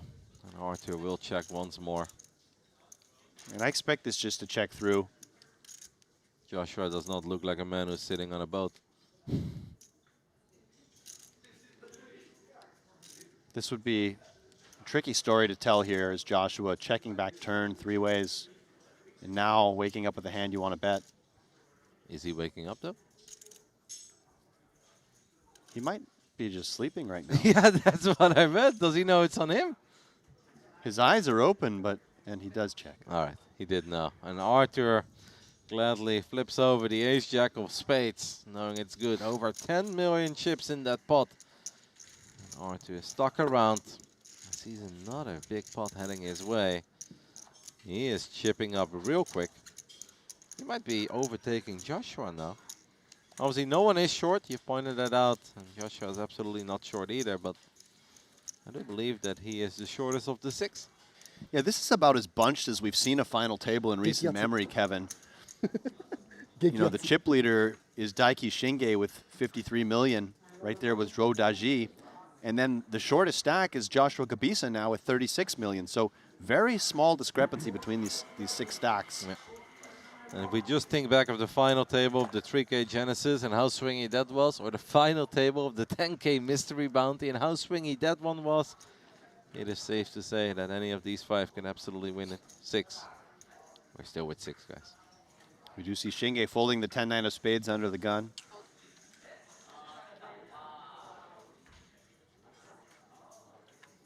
You feeling anyone in particular? If you would have to place a friendly wager right now. You'd have to think that Punsri and Mertarosian would be the 2 favorites as the 2 with the most Triton experience, certainly. And they've also just been playing incredibly good. Right, as we see Rogu opening the button 6-3 suited. Punsri not going anywhere. And also cool how they both survived from being in all sorts of trouble, losing 80, 90% of their stack at a certain moment. But hanging in there and spinning that final 10% up to where they currently are. And it definitely is a all-time best for both of them in this tournament. Neither of them ever got close to having 37 million chips or 40 million chips. Yet here they are. 8-4-4, Queen 5 versus 6-3. Nothing for either. Note this is a very ambitious open on the button for Rogu Wen into those blinds. He's not afraid. Artur Mertarosian and Punat Punsri. This man just loves the battle. He loves the battle. He loves the challenge. And I love to see it. And this 6-3 of clubs min bet could work. Punsri not working with very much in the way of back doors. 1 over to the 8. Might not be buying the story, though.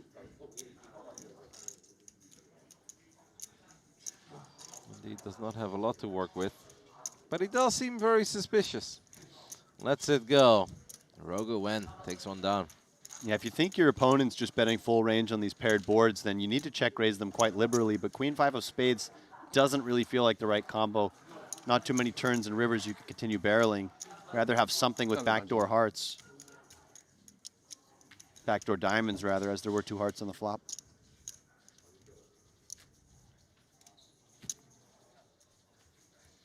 Joshua the shortest, but with 35 million, more than enough play.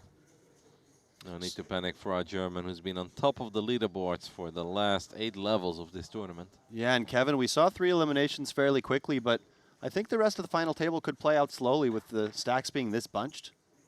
I absolutely believe it. And of course, these pay jumps are getting bigger and bigger. All players have locked up $241,000, but if one more gets eliminated, the rest makes a $80,000 pay jump. And after that, the pay jumps will be over 100K, as you previously mentioned. It's a real shame to see Wen Rogu drinking an iced coffee from Starbucks when we do have access to that clique lounge just upstairs. Some of the best coffee in the world by a world champion barista available for players and staff alike. I saw you sitting there this morning. I've been sitting there every day, Kevin. I know. I make at least 2 trips every day to the clique lounge. Randy and I were joking that you're sleeping there. Yeah, I actually heard you guys saying that on air. You know, that piano's tempting me too. I used to play a little in my day. Okay. I'd love to see it. 10-7 versus 8-6. Small blind versus big blind. Flop comes ace, queen, 5, rainbow. Nothing for either. Who wants it? I think they both want it. Let's go to war. 2.4 million in the middle. 3 big blinds are up for grabs.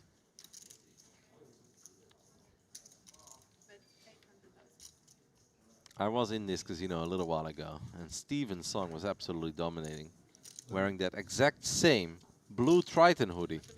Yeah. If Punat Punsri ends up shipping this tournament, I don't know what I need to do to get my hands on one of those hoodies, but let me tell you, you All wear that right. hoodie in this place and magical things happen. So what tournament was that, Kevin? There were various, but let's just say Steven Song was on a heater. Gotcha. Multiple events throughout an entire week, shipping them left, right, and center. It was ridiculous. Ever dangerous American Steven Song burst onto the scene maybe 6 or 7 years ago, and he's just been winning everything since. Specializes in a lot of these big field events. Yep. And he's been here as well this week, and we even had him at our TV table once. Hasn't quite been the week yet of Steven Song, but a very good chance that he will stick around for the Triton High Roller Series, which will, of course, kick off tomorrow as soon as Triton ONE finishes up. Martirosian suited ace in the cutoff. Punsri, ace king. Identical stacks for these two Triton veterans, we can safely call them.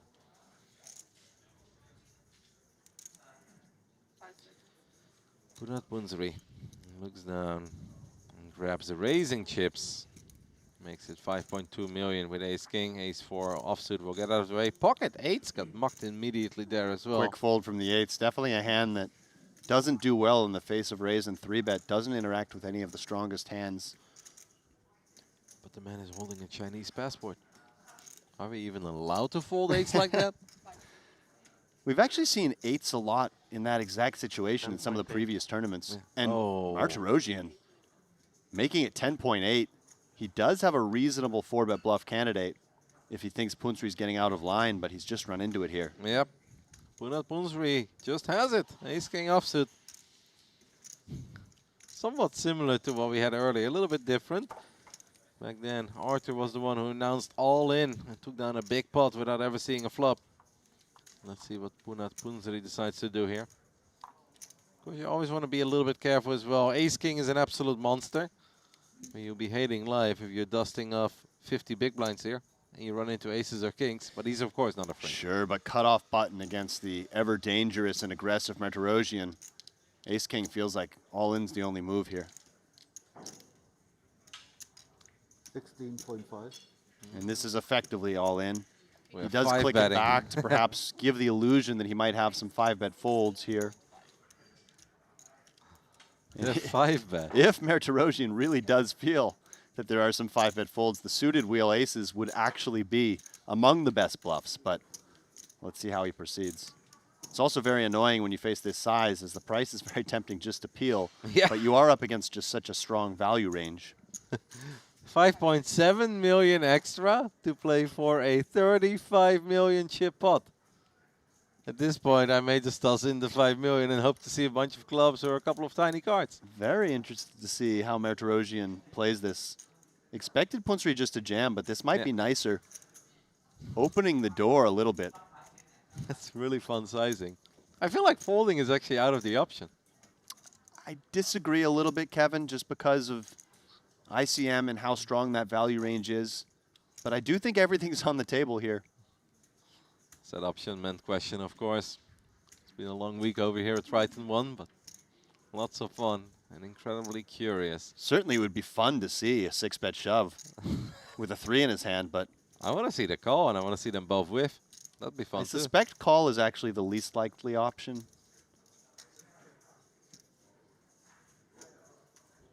You could be right. It's just so little extra to play for so much. Play for heaps. Does Arthur make a big shove, a big laydown, or does he call? And just burning through these time bank chips. He was talking about how many he had a little while ago. He had more than anyone. They're dwindling. This is probably a pretty good moment to use them, to be fair. We are being 5-bet by Punat Punsri. Arthur opens, Punat 3-bets. Arthur clicks it back, makes it 10.8 million. Punat comes over the top, makes it 16.5. And this is where we are happy that we did save all those time bank extension chips. What a spot.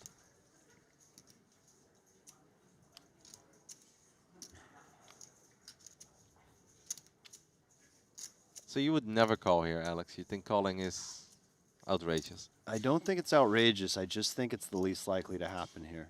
Okay. All in. Oh, And he does move in. Punsri inducing with the ace-king. Monster pot, 76 million chips in the middle as Arthur comes over the top, announces all in with the ace-3 of clubs, but he's not even, like, he's in bad shape, but it's not the worst shape, Alex. We've seen a whole lot worse than this. Well, that is the thing about those suited wheel aces, is that they have somewhat of robust equity against the value range, but what a spot for Punsri. And what an adorable plushie. How can you lose? I just noticed that. We know popping Arthur up. can't lose, but how can you lose with that plushie and the blue Triton hoodie? When two worlds collide.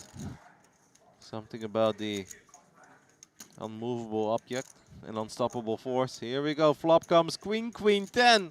We chop it up. Chop outs picked up for our tour. Backdoor clubs working as well. Yeah. Arthur looking for a 3 ideally, but a 10 wouldn't be all that bad. Any club would definitely make it a very exciting river. 10 of clubs would be interesting. The biggest spot we've seen all week long. It is the 7 of diamonds. Arthur needs a 3 to win it, a 10 to chop, or a 7 to chop. As he's already doing what you have to do to make sure you can catch a miraculous river, and that is stand up, unclip the mic. Oh, Arthur, the mic's coming off. I think the Arthur 3 knows it. Is the 3 hiding? No, the river is the deuce of clubs, and that will do it. Arthur Martirosian is eliminated in 6th place. They're making a big move with the ace-3 of clubs.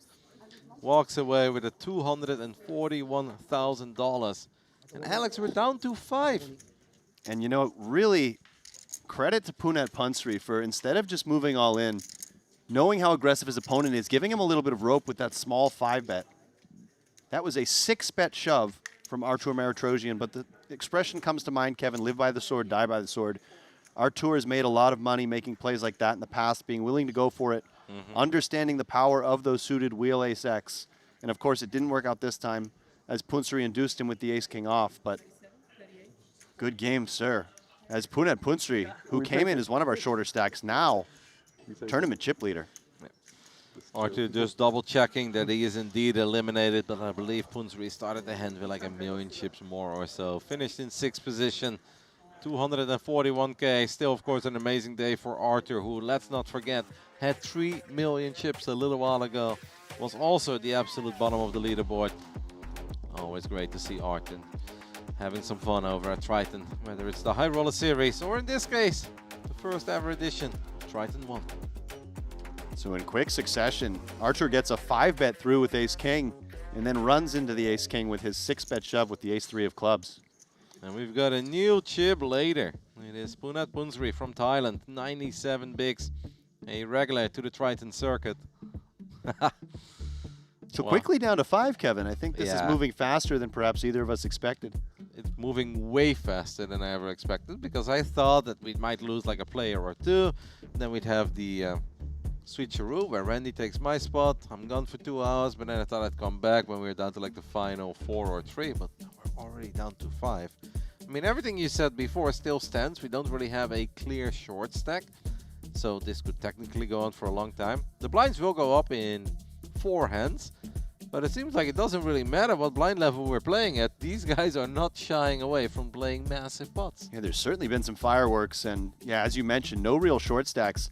The shortest stack at the table actually has 45 big blinds, which is very unusual for a final table, so it's kind of nice because we get to see a little bit of post-flop poker, some deeper stack play. And let's see if Punsri starts to apply a little bit more pressure now that he has this fairly sizable chip lead with 78 million in chips. Joshua Gabisa is the last European remaining. As the man from Germany saw the Russians and Ukrainians leave. And of course earlier, Michael Zhang from the UK. 1,600,000. Punet is feeling rich. We're going to open things up with King Queen. As Dachi looks down at King Jack, folds it 4-handed. Yeah, I like that fold, the small blind versus cutoff against the tournament chip leader. Already a bit of a marginal combo. And with the ICM, you just want to avoid playing hands like that. But Gabisa, of course, going to get in there. Closing the action with the ace-8 of diamonds. The last remaining European. Something about that blue Triton hoodie, I'm telling you.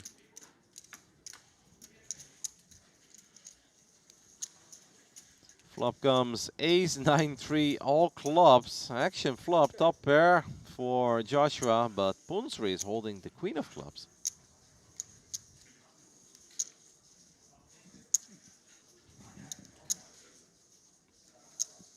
What do you like to see him do here, Alex? I think you go either way. I think a small bet makes a lot of sense. You're still going to keep a lot of the one club hands in. 100,000. And for Gabisa, definitely just calling out of position. It's not the dream flop, but of course we can't really go anywhere. We flop a pair of aces. Chip leader opens. We defend our big blind. We make the call. We hope to keep this one small. Let's see what the turn will bring. And the turn is the 10 of clubs. Queen high flush for Punat Punsri. That blue hoodie. Yeah, and Punsri, of course, with the check mark. You can definitely go for 3 streets here, or you can just check back and hope that some of your opponents' one pair hands that don't have a club turn themselves into a bluff on the end. But I think with the queen of clubs in particular, going for 3 streets makes a lot of sense. But we'd bet very small here, right? You can bet something medium because you don't expect single club hands really to go away right now. 5.2. And he goes on actually on the bigger side, really just targeting those club hands and not worrying about the one pair hands that Gabisa might have, or perhaps some of the weak 2 pair hands. Big size indeed. 5.2 million, 80% pot. I think what you need to think about here is where you are in your range. When you face such a big bet, you have plenty of better hands to call with. Certainly any 2 pair which has equity against flushes would be a better hand to call with. And then, of course, you have plenty of clubs that get here this way. So ace-8 probably far enough down in Gabisa's range that he can consider just folding right now. You can also call one and expect your opponent to give up on the end, because when you call such a big bet, you are protected by having a lot of one club hands, but he does just let it go. Joshua's got a very dreamy look at this final table. Perhaps he's looking at that payout structure. Perhaps he is, and that was a big jump there, Kevin, as 328,000 now guaranteed for our 5th place finish. And it'll be 431K for our 4th place finisher, meaning that the jumps are at least 100,000 going forward. I mean, from here on out, it would already feel like you're the champ. Like turning 8K into over 250, in this case, 328,000 minimum. I feel like that is as good as winning most events. So you're already incredibly happy. But it is a unique opportunity for each and every single one of these guys. These massive pay jumps. A little bit of matter of perspective, I think, when it comes to that. I know some players are very happy when they have a big score, 3rd or 4th place finish and so on. And some players really only feel happy when they get the win, even though, of course, the money is quite a nice consolation prize. I'm sure Punat Punsri would absolutely love to add this title. This is a loose call here from Shinge facing hijack open. King 7 of diamonds strikes me as a potential 3-bet candidate, but calling is definitely a little bit on the loose side, a little bit unusual, as Gabisa in the small blind should get in there. Yeah, with 5s. Try to hit a 5. Makes the call. Let's see if we might have a 4-way pot. We haven't seen many of those today, but no, probably not. Ruogo Jack 4 off. Also known as the Mueller. These days. No shame in letting that one go. Some spades, some diamonds, and a pair of 5s are off to see a flop. And the flop comes King, Queen 6 with 2 hearts. Top pair for both Punat and Daiki. Yeah, Daiki with the best of it with that 7 kicker. It's Punat, you can go either way here.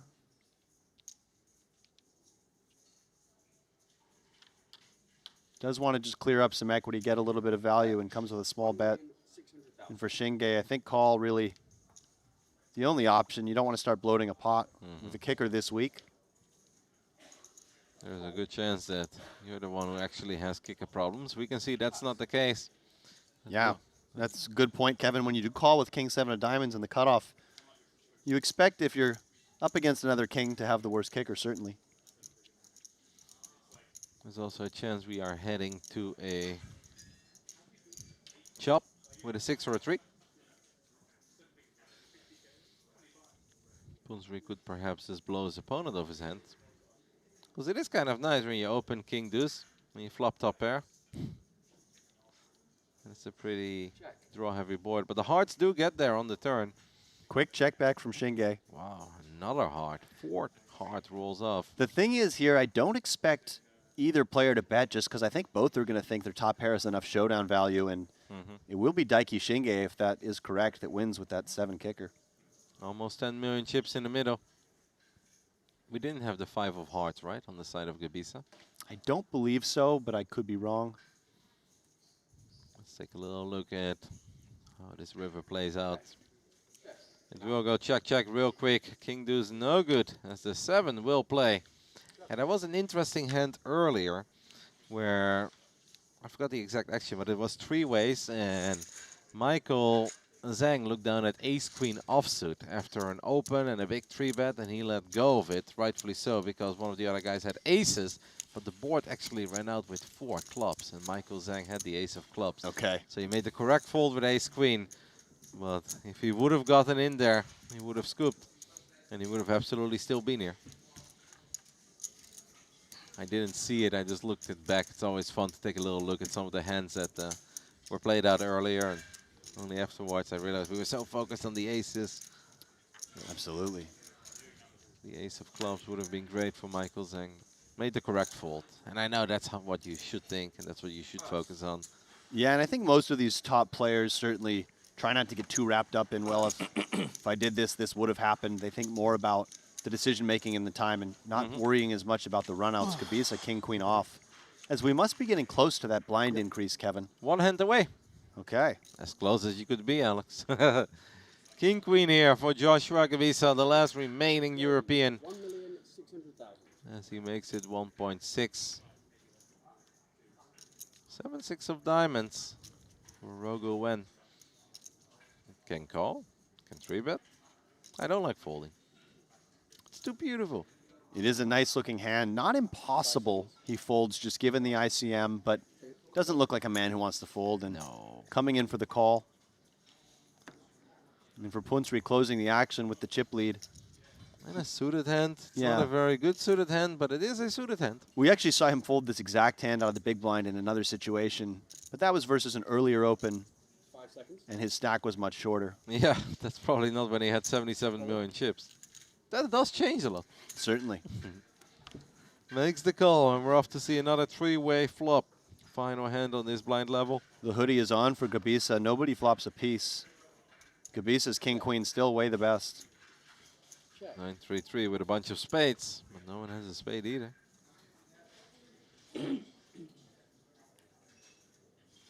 Joshua's wondering if it's worth c-betting.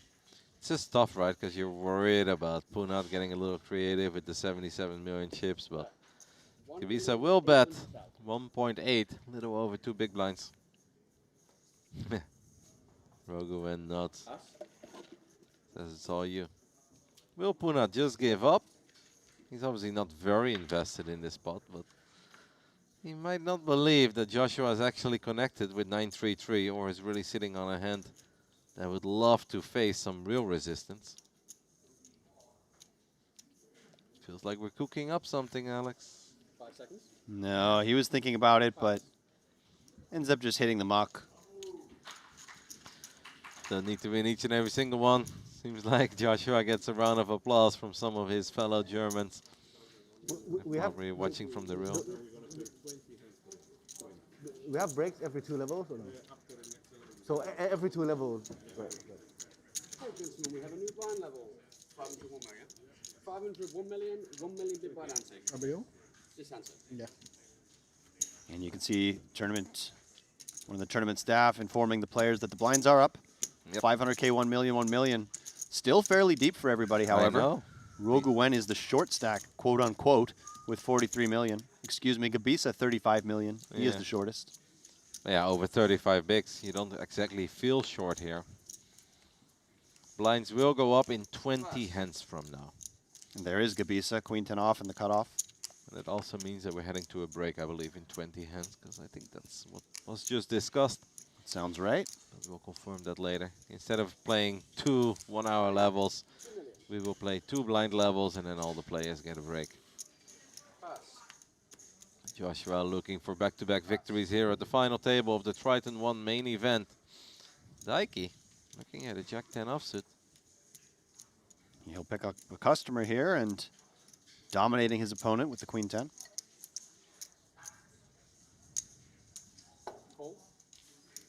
No one likes folding Jack 10. Nor should they out of the big blind. Jack 10's your hand, of course. Suited. Suited only. Ace 8-6 with a bunch of diamonds. Check. We do like folding Jack 10 on boards like this. And there are some backdoor straight draws available. He's got the Jack of diamonds as well, so if the bet is very small, perhaps Daiki wants to stick around, but you can also ask yourself, is it truly worth it? Yeah, I'd expect just to see a fold here. And it is only 1.6 big blinds. If you do continue, I like raise more than call, but fold makes the most sense to me. Yeah. He lets it go. Joshua takes down another one. Took down the last hand of the previous blind level. Wins the first one on the new one. Gaining some momentum as he's closing that gap to Wenrogu. And of course, all the players must be extremely happy, by the way, to see Artur Maritrosian, who's leading the Ivan Liao Player of the Year race, eliminated. Not only did they hit that pay jump, but getting rid of such a dangerous opponent. Just gotta love that. I think they absolutely love it. The only thing they probably won't love about it is that Artur decided to give all of his chips to the other incredibly dangerous guy with a very impressive resume. This is true. And that is Punat Bunsri. So it's like, yeah, we're happy and we're kind of sad and we're happy about the pay jump. You'll so take it overall, I think. Exactly. Overall, it's plus EV, It's but it's a net positive. As Punsri, King, Queen of Diamonds, plenty of hand on the button. they probably would have been even happier if Artur would have just like distributed it rather fairly across the 2.2. table. But 2.3. 2.3 comes in for a little over the min raise. got a beautiful hand, King, Queen of Diamonds. Take it down, sir. It does favor Punat Bunsri to get a bunch of quick hands in, right? Because he has by far and away the biggest stack. So once those blind levels increase, that doesn't really bother him, but it will bother the guys that are at the bottom of the leaderboard. 18 hands remaining to a break. I have the feeling we're going to make it to the break with all 5. I know we lost 4 players incredibly quick, way quicker than ever expected. But I do think we're going to keep these 5. Reasonable chance. $10? Okay, I'll give you some loose action. So I win if anybody busts in the next in this segment. You're on, Kevin. 19 hands. Still free rolling you from earlier. I know, mate. You've been crushing me all week long. King 10 off for Daiki Shinge on the button. The King 10 will open it up. So I guess I'm rooting for blood now. It's Gabisa, Jack 10 suited. That's your hand. I think you like the hearts in particular, Kevin. Exactly. That is indeed my hand. I don't have anywhere near as many or as important trophy poker trophies as you, but one of them did come from Jack 10 of Hearts. And I beat my friend in a flip. What's all the better. I know. Flop a double gutter. Single gutter's all I see. Sorry. You like the Jack 10 so much, you're inventing extra outs. I see more than see more than there is. As Shinge decides not to c-bet with King High, club working. Club's alive right now.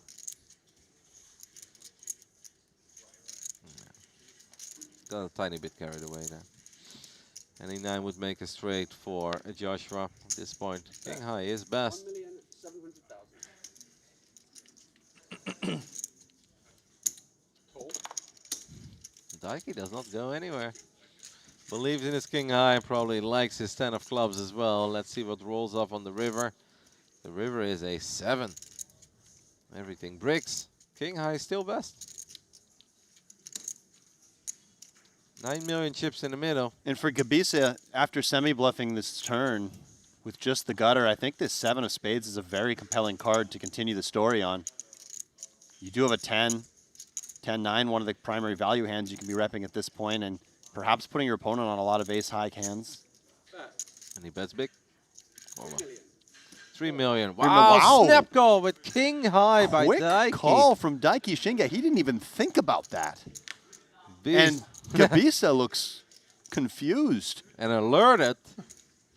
That was impressive from Daiki Shinge, who insta-called his opponent on a card that would have connected with some of those semi-bluffs. We've pointed it out all week long that a lot of the Japanese guys like to play quick. And this was a snap call with King High, and Punat gives him the respect there. I mean, that was cool. Yeah. I always love when we see one of those calls that we're not expecting, especially when it's made in such quick fashion. I mean, if he ever would have gotten to a call there, I thought it would be after 3 time bank extension chips where you're like, I just don't believe it, whatever, show me. But I mean, you know, you call the turn, you've got the flush draw, your opponent can be betting some of those straight draws. A bunch of those straight draws come in, they either make a pair or a straight, and you just snap with the King 10 high. I mean, like he's a gangster. Impressive stuff. And when even Punsri gives you the nod of approval, you know you did something right. Yeah. And we have a very active chat. I've been keeping a little eye on it, Kevin.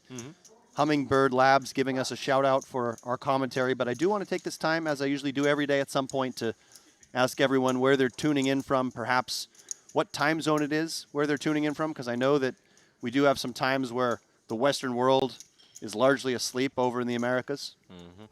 It is 5:30 p.m. over here, so at this point it's a good time over in Europe to watch some poker in the morning. Yeah, nice time zone for Europe, nice time zone for Asia. A lot of the North Americans and South Americans will be sleeping. It's a nice time zone for the North Americans that are playing poker all night. They might be watching. Well, we do have someone tuning in from Los Angeles, 1:30 in the morning there, I believe. Mexico. Okay, we've got lots of people tuning in from that part of the world. San Francisco, Dubai, Brisbane, Singapore, Berkeley, California, Kenya, Kuwait. So all over the world, love to see the international audience, international field as well.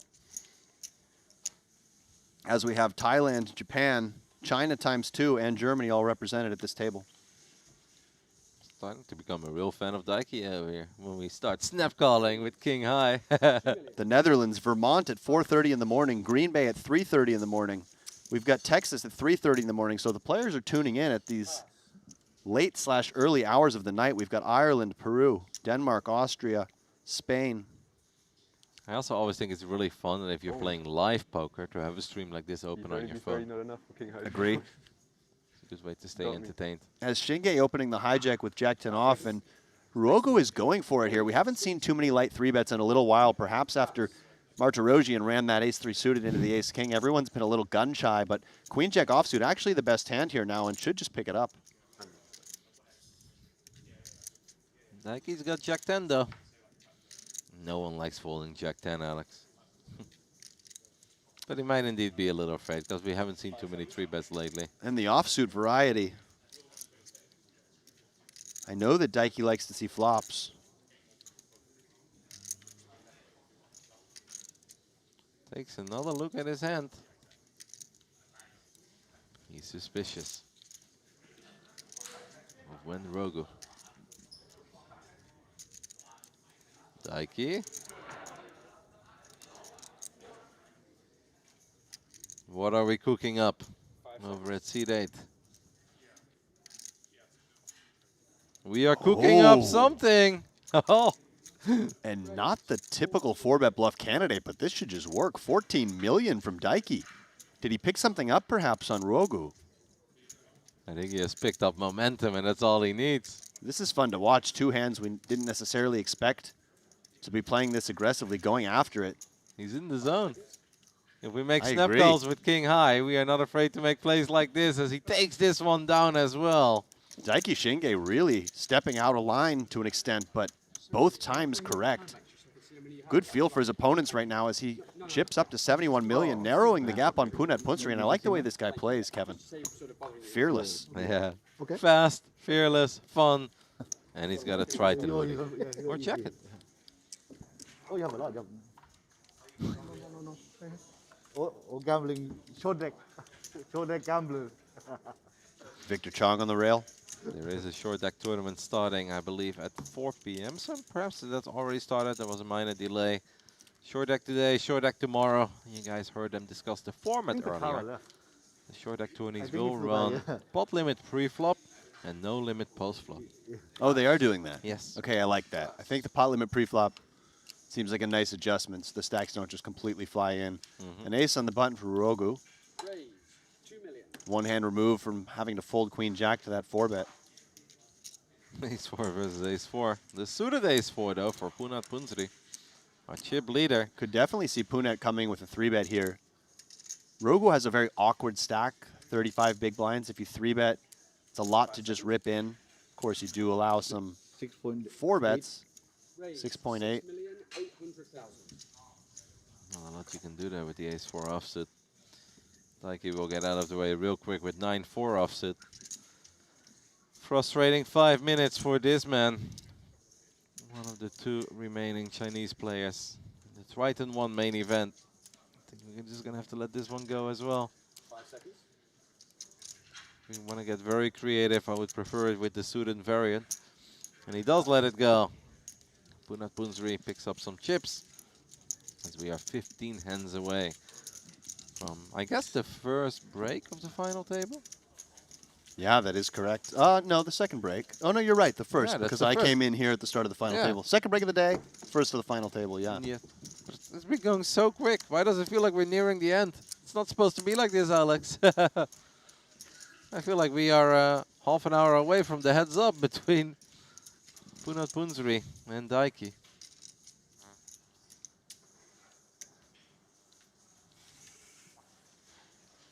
It seems like the line has picked up some static, but we'll take care of that.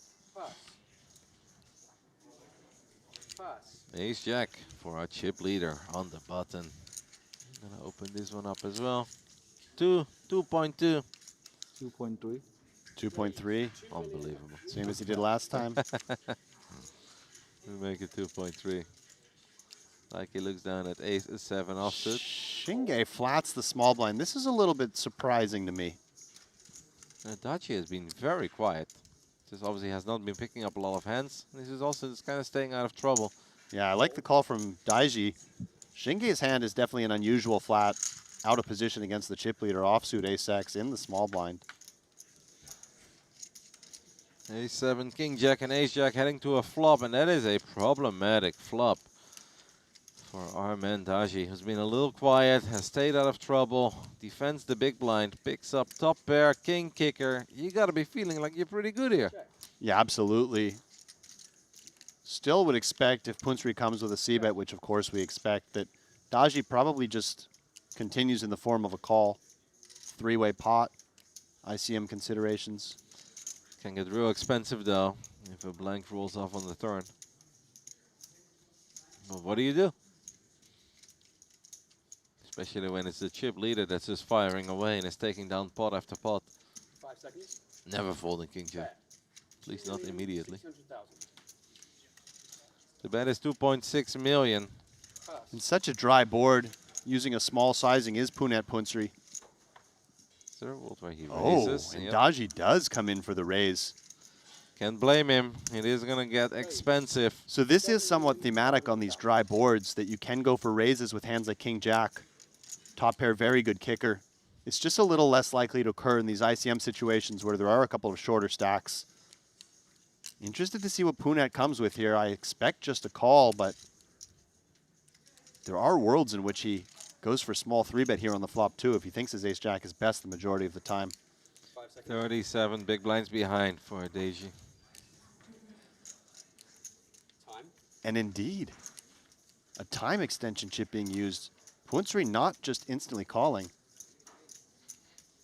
He's just going over his options. And it appears the graphic has showed he's 3-bet to 14 million. Yeah, but I don't think that's been announced yet, so that could be a typo. We'll keep an eye on it. It's a spoiler or a typo, I'm not sure. 14. Well, that's a spoiler. Indeed. We 3-bet to 14 million, and now King Jack is starting to feel really uncomfortable. Yeah, this is nice from Punet Punsri, who seems to be putting his opponent on something like this, because if you thought your opponent had a lot of bluffs, you may just want to keep him in with ace-jack. But if you think he's stronger on the value side... Oh, no. He moved all in and snap and called. snap call. Disaster for Daji. Tournament live on the line for the man who's been a little quiet lately. He flops top pair, king kicker, stayed out of trouble for a little while. But we are playing for 97 million chips here, Alex. And Punsri's induction abilities as he grabs like to hold for paydown. his lucky charm. The turn is a 9. That doesn't change anything. King and a king only, or Daji is out in 5th. Can we find a Miracle King on the river? Or will Punat Punsri just run away with everything? That's Wow. another 9, and that means Ace-Jack stays best. And we are down to 4. Daji Eliminated in 5th place, walks away with $328,000. We're down to 4, Alex. And Punat Punsri's got hundreds of millions of chips. I don't know what's happening. And Kevin, that's twice that Punat Punsri has come with a line that has induced his opponent. He could have just shoved the ace-king off against Martirosian. Instead, he clicked it back and induced that shove with ace-3 suited. He could have just flatted the flop here. And instead, he makes that 3-bet on the flop to 14 million, gets the shove from king-jack, and all of a sudden, he is our overwhelming chip leader. 133 million, double the stack of second place. Daiki Shinge, the Japanese player. Take a look at the highlights of the man who just got eliminated in 5th. Played really well, was very involved earlier, loved battling with Joshua Gebisa. Eventually slowed down a little after it became the Punat Punsri show. Decided to take a flop with king-jack offsuit in the big blind. And honestly, Punsri, whether he gets king-jack or he's up against king-jack, that's how he built his stack. Yeah. Every single big pot, we are battling king-jack one way or the other. And we're down to 4. I hate to say it, Kevin, but that's another $10. Oh my goodness. We're up to 40. I forgot about that. I'm 4-0, buddy. You're farming me. I got to keep you around. Might have to move to the Netherlands. How are you doing? Sorry, honey, I've got money to make. How are you Going to Rotterdam for a few months. How are you running this good? That's unbelievable. How do we just lose 40 bigs? Oh well. Down to 4, guys, at the final table of the main event. Closing moments of the first ever Triton ONE. We hope you guys had as much fun as we did this week. I know a lot of the poker players in this room had a blast.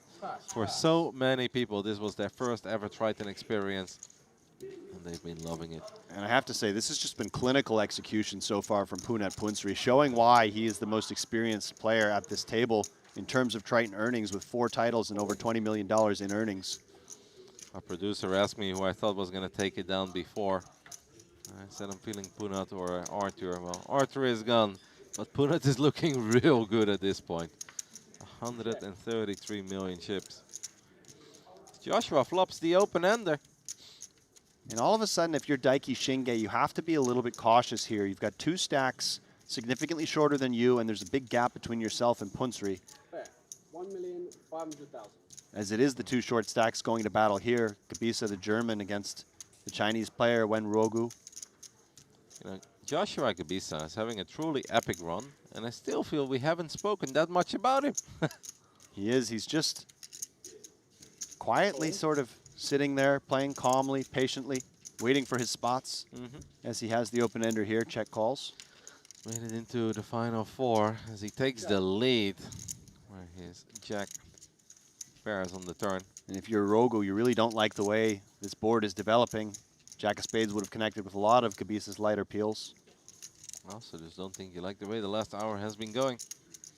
True, although ladders have been hit, which never hurts. That's true. The river is a board pairing 9. Joshua is best with his pair of jacks. Rogo ends up with ace high.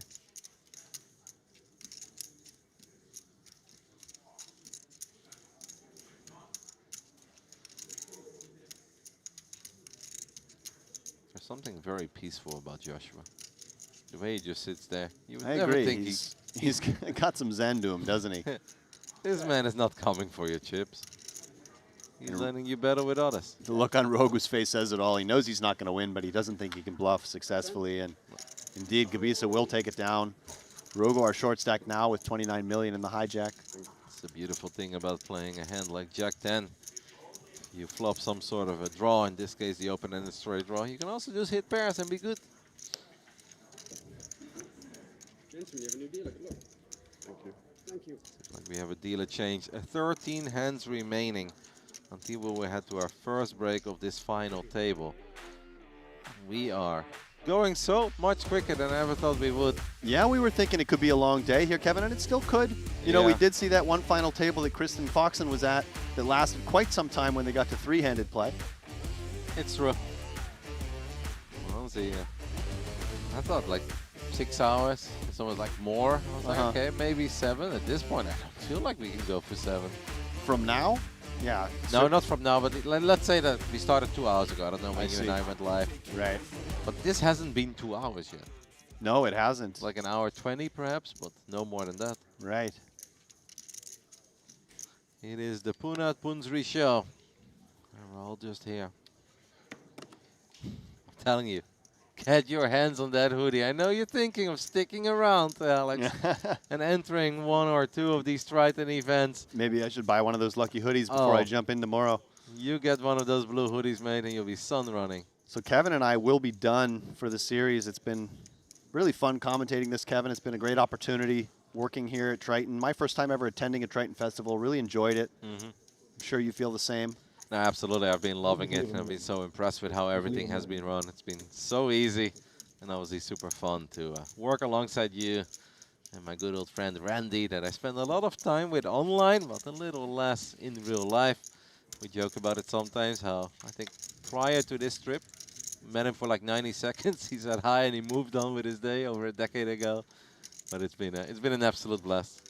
And of course, hanging out with Chet and hanging out with our amazing producer James. Couldn't have done it without him. No one goes on those coffee runs like James. And long days for our producer James, who is also working both the Triton ONE and the Triton High Rollers. So it will be Randy Lou sticking around to do those Triton High Rollers, commencing tomorrow along with Kevin Rabichow, Ali Nijad, and Henry Kilbane. King Jack of Hearts here for Gabisa, plenty of hand. He does have Punsri in the big blind, which is never what you want in a spot like this, but certainly going to open the King Jack. Especially not when he's wearing that blue Triton hoodie. Note he does make it 2.5x here, opening to 2.5 million. This is something you do sometimes do when you have that chip leader in the big blind. You open a tighter range and use a bigger sizing. Rogu looks tempted with Queen 9 of diamonds in the small blind. Look at that destiny. Punat Punsri is even part of our graphics at the bottom side of our screen. He's at the bottom. He's in the center. He's everywhere. He's everywhere. Suited ace. Honestly, I'd be okay with just calling here. I don't think we always need to be the aggressor. No, you certainly don't always need to. But look, Punsri just going for all in. And the suited ace is a nice combo to use because you can actually get a lot of offsuit ace that dominate you to fold. And obviously Joshua has Rogu Wen out-chipped by quite a bit, so these are almost impossible calls to make. Yeah, all right. There's a lot of ICM pressure, and also when Joshua does make it 2.5x, there's a little bit more in there to win. So nice pick up there from Punat Punsri, who is just finding every kind of correct play. He's inducing when he needs to. He's playing power poker when he needs to. It's really been fun to watch. A treat. Smiling ear to ear, watching this man do his thing. Seems so comfortable. So in his element. It's going to be very hard for anyone to stop him. But we know how swingy final table poker can be. You mentioned that final table of the 10K mystery bounty, and if any of you guys did not stick around to watch that one a couple days ago, it was nuts. Miraculous river after miraculous river. It was fun, but also very brutal. As Rogo here, King, Queen of Spades on the button. Knows that he is the shortest of the bunch. Joshua Gabisa did, of course, just lose a couple chips, but still has Rogo out-chipped by a little. And Punat Punsri looks down at a very beautiful Jack 10 suited.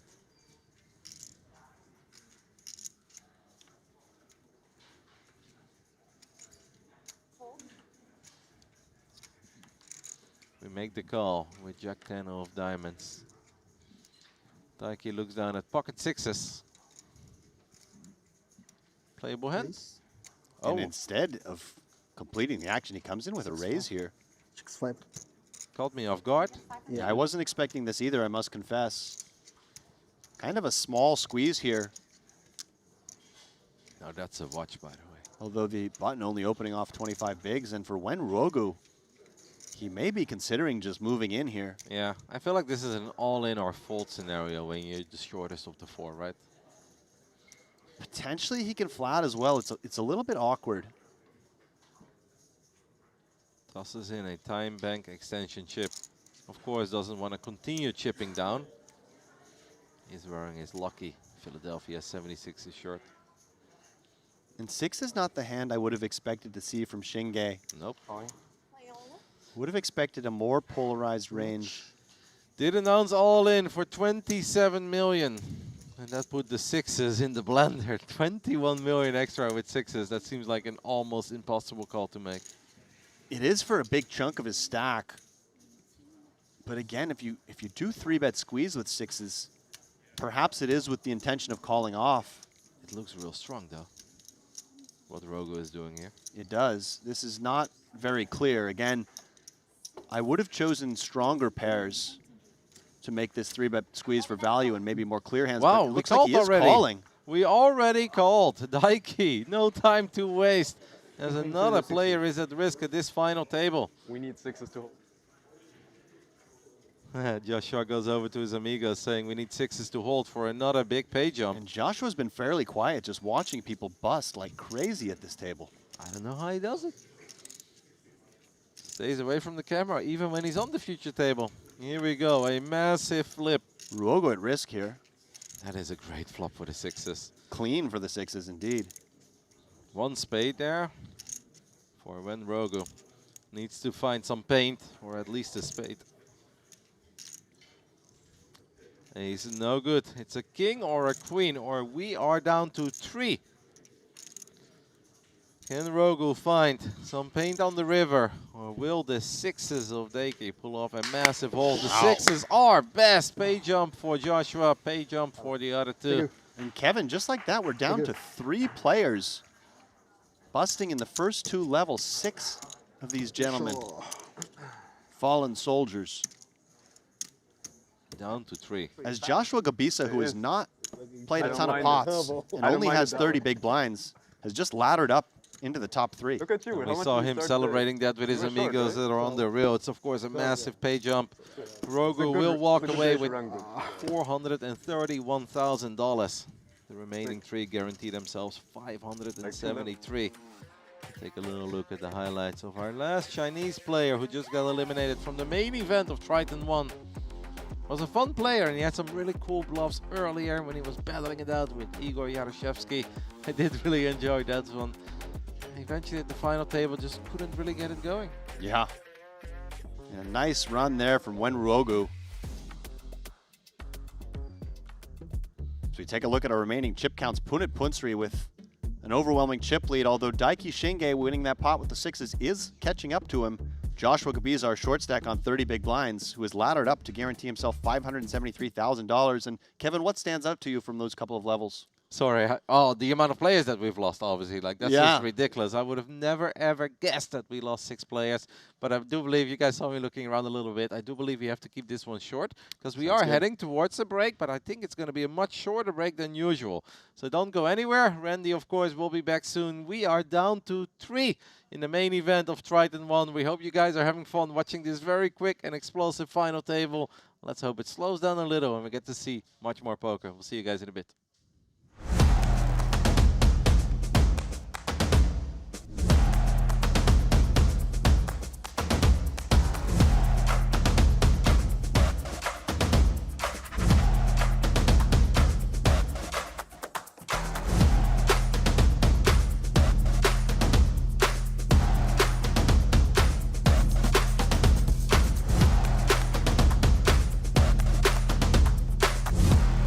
Balanced tables with 5 and 4, but Punsri, pocket aces. Let's see if he can pick up any action here. On a serious upswing, because he was the shortest stack not too long ago when we had 13 players remaining. Now working with a very healthy stack of 24 million. And look at this. Wow. Petrushevsky wakes up with ace king. He's one of the shortest stacks, 14 million chips in total. Alex? Well, as Petrushevsky just moving in here seems very, very... You don't really... I mean, you can also 3-bet to induce. But he basically makes a committing 3-bet right here. And Punsri, no need to slow play. When your opponent bets that big on the 3-bet, the rest of it's going in my opinion. What a way to start your final table of the Triton ONE main event. Aces first hand, big line 3-bets you to 5.1 million. Puts in 33% of the entire stack. Aces versus Ace King. So we immediately use one of these time bank extension chips. It does make sense to take a little time here to mimic what you would do with a closer decision, but if Sergey had 3-bet to a slightly smaller amount, I wouldn't have hated to see a flat from Punsri because I would think he would have some 3-bet folds, but when he puts in 5.1, to me it looks like he's really committing himself. Let's see what we decide to do with the aces. But Punsri does just decide to flat. So let's see if there's ever a flop where Sergey can end up getting away from this hand. The flat looks very strong, by the way. Yeah, 5 million is also 20% of the stack that Punsri started this hand with. First hand immediately 11 million chips in the middle. On the final table, and it's a king high board. You said there might be some boards where you can get away from it. No way we're getting away from this one. No, just a disaster for Sergey Petrushevsky, who's played great all tournament. Yeah, he's been very solid. It's been a lot of fun to watch. Does not shy away from limping as well quite often in the small blind, and I would have loved to see him play a few more hands, but at this point we're gonna need some serious luck. Punat is also the one who's holding the ace of spades, so running spades is not an option. 2.4. And I think if you're Petrushevsky, you're putting your opponent on something in the neighborhood of jacks and tens some of the time, looking to see a clean flop, or a slow play like pocket aces. You would expect kings and queens mostly to just shove, ace-king similarly. Absolutely brutal first hand of this final table. Rest of the table would obviously love to see a bust out here, as that would guarantee a $29,000 pay jump for the remaining 8. Punsri continuing to play it slow here. And barring a king on the turn, or the river. Disaster for the Russian. The turn is the 8 of spades. Punat now also picks up the ace high flush draw, but obviously does not need to improve. Just needs to make sure that not another king rolls off. I mean, with 16 million in the middle, 7.2 behind, we don't have a spade in our hand. This seems like an obvious slam dunk all in. I think so too, Kevin. Perhaps alarm bells going off in his head just a little bit, but still. You're always worried, especially at the final table of the main, but what do you do here with 7.2 behind, 16 in the middle, top pair, top kicker? I don't see what we do. Perhaps Petrushevsky can find a way to limit the damage, but it seems impossible.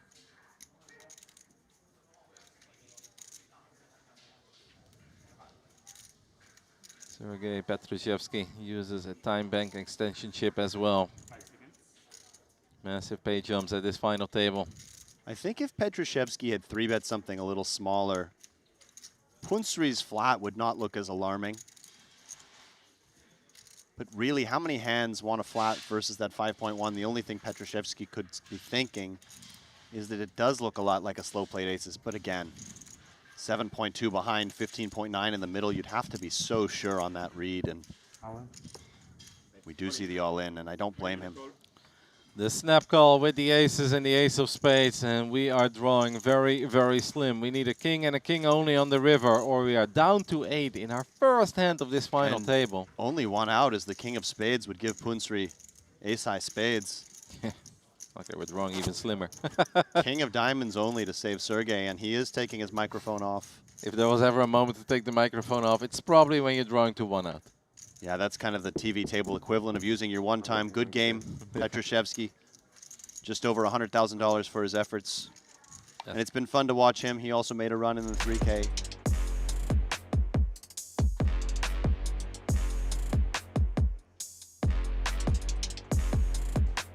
And welcome back to the booth. Randy Liu alongside Alex Livingston. And I stepped away for a bit. I come back, and somehow there's only 3 remaining, Alex. What happened? Yeah, Randy, have you been keeping up with all of this? Yeah, I've been seeing some very aggressive plays. Artur Martirosyan going ace-3 suit against ace-king. Then Daje, he got in, what, king-jack against ace-jack, top pair. Somehow, what, 90 million chip pot all of a sudden. And then we just got another elimination in 4th. I mean, right from the beginning, the tone was set when Petrushevsky got all in with ace-king against aces.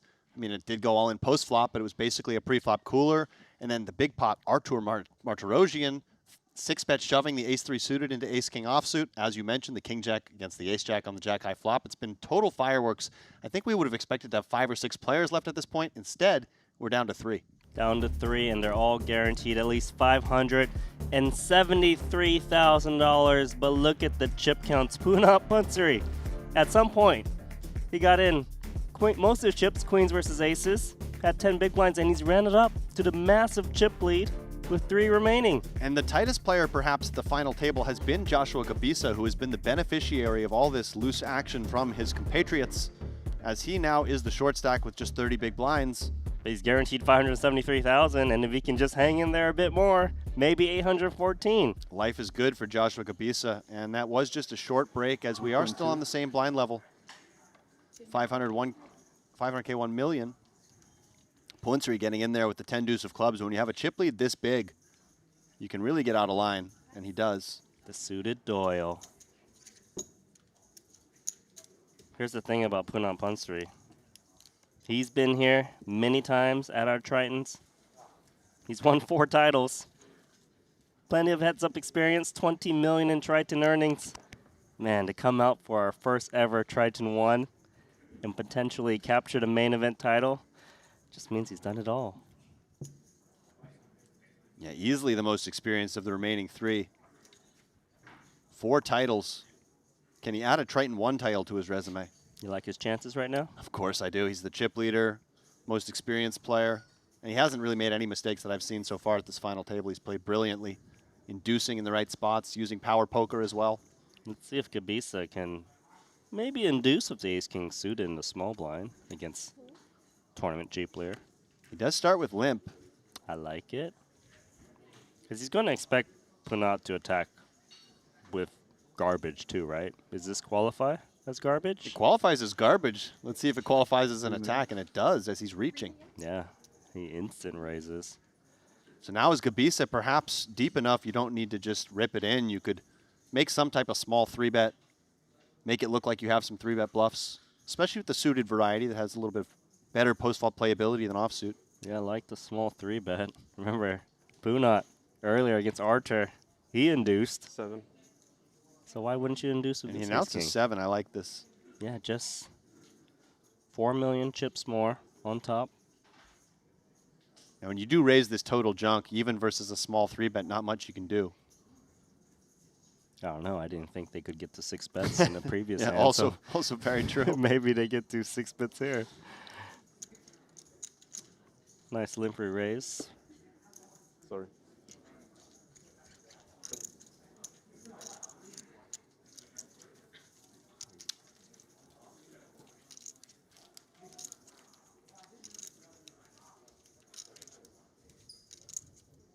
Still, though, our shortest stack, Joshua, has 28, well, 32 big blinds with that pot. Plenty to work with. By no means a short stack. Yeah, flurry of eliminations to start this final table.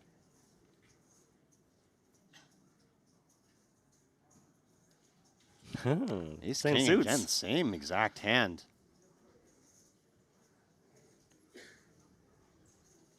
He's just begging for one of these two to attack him. Won't be Pansari. Not the natural 9 either.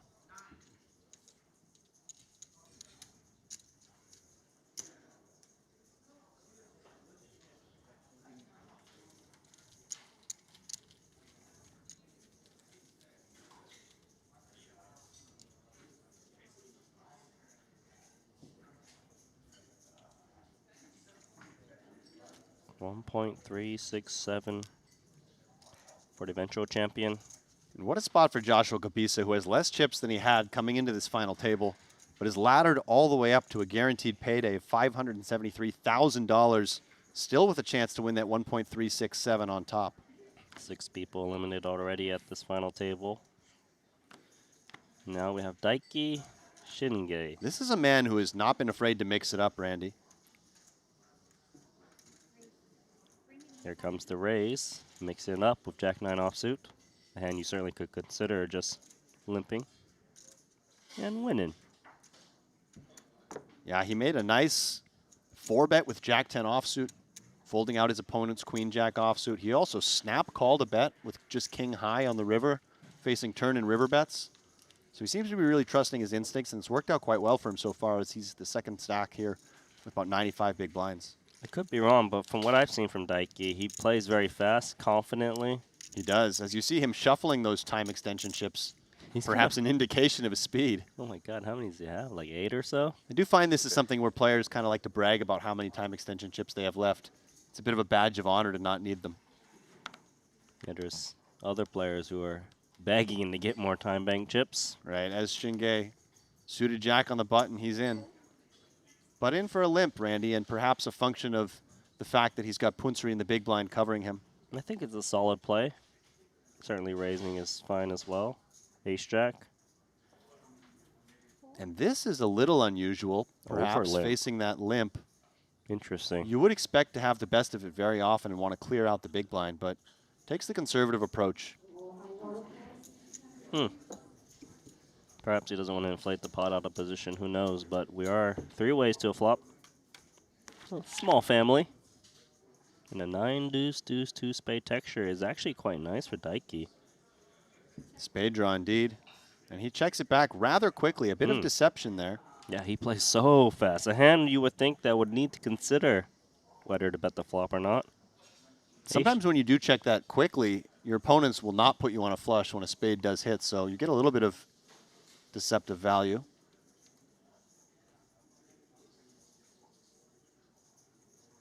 And I believe the turn, did we see the turn there? It is the 7 of diamonds. It's 7 just of not, diamonds, not right. populating there in our graphics yet.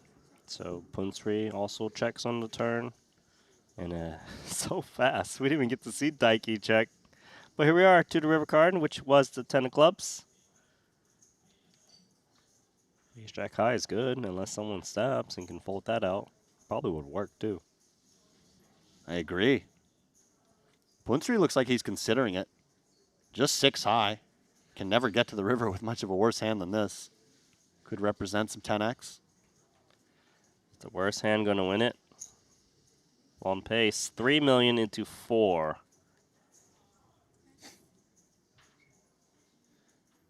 And as Gabisa, how wide will Punsri go for value? How wide can he be bluffing? A river 10 would make sense in terms of value. Right. I don't think he bets a 7 for this size, but I don't think Punsri has a straight, though. I think if Punsri had a 8-6 or a jack 8, he probably would bet the turn as played. right. So it kind of seems like a 10 or nothing situation, but ace jack. Does let it go. It's Thailand. And if I had to say there was a misstep in that hand, it would be just Gabisa not isolating. I think versus button limp there, ace jack offsuit, and the small blind is just a lot of hand. Yeah, I probably would have opted to raise and try to take it down pre or perhaps on the flop. Obviously, the downside of playing passive is you let your opponents steal pots that you probably should have won.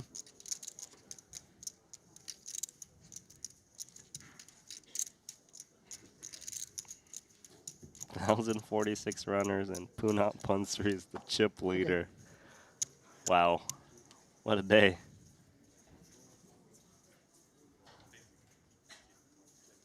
Solver bait.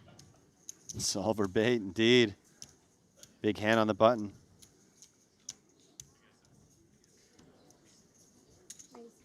Perhaps Josh was more interested in playing pots inflated when he's got the position. Quickly called by Daiki Shinge. Jack deuce offsuit. Okay. A little loose. Shinge has not been afraid to get in there. Not bad for Joshua. Nothing going for Shinge. Let's see if a c-bet comes in. Probably occasionally see players actually check this one back, but betting seems pretty solid. And there is the check back from Joshua. I think the check back is kind of nice because sometimes you make the straight, your opponent tries to rep it from the big blind, you just collect turns and river bets. Agree, and you also have a bit of showdown value with ace high. Your hand can absorb future aggression, so it looks nice. And perhaps Shinge will consider bluffing this with just the jack deuce high. It won't work, but I feel like he should. I agree, Randy. Well, but Daiki he's got some good sense. And surely value now for Gabisa. What sizing is he going to go with? Yeah, how can you not? I like a smaller sizing here. It's very likely your opponent at best has 1 pair. Unless they randomly river to 2 pair. 2 or 2.5 million, perhaps. Yeah, max for me. But what did he say? He's going big. Full pot. Okay. We have seen Shinge make some hero calls in the past, so perhaps Kabisa just targeting the inquisitive nature, the curious nature of Daiki Shinge. Not with Jack Deuce, of course, but perhaps thinking he might call a big bet with one pair. But the only play for Jack Deuce is check fold. And there it is.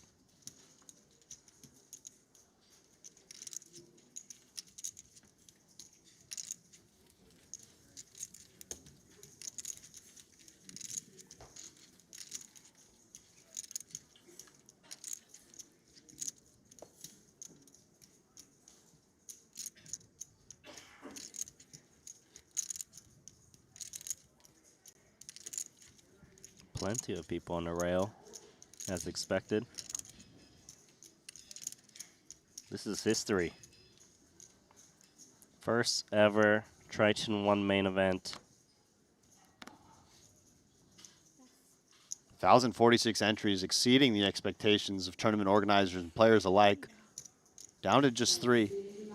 Pocket 4s. That's a winner.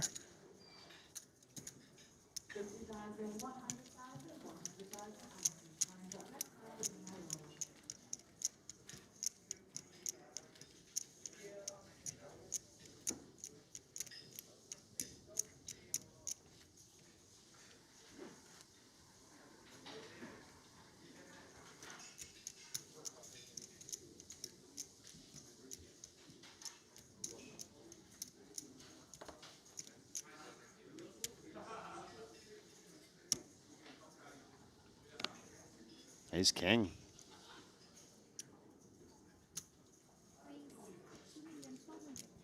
Gonna go with 2.4 million. Yeah, perhaps just trying to discourage Punsri from flatting super wide here in the big blind. Knows how dangerous the Thai player is with the covering stack and all the experience. It's going nowhere with 8-5 suited. Let us see 3.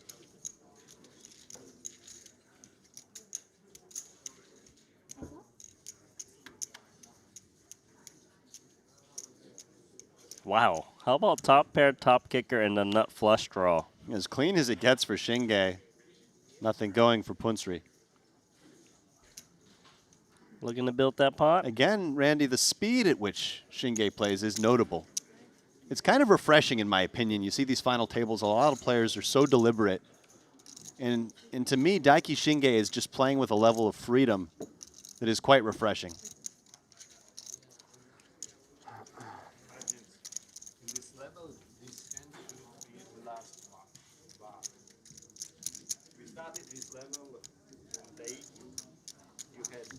Look at that rail.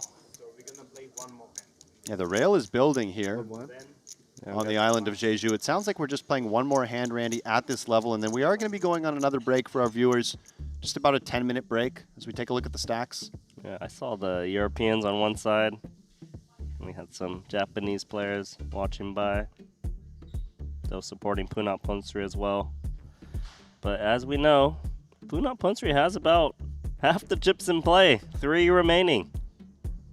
Joshua trying to hang in there. 33 bigs.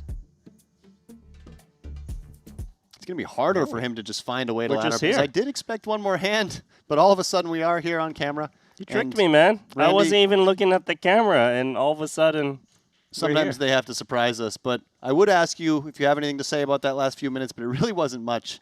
You know, just about 10 hands of play or so. we know who the fastest player is of the 3. Daiki Shinge, right? And we also know that he's going to try to use that to his advantage, hopefully, for the players who are running out of time banks. Who knows? But we do have some time for a 10-minute commercial break, and then we come back 3-handed. See you guys soon.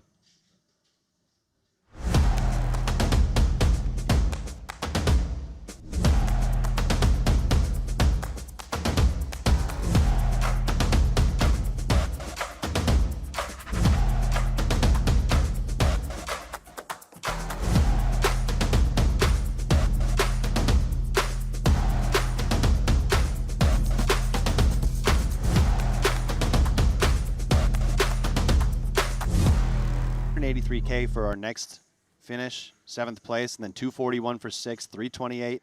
And then you start jumping by over 100K per pay jump.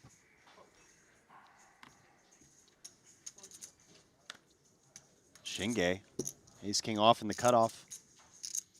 Got away from his ace-queen of hearts where he did not connect at all. And really got rewarded for what you already said. It's worth not always 3-betting these hands. Just take a flop, keep the pot small. And it looks like we have our first mystery hand. I love it. I've missed it. We've been requesting it, Alex. The mystery hand for And Kishimoto. a bit rare to have a mystery hand off of such a short stack, but I imagine something interesting is going to happen on the flop here. Of course. Flop comes Queen Jack 5. As it is the two Japanese players going head-to-head, perhaps familiar with each other's games. There's got to be some love between these. Insta big bet. Daiki plays real quick, by the way. Bets 2.1 million. Now, since this is the mystery hand, we are not expecting Kishimoto to go anywhere. He just called from the big blind. Could have a lot of holdings at this point. 10-9, any jack, any queen. Perhaps even a 5. An ace-5 is a possibility. 5-6. Lots of things possible now. Let's see if Kishimoto comes with some type of check raise. And he just moves in. All right. What are we putting him on? I'm going to say 10-8 of diamonds. Yeah, that's a good guess. Like, it could just be a 10-9 with 1 diamond. It could be a 10-8 of diamonds. Yeah, I'm going to go with the combo draw here. I like it. How about ace-5 of diamonds? Certainly possible as well.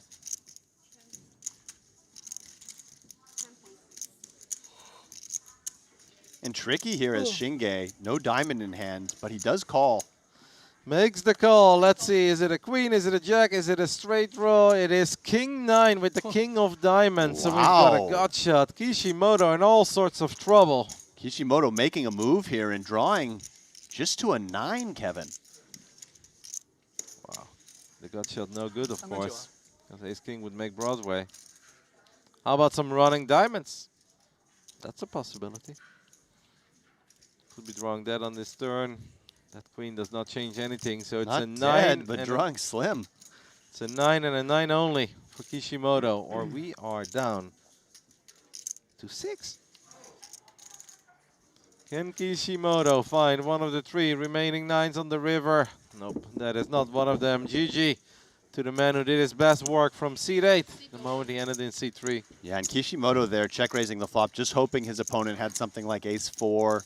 Maybe pocket 7s, just bets and gives it up, but the ace-king, 2 overs in the gutter, too much hand. Had him at our TV table once. Hasn't quite been the week yet of Steven Sung, but a very good chance that he will stick around for the Triton High Roller Series, which will, of course, kick off tomorrow as soon as Triton 1 finishes up. Martirosian suited ace in the cutoff. Punsri, ace-king. Identical stacks for these two Triton veterans, we can safely call them.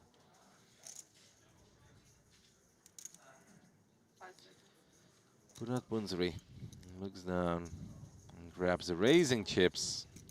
Makes it 5.2 million with ace-king, ace-4 offsuit will get out of the way. Pocket 8s got mucked immediately there as well. Quick fold from the 8s. Definitely a hand that doesn't do well in the face of raise and 3-bet. Doesn't interact with any of the strongest hands. But the man is holding a Chinese passport. Are we even allowed to fold 8s like that? We've actually seen 8s a lot in that exact situation in some of the previous tournaments. And Martirosian making it 10.8. He does have a reasonable 4-bet bluff candidate if he thinks Punsri's getting out of line, but he's just run into it here. Yep. Punat Punsri just has it. Ace-king offsuit. Somewhat similar to what we had earlier. A little bit different. Back then, Arthur was the one who announced all in and took down a big pot without ever seeing a flop. Let's see what Punat Punsri decides to do here. Of course, you always want to be a little bit careful as well. Ace-king is an absolute monster. You'll be hating life if you're dusting off 50 big blinds here and you run into aces or kings, but he's of course not afraid. Sure, but cutoff button against the ever dangerous and aggressive Martirosian. Ace-king feels like all-in's the only move here. 16.5. And this is effectively all-in. We He have does 5 click betting. it back to perhaps give the illusion that he might have some 5-bet folds here. In a 5-bet. If Martirosian really does feel that there are some 5-bet folds, the suited wheel aces would actually be among the best bluffs, but let's see how he proceeds. It's also very annoying when you face this size, as the price is very tempting just to peel, but you are up against just such a strong value range. 5.7 million extra to play for a 35 million chip pot. At this point, I may just toss in the 5 million and hope to see a bunch of clubs or a couple of tiny cards. Very interested to see how Martirosian plays this. Expected Punsri just to jam, but this might be nicer. Opening the door a little bit. That's really fun sizing. I feel like folding is actually out of the option. I disagree a little bit, Kevin, just because of ICM and how strong that value range is. But I do think everything's on the table here. That option meant question, of course. It's been a long week over here at Triton ONE, but lots of fun and incredibly curious. Certainly would be fun to see a 6-bet shove with a 3 in his hand, but I want to see the call and I want to see them both whiff. That'd be fun I too. suspect call is actually the least likely option.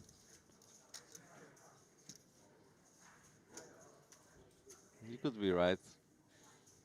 It's just so little extra to play for so much. Play for heaps. Does Arthur make a big shove, a big laydown, or does he call? And just burning through these time bank chips. He was talking about how many he had a little while ago. He had more than anyone. They're dwindling. This is probably a pretty good moment to use them, to be fair. We are being 5-bet by Punat Punsri. Arthur opens, Punat 3-bets. Arthur clicks it back, makes it 10.8 million. Punat comes over the top, makes it 16.5. And this is where we are happy that we did save all those time bank extension chips. What a spot.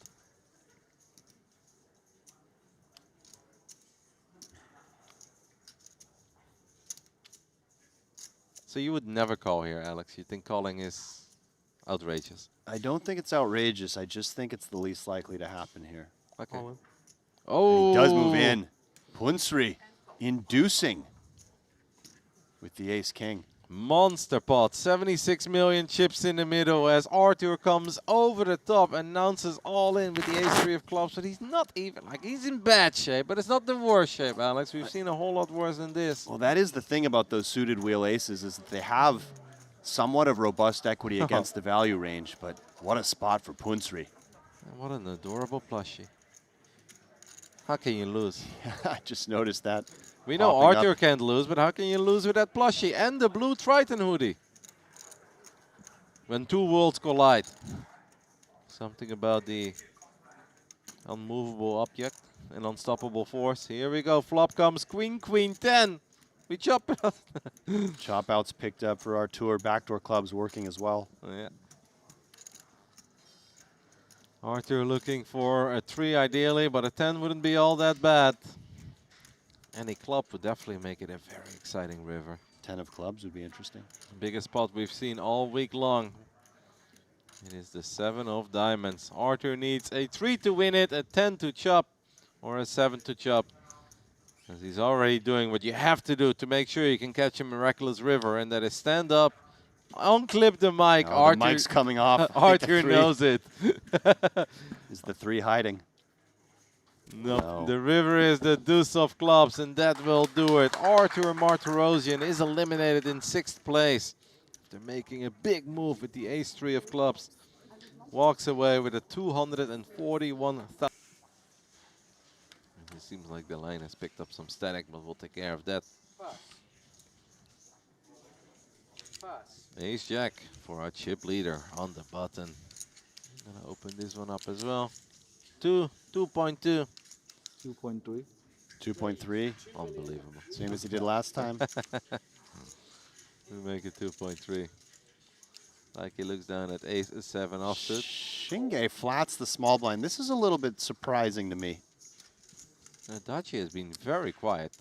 Just obviously has not been picking up a lot of hands. This is also just kind of staying out of trouble. Yeah, I like the call from Daiji. Shinge's hand is definitely an unusual flat. Out of position against the chip leader, offsuit ace-X in the small blind. Ace-7, King-Jack, and Ace-Jack heading to a flop, and that is a problematic flop for our man Daji, who's been a little quiet, has stayed out of trouble, defends the big blind, picks up top pair, king kicker. You got to be feeling like you're pretty good here. Yeah, absolutely. Still would expect if Punsri comes with a c-bet, which of course we expect, that Daji probably just continues in the form of a call. Three-way pot, ICM considerations. Can get real expensive though if a blank rolls off on the turn. But what do you do?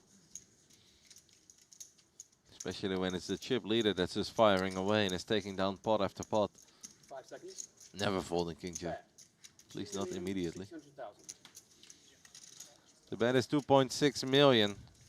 In such a dry board, using a small sizing is Punet Punsri. Sir, where he Oh, raises. and Yep. Daji does come in for the raise. Can't blame him. It is going to get expensive. So this is somewhat thematic on these dry boards, that you can go for raises with hands like King Jack. Top pair, very good kicker. It's just a little less likely to occur in these ICM situations where there are a couple of shorter stacks. Interested to see what Punet comes with here. I expect just a call, but there are worlds in which he goes for small 3-bet here on the flop too if he thinks his ace-jack is best the majority of the time. 5 seconds. 37 big blinds behind for Daji. Time. And indeed, a time extension chip being used. Punsri not just instantly calling. He's just going over his options. And it appears the graphic has showed he's 3-bet to 14 million. Yeah, but I don't think that's been announced yet, so that could be a typo. We'll keep an eye on it. It's a spoiler or a typo, I'm not sure. 14. Well, it's a spoiler. Indeed. We 3-bet to 14 million, and now King Jack is starting to feel really uncomfortable. Yeah, this is nice from Punet Punsri, who seems to be putting his opponent on something like this, because if you thought your opponent had a lot of bluffs, you may just want to keep him in with ace-jack. But if you think he's stronger on the value side... Oh, no. He moved all in and snap and call. snap call. Disaster for Daji. Tournament live on the line. For the man who's been a little quiet lately, he flops top pair, king kicker. Stayed out of trouble for a little while. But we are playing for 97 million chips here, Alex. And Punsri's induction abilities as he grabs Like to hold for Pedro. his lucky charm. The turn is a 9. That doesn't change anything. King and a king only, or Daji is out in 5th. Can we find a miracle king on the river?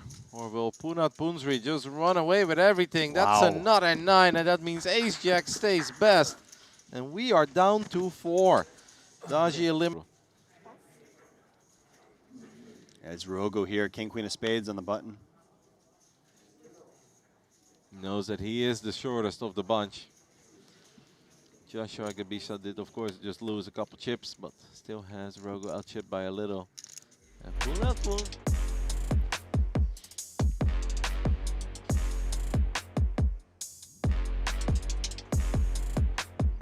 And we are back once again. Randy Liu alongside Alex Livingston. Yeah, sure, we played like 10 minutes or so, got to the break, and here we are again.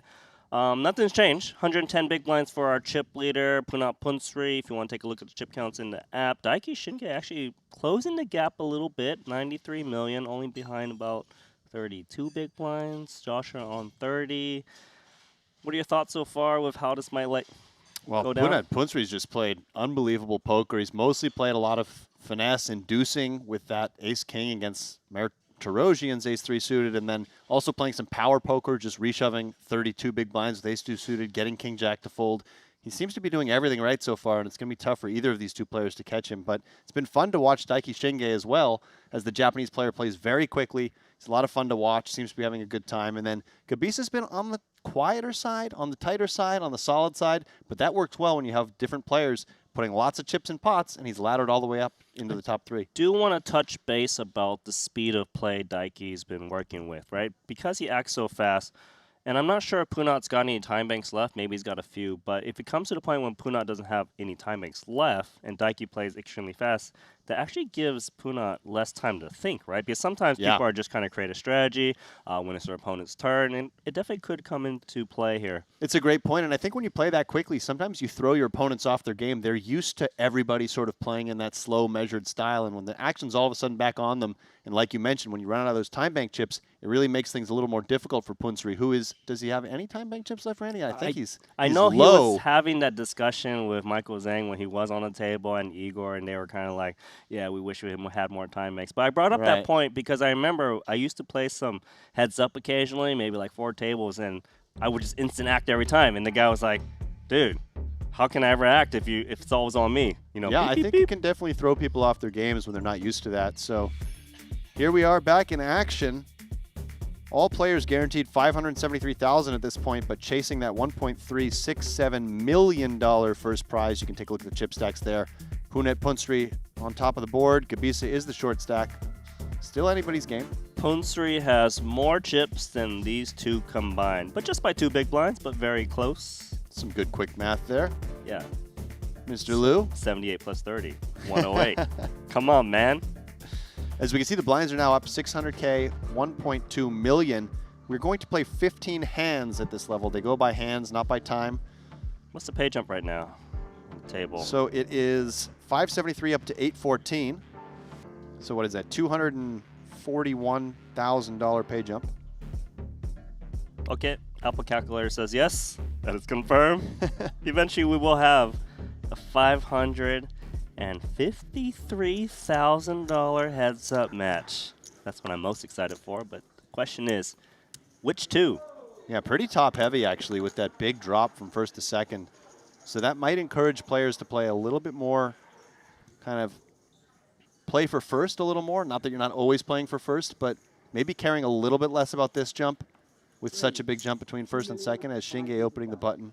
It's what you're supposed to do, but then it's always very difficult. Right. When you're actually at the table. But here we are, 9-6 suited versus the offsuit variety. And is the 9-6 just going to beat the 9-6 right away, or is Punsri going to take a flop very deep with his opponent?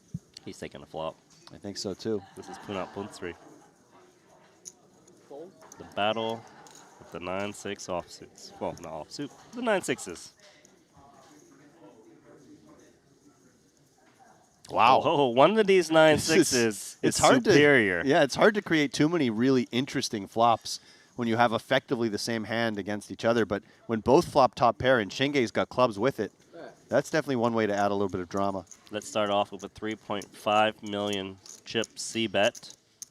Kind of couldn't ask for a more interesting flop here. We know which card is really going to shake things up. Any of those clubs. Particularly a low club. If Punsri can retain top pair.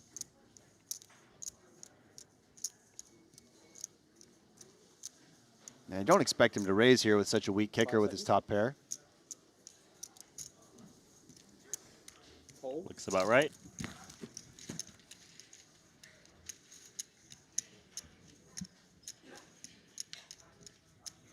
This card might freeze the action, Randy, as an overcard to the 9 can definitely connect with some of Punsri's check calls on the flop.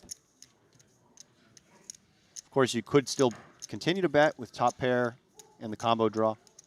Yeah, kind of a tricky spot, and it looks like he is going to reach for more. He figures, what's the worst that could happen? I've got all these outs. Maybe I could value bet against a 8-7 type hand. And he goes small, but one thing that's nice when you're this deep is that even if you do get check raised, it's not like it's a disaster. You can always peel with the hand you have. Yeah, I like the small bet if you are going to opt to bet to maximize your chance of getting paid off by a 7x.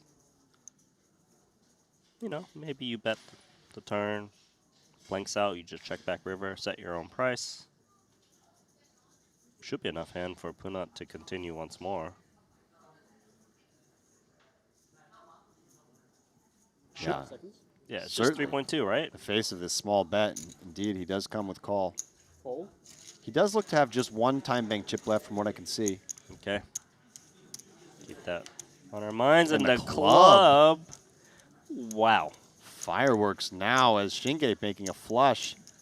And facing an inevitable bet. Interesting to see what Punsri does. Could depend on the sizing, on the read he makes on his opponent. 9-6 versus 9-6, and one is going to scoop this pot. That man, Daiki Shinge.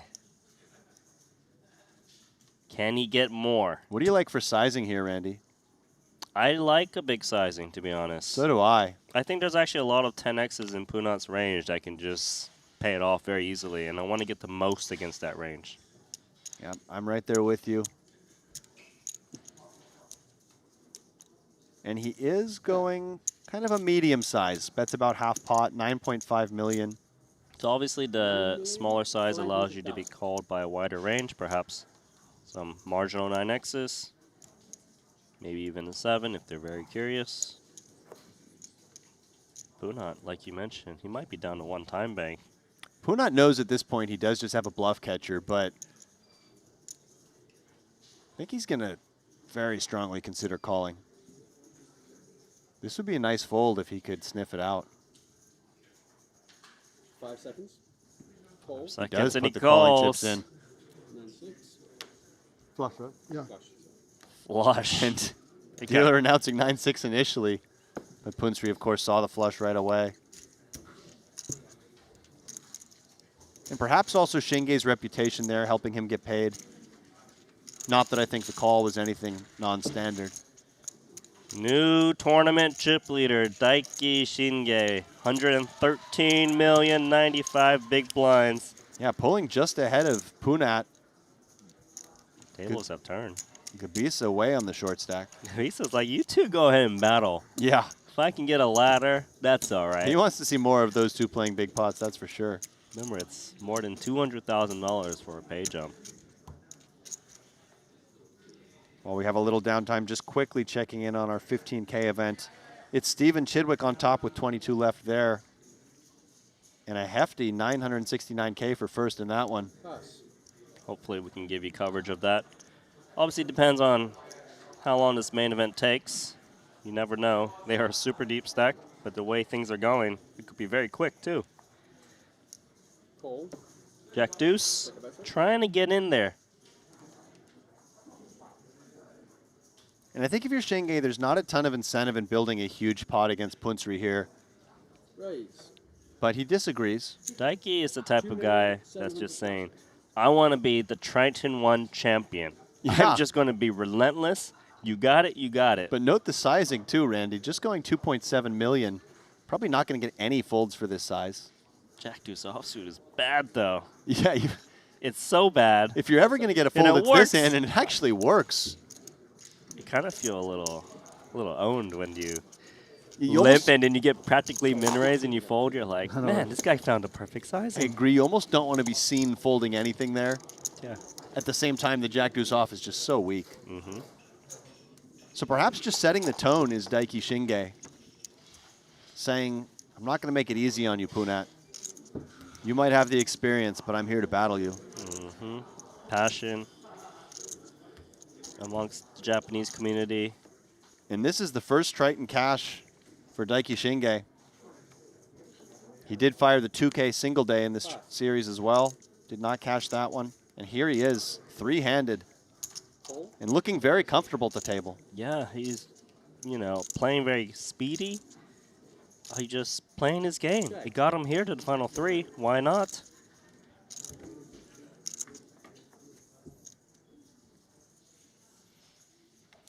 Jack, Jack 7. Check. Check. One check. Nothing going for either player.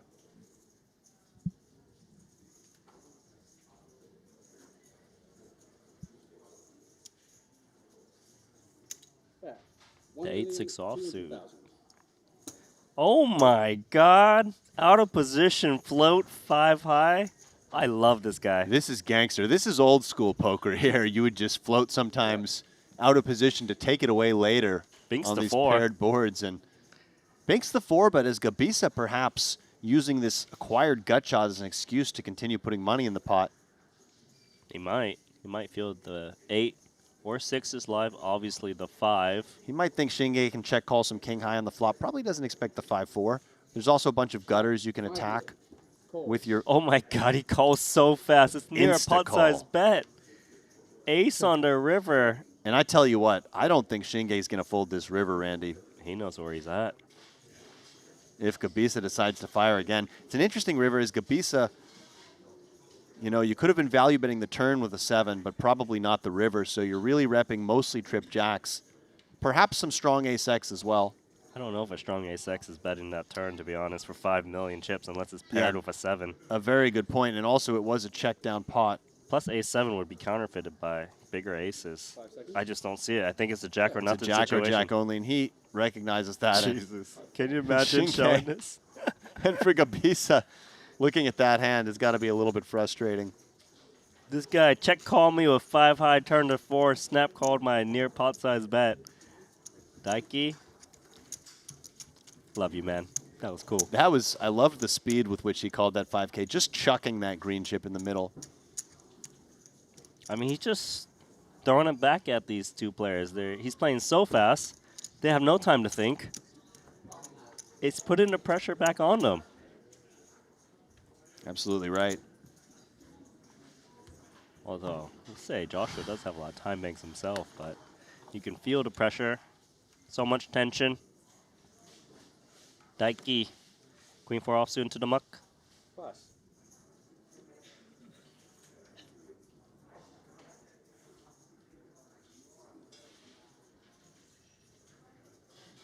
Call. Here comes the limp. Same hand, same hand. You think someone's going to make a flush once again? A little less likely here, but second time we've seen the same hand battle in the blinds. Check. All right. I like the check here from Punsri. I hope it's not monotone flop. Let's see. Hood comes on for Gabisa. Okay, top pair, top pair. Could be some fireworks, but it will be a chop. Yeah, both players obviously very happy about top pair, strong kicker, strong-ish kicker. Who's going to do the betting first? Are we trapping? Are we betting? Looks like we're value betting. Bet. 1,200,000. Min bet. Wonder if King 9 is ever strong enough to raise right now in Punsri's seat. Say it's a bit non-standard to do so. I think it's strong enough given the action, but I think that perhaps you also just call and keep in some very weak hands and let them continue betting. Yeah, obviously if you raise this flop, which he will. He does. He likes your idea. There is a chance. Some crazy pot. Could be 50 million all of a sudden. We did see that earlier. King Jack, Ace Jack, Jack high texture. Obviously a little bit different here. And as Gabisa, maybe you just call here, try to keep some gut shots in and that sort of thing. I think so. I feel like there's not too many better kings given the check through pre. And instead he clicks I think it. he's Call. okay, he just Oh, he called. I could have sworn he said 5-7. Whenever someone grabs the original chips, you always think they're going to put in the raise. Yeah, I must be hearing things. 7 on the turn.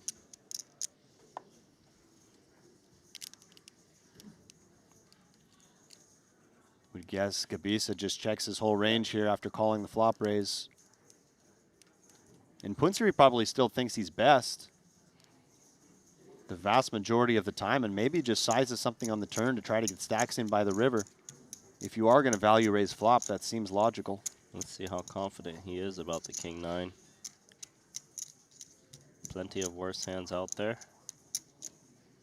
Especially if his opponent was playing more passively Broadway type hands or Ace Jack Ace Queen. In comes the bet. 1 green, 2 yellows. 6 mil. What do we do now with King 9 in Joshua's shoes? I think I might just continue to call. Of course, there are some draws out there. You could get a little bit of protection against those draws by jamming, but folding out a lot of those lower equity hands. Both options on the table. 5 seconds.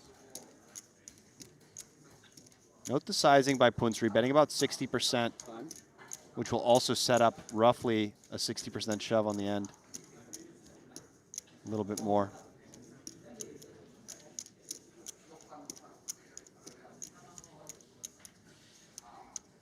Big decision here for Joshua.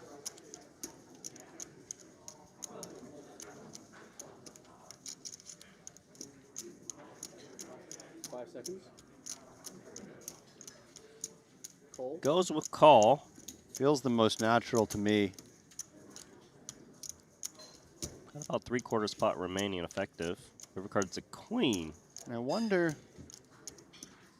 is this just always all in for Punsri? A little bit of hands got there. Yeah, it's kind of interesting now. I could see some ace-jack or jack-9 getting there in Joshua's shoes. Particularly, especially coupled with the yeah. club. Jack-9 turning a double gutter. And now does a hand like King-5 just fold the river sometimes if you shove? Usually when you take this line, raising flop betting turn, you are anticipating shoving the river, but the queen not completely innocuous. I could get back behind a check back. Feels very close. He does move in. Oh, man. Is there a chance he gets the same hand to fold? I'm just thinking that because as Gabisa, if Punsri was bluffing the flop, Jack-9 does strike me as the type of candidate that might have played this way. Yes. Remember, Punsri can have random 2-pair, like 10-3 offsuit, for example. Yeah, very true. He probably doesn't have ace-jack. We'd expect him to isolate that pre. We can discount kings and 10s for that reason as well, of course. King 10, King 3, 10-3. But those 2 pairs do lurk. A little bit of Jack-9, like you mentioned. It's a 75% pot jam. And again, we always talk about this. What are the natural bluffs for Punsri here? Perhaps some turn clubs, but which ones are raising the flop? You need to have imagination. Yeah, if you think that Punsri needs gut shot minimum to raise the flop, then all those gut shots have either made a straight or hit the queen. So you'd have to put them on some type of backdoor draw that turned clubs, perhaps. It seems that Gabisa is giving this some serious consideration, Randy. I don't know whether he's going to call or fold. And what are your thoughts on Punsri's shove? It's thin. Semi-thin. It's almost like a maybe he'll sometimes call worse, maybe he'll sometimes fold better kind of thing, right? It's could see it. Could definitely see it. Multiple time banks deposited. Joshua. Gabisa's hating this. And the way he's holding his cards makes me worry for him. That's a man who looks like he's going to toss in the cards into the muck. He can't find too many natural bluff combos, and I don't blame him.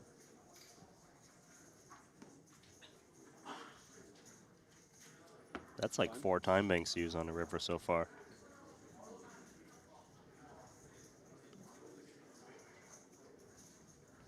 Can he break it down?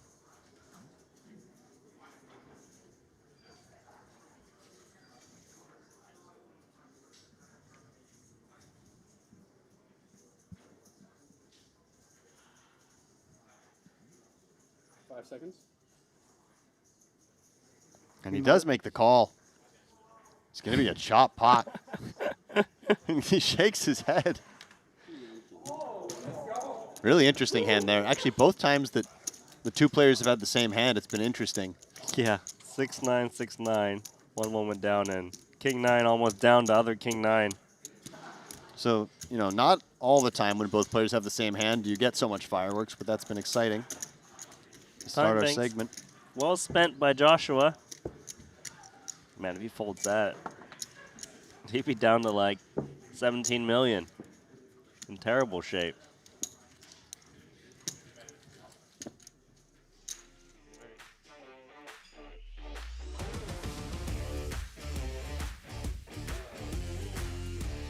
Still 2 Titans at the top of the leaderboard. 103 big blinds, 92. And Joshua's only got 23 big blinds. Could have been worse. Could have been a lot worse. It sure could have.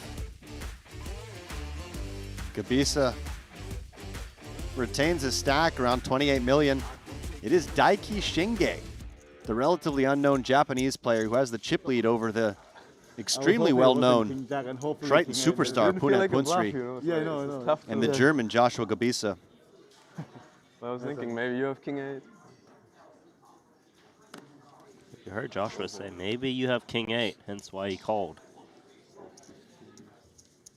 Yeah. Indeed, if the king 9's going for the value shove, perhaps the king 8 as well. Play the king 9 again.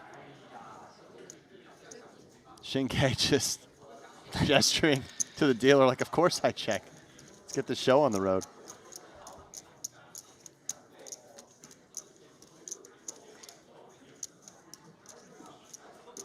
Good flop for Punsri. I've seen better.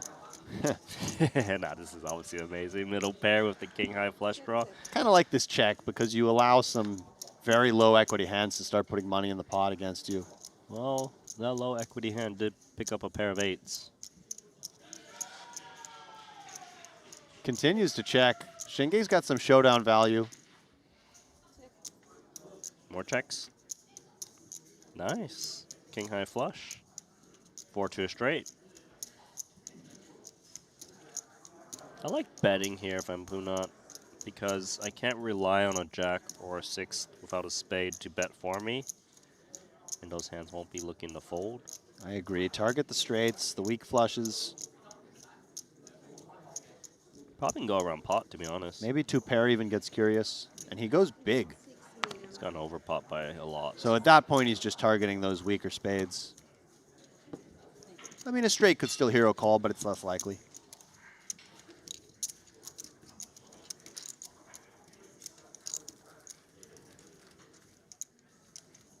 Of course, in a way, I suppose a straight is almost the same thing as a medium spade facing that size bet. Such a polarizing bet, but still feels more natural to call with the spade.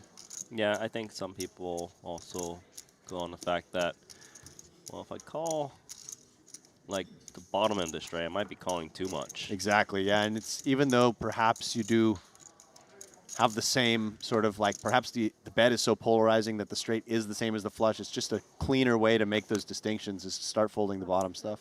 Yeah, kind of a cheat code on frequency setting. Take some small blind there, my friend.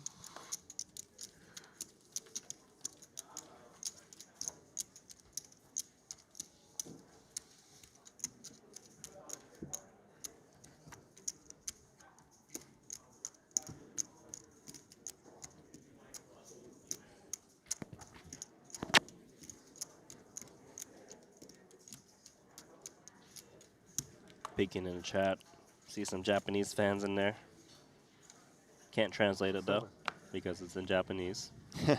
Pocket 4s for Daiki. 2.5 from Daiki with the 4s. Ace-9 for Punsri. Not bad at all. I think typically with such a big chip difference between first, second, and third, we're going to see the top 2 stacks play more single raise pots rather than looking to play 3-bet pots. I do agree, although because it is such a top-heavy structure here, maybe a little more reason to try to play that big stack battle. But in general, I think you're right, as they don't want to play a huge pot against each other when they can just pick up that pay jump if they can get rid of a Gabisa. Yeah, we haven't seen 3-bets just yet. Perhaps even future, but for now, Ace-9. Ace-9 off also, like at this depth, probably not the type of hand you want to have. As you get closer to 100 big blinds, you shift to wanting a little bit more playability rather than that blocker value.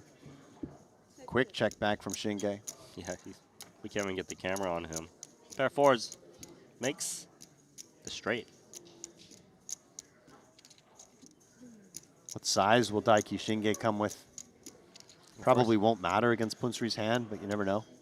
First, we got to ask, is Punat ever going to turn his Ace-9 into a bluff? True. Targeting what to fold? Do you think he can get some pairs to fold? There's not many worse ace-highs he beats. Now, way the board's run out, he's going to torch. This bet is very strange to me. Yeah, 2 million gone. I mean, you think any pair calls you? Well, basically? I just think Shinhwa might just call ace queen there, the way he's been playing. I'll buy 2 million. Also note, Shinhwa just called the end, right? Or did he?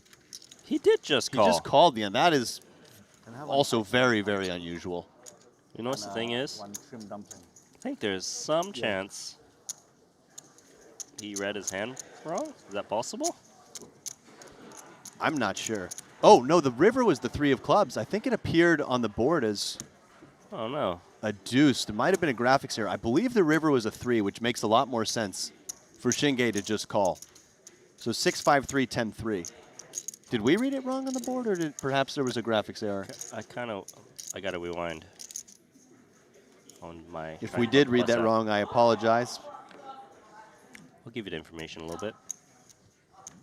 In any event, that makes a lot more sense to just call the pocket 4s. Correct.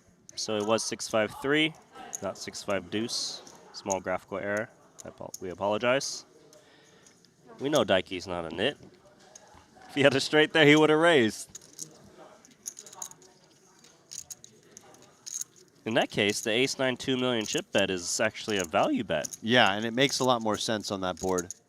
And given that Daiki has called with some king highs and ace highs in the past, on that particular board, I can get more on board with the ace-9 being just a thin value bet.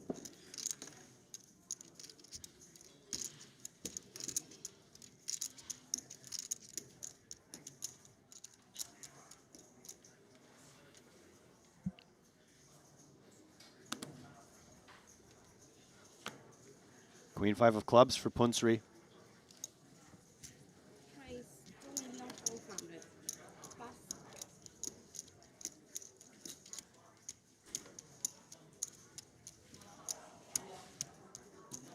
Is the hood going to come on? Does he put the hood on while he plays? Pretty often. Okay. But not necessarily every time. Depends on the strength of his hand. Might depend. There might be some tells, just like the KGB Oreo. Tell box. Of course not. Top pair. Queen 5 has got some interest on 8-4 deuce rainbow as a pre-flop raiser. And I think if you face a bet here as Gabisa, just check raising small kind of looks nice. Ranges are so wide here, button versus big blind. Stack to pot ratio under 4. 2.2 million. Do like to see bet, especially with the 5 clubs. Blocks continues, has Agreed. potential.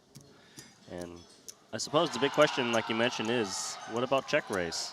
I think it's reasonable. I mean, you could also try to protect your calling range and put some of your weaker 8x into check call and then start check raising around Jack 8 plus. But I think with this SPR, check raise looks kind of nice, and he is going for it. I like the size. I like the play. 6.5 million. 3x check raise. And I do think Punsari will fold just because there's not a ton of room behind. But of course, it's always a little tempting to call with this many backdoors. The problem is there's just not a lot of room to maneuver. If they were really deep, I could see him floating this combo. Be careful. Punat's the type of person who does go after pots. And oh my God. He has 3-bets to clicked it. 11 million. So I think that Gabisa just got what he wanted here, which is when you do check raise one of these more marginal top pairs, you're never doing it with the intention to fold, and you are doing it with the intention of occasionally adducing something like this. It just looks suspicious when you get check raised, hence why Punat has 3-bet the flop to 11 million. How great is this for Joshua? And kind of a cool combo for Punat to use here, because if he does get called, he has some turns he can shove, but he faces the shove and he quickly releases his hand and simultaneously slides the button over to the Japanese player, Shinge. Kind of disgusted to see the 4-bet shove there. So nice pickup from Gabisa.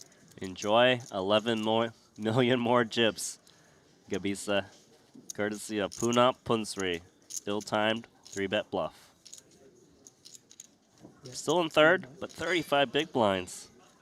You can do a lot.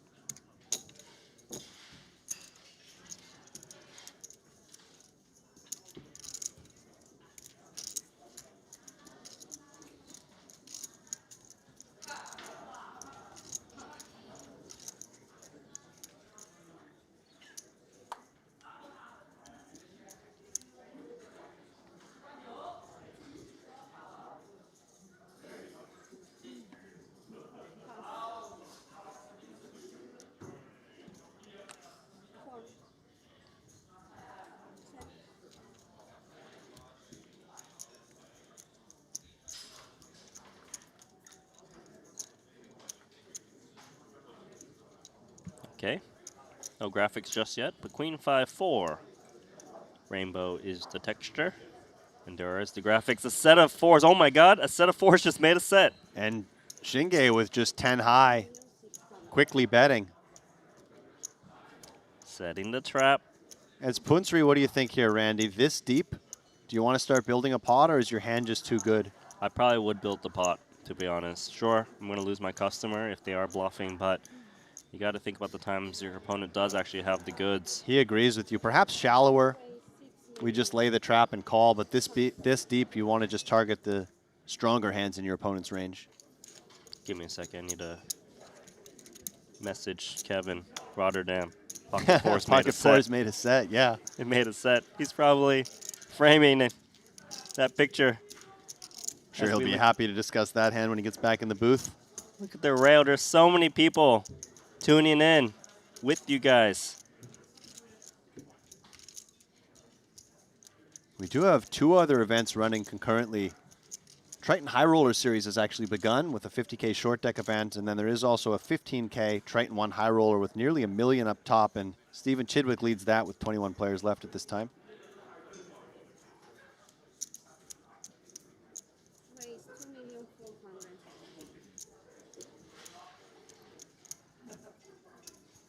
2,400,000. Daiki Shinge. How does Daiki want to play the ducks? Oh, he's definitely going to go duck hunting. Not a bad hand to complete with. Yeah, very tempting hand here for Gabisa. I expect him to come along for the ride. One more big.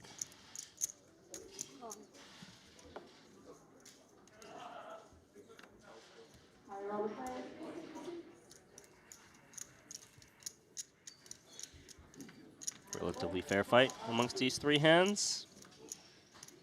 Perhaps no more, because another set, this time in the hands of Daiki. 3 deuces. 2 sets in short succession at this final table.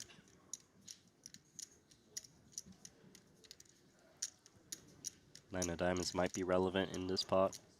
Opuna Punsri checks it back. That's a full house.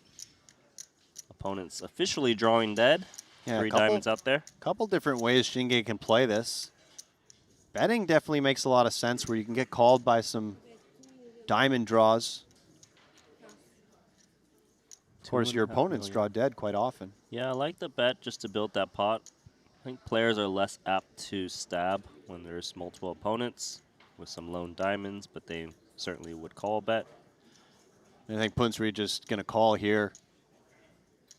He's got to think the diamond is usually good. Ace high might even be good. Maybe he has to pair to 9 or ace, but the price in position. And the benefit of making a small bet there from Shinge. Opponent's going to keep you honest.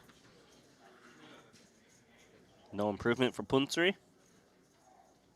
Might even view that card as a bad card in case he was up against some straight draw that hit the 10.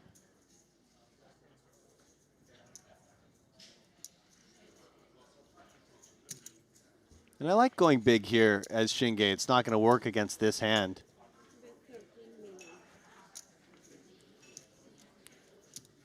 Trying to get the max. Pot size bet.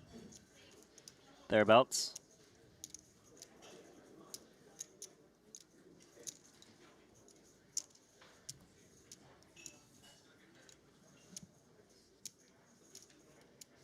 Punsri mulling it over. What's he thinking? Guess His he's opponent's just blasting? He's trying to come up with an... Oh my Puna Punsri calls with just ace-9 high. I did not expect that, Randy. Ambitious. Perhaps he thought he was up against some king jack, king queen, single diamond. Yeah, I mean, there's no rules in poker, which is the beauty of the game. So, you know, if you feel like your opponent's bluffing, you can just call at any point. It just strikes me that he has so many more natural candidates to call that he doesn't need to dip down as far as ace-9 high. He's trying to play the player. Yeah, and again, this is what happens when you play a little bit unpredictably, as Shinge has throughout this final table. A lot of the time when you do make a big hand, your opponent keeps you honest. So kind of the benefit of having that unpredictable, slightly wild style. A little bit more in the way of implied odds. And Joshua on the sidelines is like, this is okay. I don't mind a runaway chip leader as long as you bust out my opponent. And now, with his chip lead growing, I mean, this hand might open the button anyway, of course, but Shinhwa should be opening it up a little bit here. No need to slow down. As Punsri is in sort of an ICM jail type scenario with that middling stack. You would think, but the thing Again, is he's fighting. We had two players with the same hand again, but Gebisa did get away in the small blind. I think the way Punat approaches this hand specifically is going to be very telling. Because with that ICM jail you kind of mentioned in the middle, probably flat, but because he wants to battle against Daiki and try to get the chip lead back, he's 3-betting. Notice the massive size, though. 14 million. 14 million, almost 6x the raise. Really just wants to take it down pre a lot of the time, discouraging wider flats, which does tell me that he's got ICM on his mind. He's going for the W. But also that, yeah.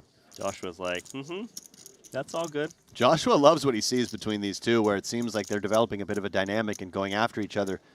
I don't expect Gebisa just to completely stay out of the way, but I think he might make some tighter folds in certain spots, especially if he feels like these two are going to keep battling each other.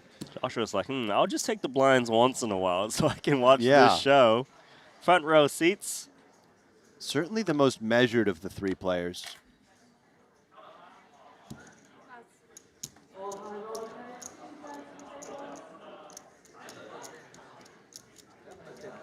It's bad for Punat is he is playing all these blind versus blind spots out of position right now, which is obviously advantageous to the player in position.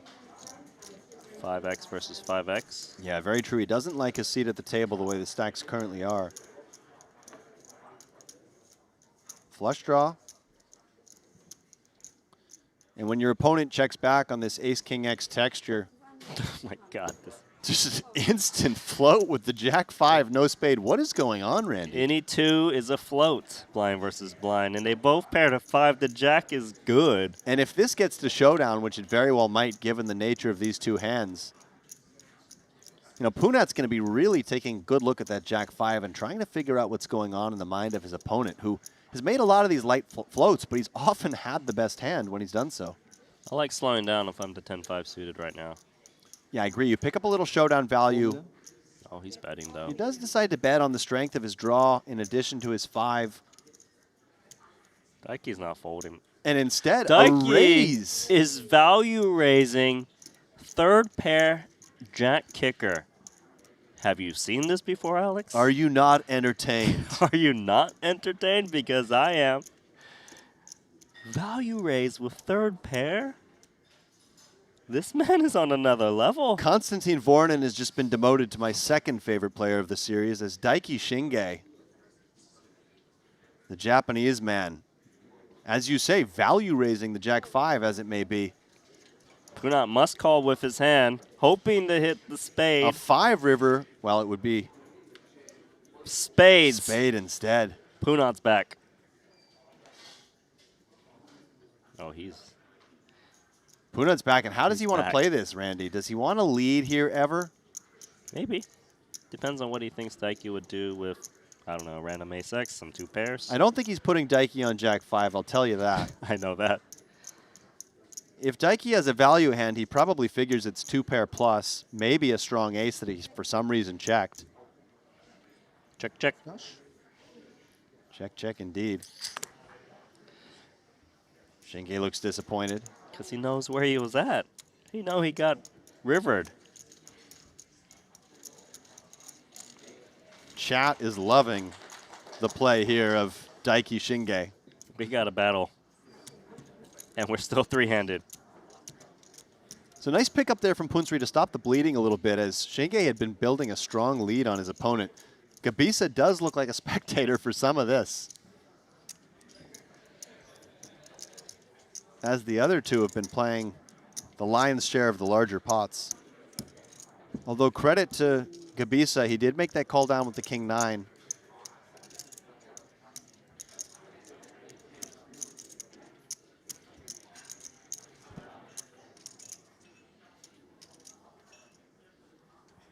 What is that? The teddy bear? Teddy bear.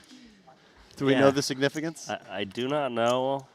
Maybe it's a representation of His partner. Kind of a fun contrast to the style with which he's playing as Daiki Shinge opening the small blind. I suspect Kabisa won't be interested.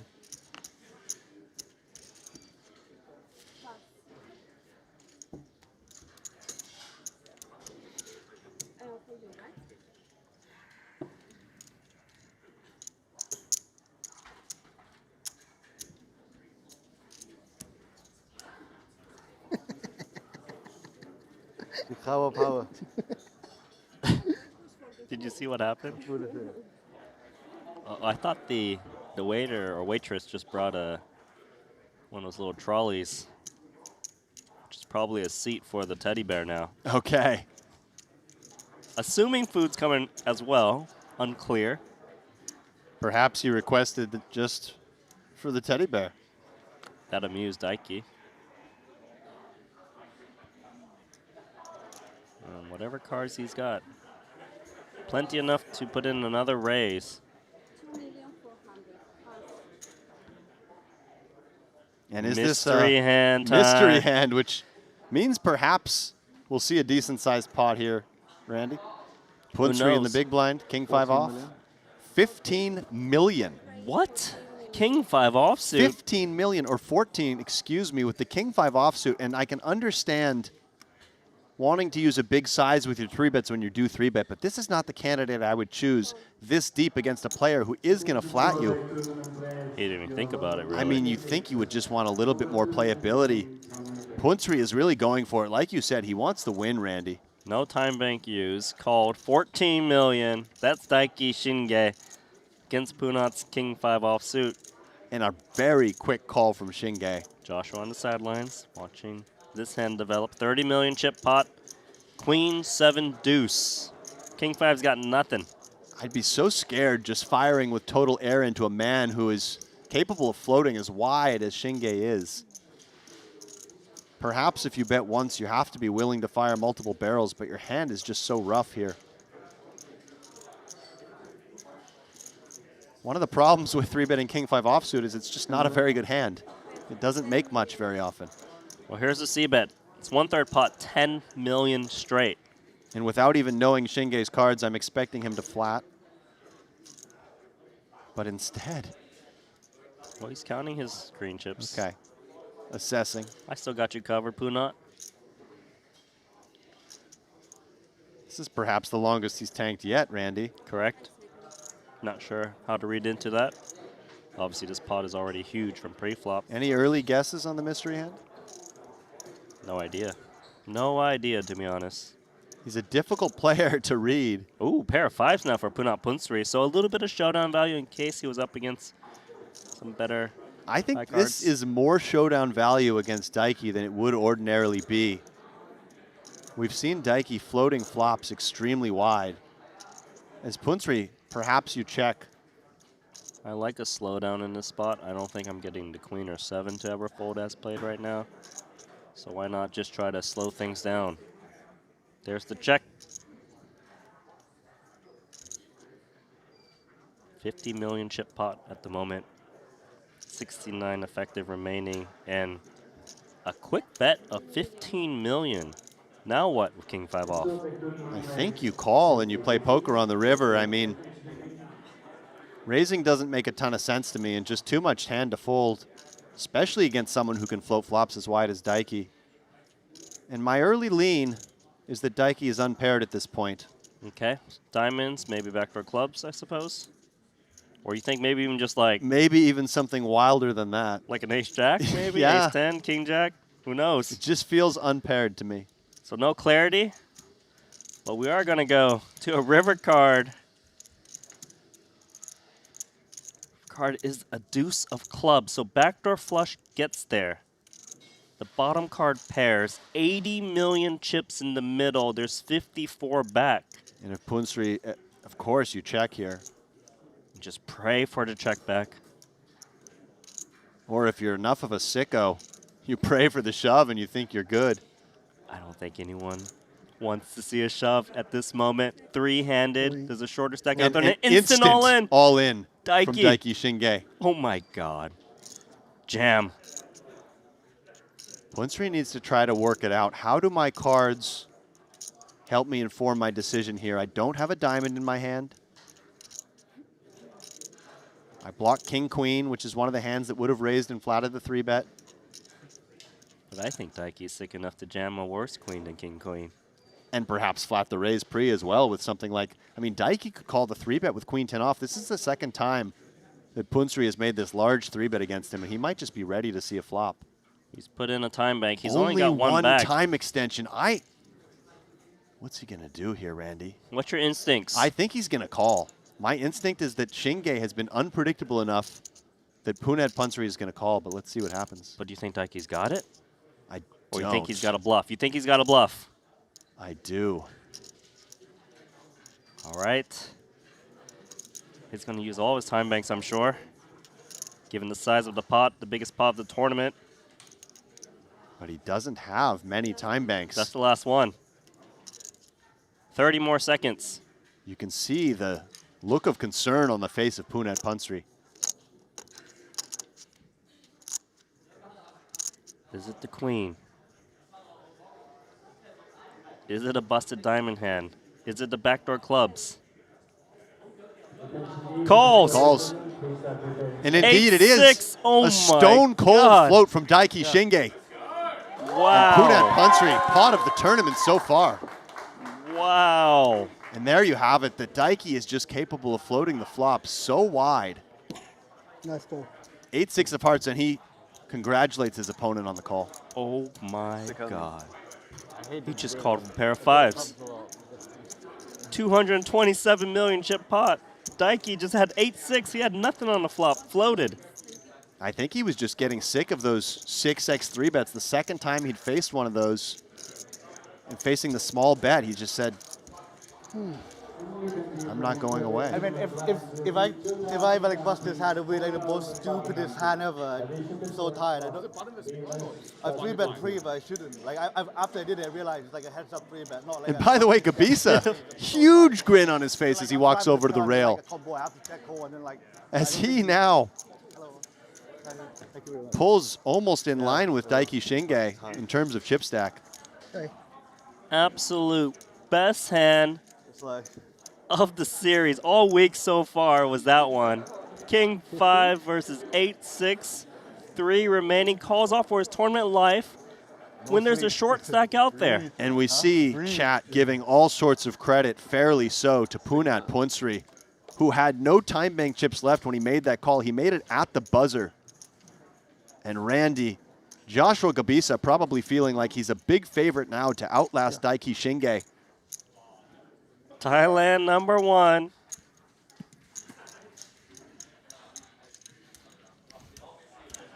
Wow. And to do it on his last time bank and make that call. Instincts, he was right. Played that hand to perfection.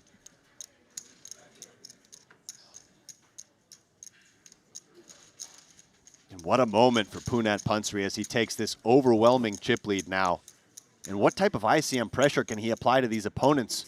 Does Shinge care about the ICM in this situation? Yes, sir. He's big blind. Shinge is playing heads up for rolls right now. And this is how the layout of the final 3 is. 157 big blinds. Punat Punsri, overwhelming chip leader. And look at Daiki and Joshua. They're about 30 big blinds each. It's close. Close for second. Punsri, lion's share of the chips. Fresh off that call with the King 5. And for Daiki Shinge, credit to at least go for that play. You know, so many people would be lacking the cojones to make that move. You need the cojones to make that move. But you also need the cojones to make that call. You do. And of course, the credit deserved for Punat Punsri.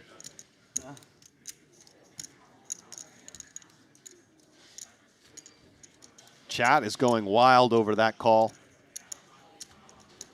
as they should.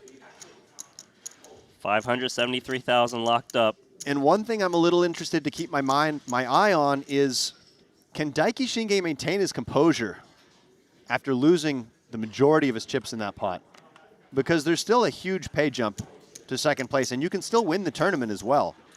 And Gabisa, yes. Stay away. He's not going to open anything at all marginal.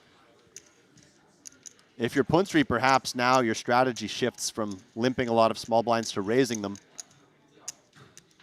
Even then, it's unclear against a player like Daiki. And he just moves in. Wow. Again. Sorry, doesn't he have King Deuce? He does, but perhaps he gives Daiki Shinge some credit for understanding the ICM implications here. And Randy, one of the most impressive things to me about Punat Punsri, I mean, everything he's done at this table, to be honest, has been impressive, but his ability to shift gears, sometimes playing finesse, sometimes playing power poker, basing it on his opponents and the stack sizes. I'm not going to lie, though. I don't think Daiki's folding ace-10 offsuit in that spot. He may not, and 30 bigs, you know what I'm saying? It's a lot to jam with King Deuce of Hearts, certainly. I think Daiki's just like, rebate, let's go. But who knows? How about now? Do you just jam again? Surely you go for a smaller raise here where you don't expect Gabisa in particular to play back at you super light. All in. He does just move in and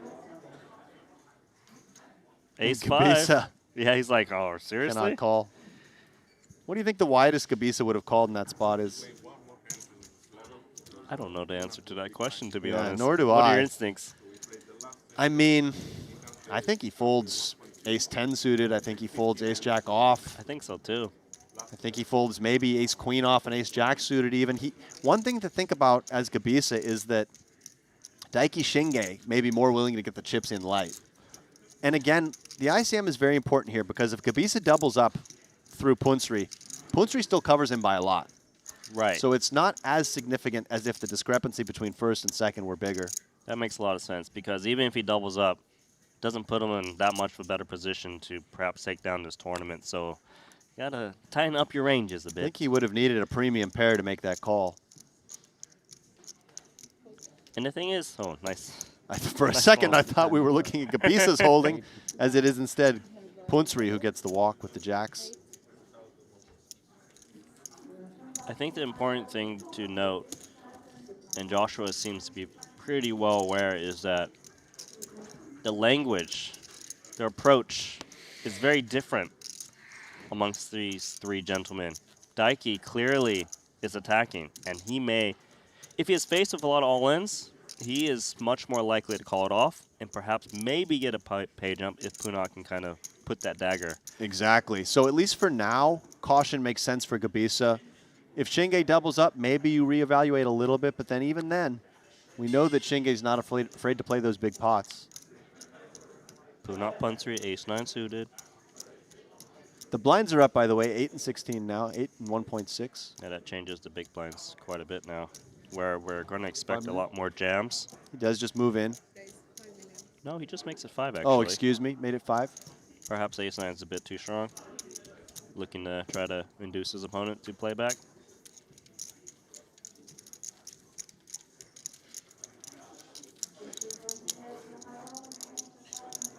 This has really been a clinical performance from Punat Punsri. I can't stress it enough. Everything he's done has been on point. Inducing Artur Meritrosian with that ace-king off when some players would have just jammed. The call with king-5, of course, makes the highlight reel. And then even some of these big shoves that he's been using here, applying max ICM pressure. This could be another one. This one strikes me as just a nice open shove, Randy. You don't want to induce with this hand. Especially, yeah, with that deuce. Less playability post-flop. And he says 40 million. A bit cheeky, I would say. But I like it. And you see, he's down to ace-5 of clubs. He's down to queen-10 offsuit of Gabisa. Free chips. By the time they eventually call, he's just free-rolling them because he chipped up so much.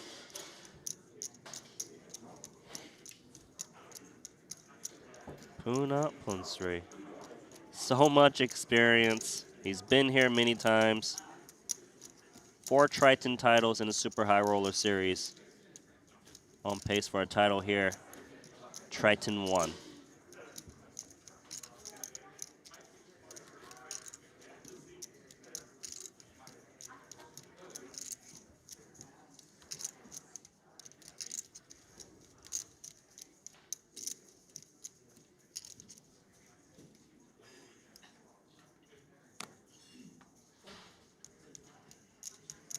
Okay, let's see. What's the approach of King 5 offsuit for Joshua? I think he's just going to muck. He knows all the pressure that Poonsri can place on him. And again, he believes that Shinge is more willing to put chips in the pots. Maybe he tries to get away with something, but yeah. And honestly, I like it. King 5 offsuit for Punat. It's not fun, but I think you need to just play very, very tight right now and let Shinge make a mistake. And that's what Joshua's hoping for. Because at this point, it really would be a big mistake for Shinge to do anything too crazy. They need to try to outlast each other. It's not fun, but it's part of poker. Yeah, and it kind of seems that Joshua's mindset is that Daiki is still going to push what he perceives as high equity spots. Right. And perhaps get in lighter than maybe he should with these big pay jumps, but we'll see. Game plan very clear for Joshua. Unclear for Daiki on how he's going to approach it after losing that massive chip lead. He has been tight so far, but he also hasn't had much to work with, and Poonsri should just shove this one again, in my opinion. Let's see. Is that the game plan? Yep. We know how this is going to go. And oh, so close to holding another trophy here in Jeju.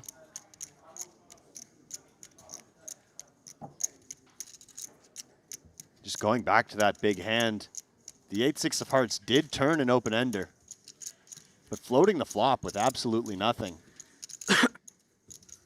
To be fair, he was right that his opponent was He messing was around. right, and maybe if Poonsri doesn't turn a 5 there, if he has King 4 offsuit instead, maybe you just take it away on the turn.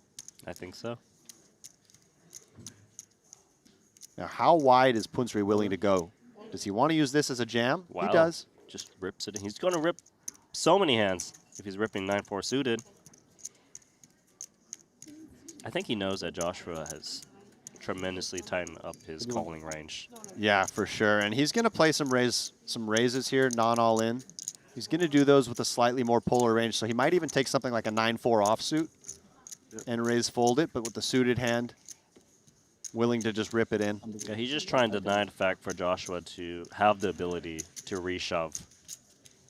Shut him out.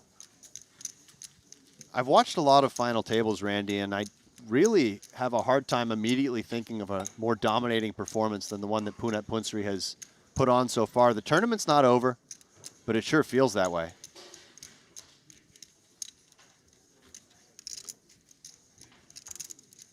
$24 million, 27, 210 million.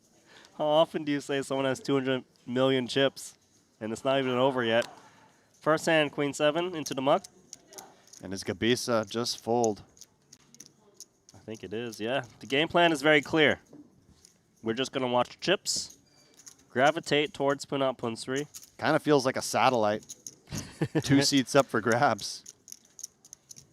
That's right. One of those seats gets $200 extra $1,000. And it kind of is at this point. I mean, as much as it is top heavy, doubling up just doesn't get you that much closer to being able to win the tournament. And that is even more true as Punat continues to steal blinds. Right. So the effect just continues to magnify. Game plan is to get the heads up, then try to overcome an overwhelming chip lead. But who's going to get the heads up is the question. King Jack suited. How is this man? Do you just open jam now? I think I just fold, to be honest with you. I really do. Okay. If you're going to do anything else, I think you open jam. But winning 4 million just doesn't do that much for your stack. He's going to open jam. He does, and I can understand it. And Shinge calls quickly with King 3. Wow, King 3 offsuit. He just was like, you know what? One of us is going down. Let me be the one snap to call take you with down. King 3 against Gabisa, who has been fairly snug.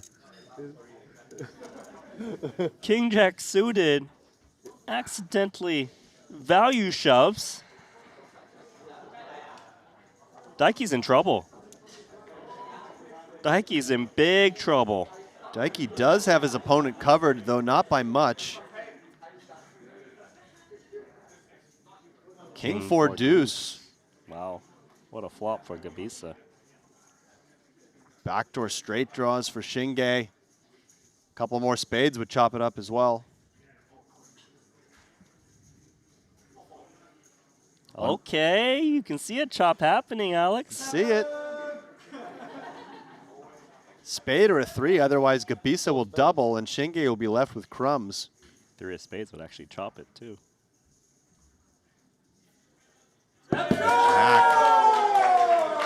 Full double up for Joshua Gabisa, 50 million. Daiki on 2.2. As the rail goes wild. 23-6. Yeah. Once upon a time, chip leader. Down to 1.5 BBs. Daiki Shinge. Yeah. It's looking grim. And Shinge, who's made a bunch of really nice hero calls. Maybe a few missteps, starting with even flatting that 6x3 bet with the 8-6 of hearts.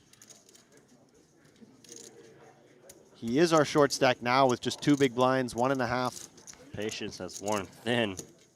Calling of King 3 offsuit seems ambitious for that many blinds.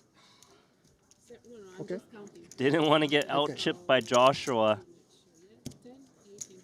20. And then after doubling up, Gabisa maybe can start dreaming of winning the tournament. Okay. Not yet. Let him try to get to heads up first. Fair enough. I don't mean to discount Daiki Shinge. He is still in there with 2.2 million. 9 starting stacks. Let's be honest, he needs to run good now. Got 1 big blind out of 163 big blinds in play.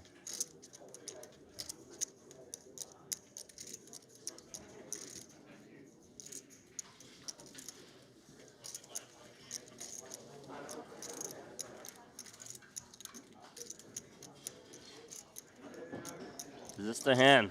Daiki in the small blind. It's either this hand or the next hand, Alex. I think it'll be this one, Randy. I don't know if he's spot committed. Got the wherewithal to wait one more as he shuffles the remaining black chips. That patience is razor thin. I think it is. It's non-existent at this point, I would think. Here we go. And Puna just raises anything? I suppose so. It's funny because in some ways, you don't mind keeping your opponent around. He didn't even look at his cards, I think. And it looks like actually Shinge only had 1.2 million. Joshua's got 7s. Okay, this is very, very, very interesting. Talk to me. Well, the thing is that Gabisa can call here, and the only way that he finishes third is if Shinge wins the hand, Punsri gets second, and Gabisa gets third. 7s is doing extremely well. If he thinks Punsri is shoving any 2 cards, which it looks like he is based on the hand he has, and maybe he's not shoving all the monsters, but he does just fold. Wow, that could be one to talk about for Joshua, but he's just going to try to outlast Daiki Shinge. Too much money in terms of pay jumps. See, it's interesting there because if Gabisa only had like 20 million, I really like the fold. But when he has so many chips, doubling up actually starts to mean a lot, and he's only going to finish third if, like I mentioned, main pot goes to Shinge, side pot goes to Punsri. So would have been very tempting there with 7s. I think I would have called, Randy. Well, let us see a flop and see how this one results into a queen 10-5 2-heart board. No, 7s. Looking good. Yeah, I just think that that side pot would have been so big, and the chances of finishing third would have been minimal at that point. Current card is the 4. Can the Jack-8 hold and stay alive?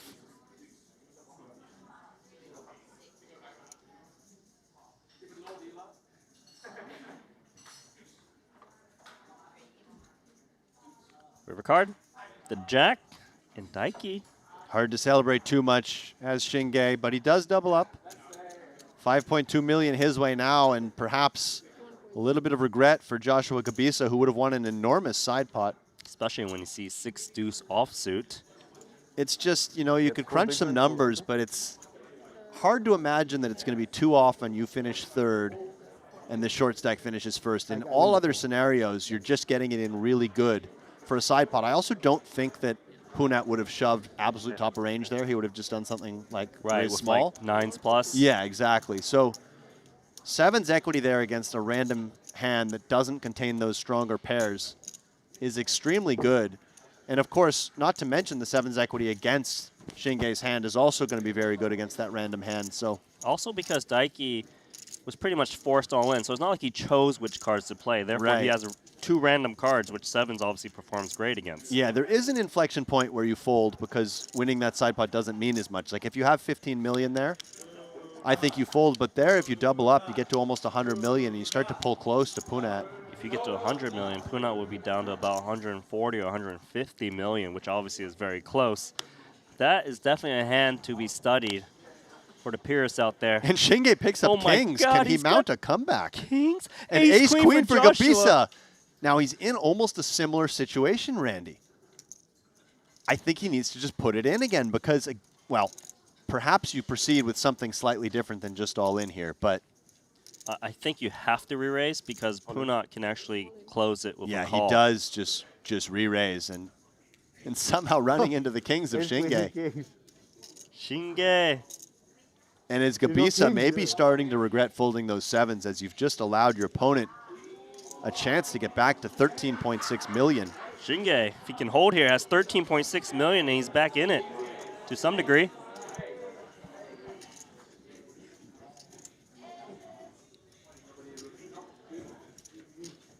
To a flop. Jack 8-6. This is great for Daiki. This is clean.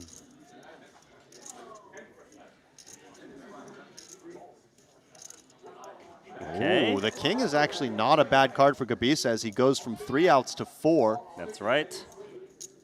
Additional out. Needs a 10 to eliminate Daiki Shinge. Is there a 10? Good luck. Good luck. River card. It's the 10! It's the 10! Daiki. Daiki Shinge. He's out, Alex. Wow. Good game. Oh my God. Should we take a quick toilet break? Oh, of course. And Gabisa, who has played rather snug all final table, has just watched people fall to pieces around him, Randy. It's hard to even properly describe what we've just witnessed in the last half hour or so, but it's been amazingly fun. Can we take a toilet and That run out. Jack 8-6 king for top set.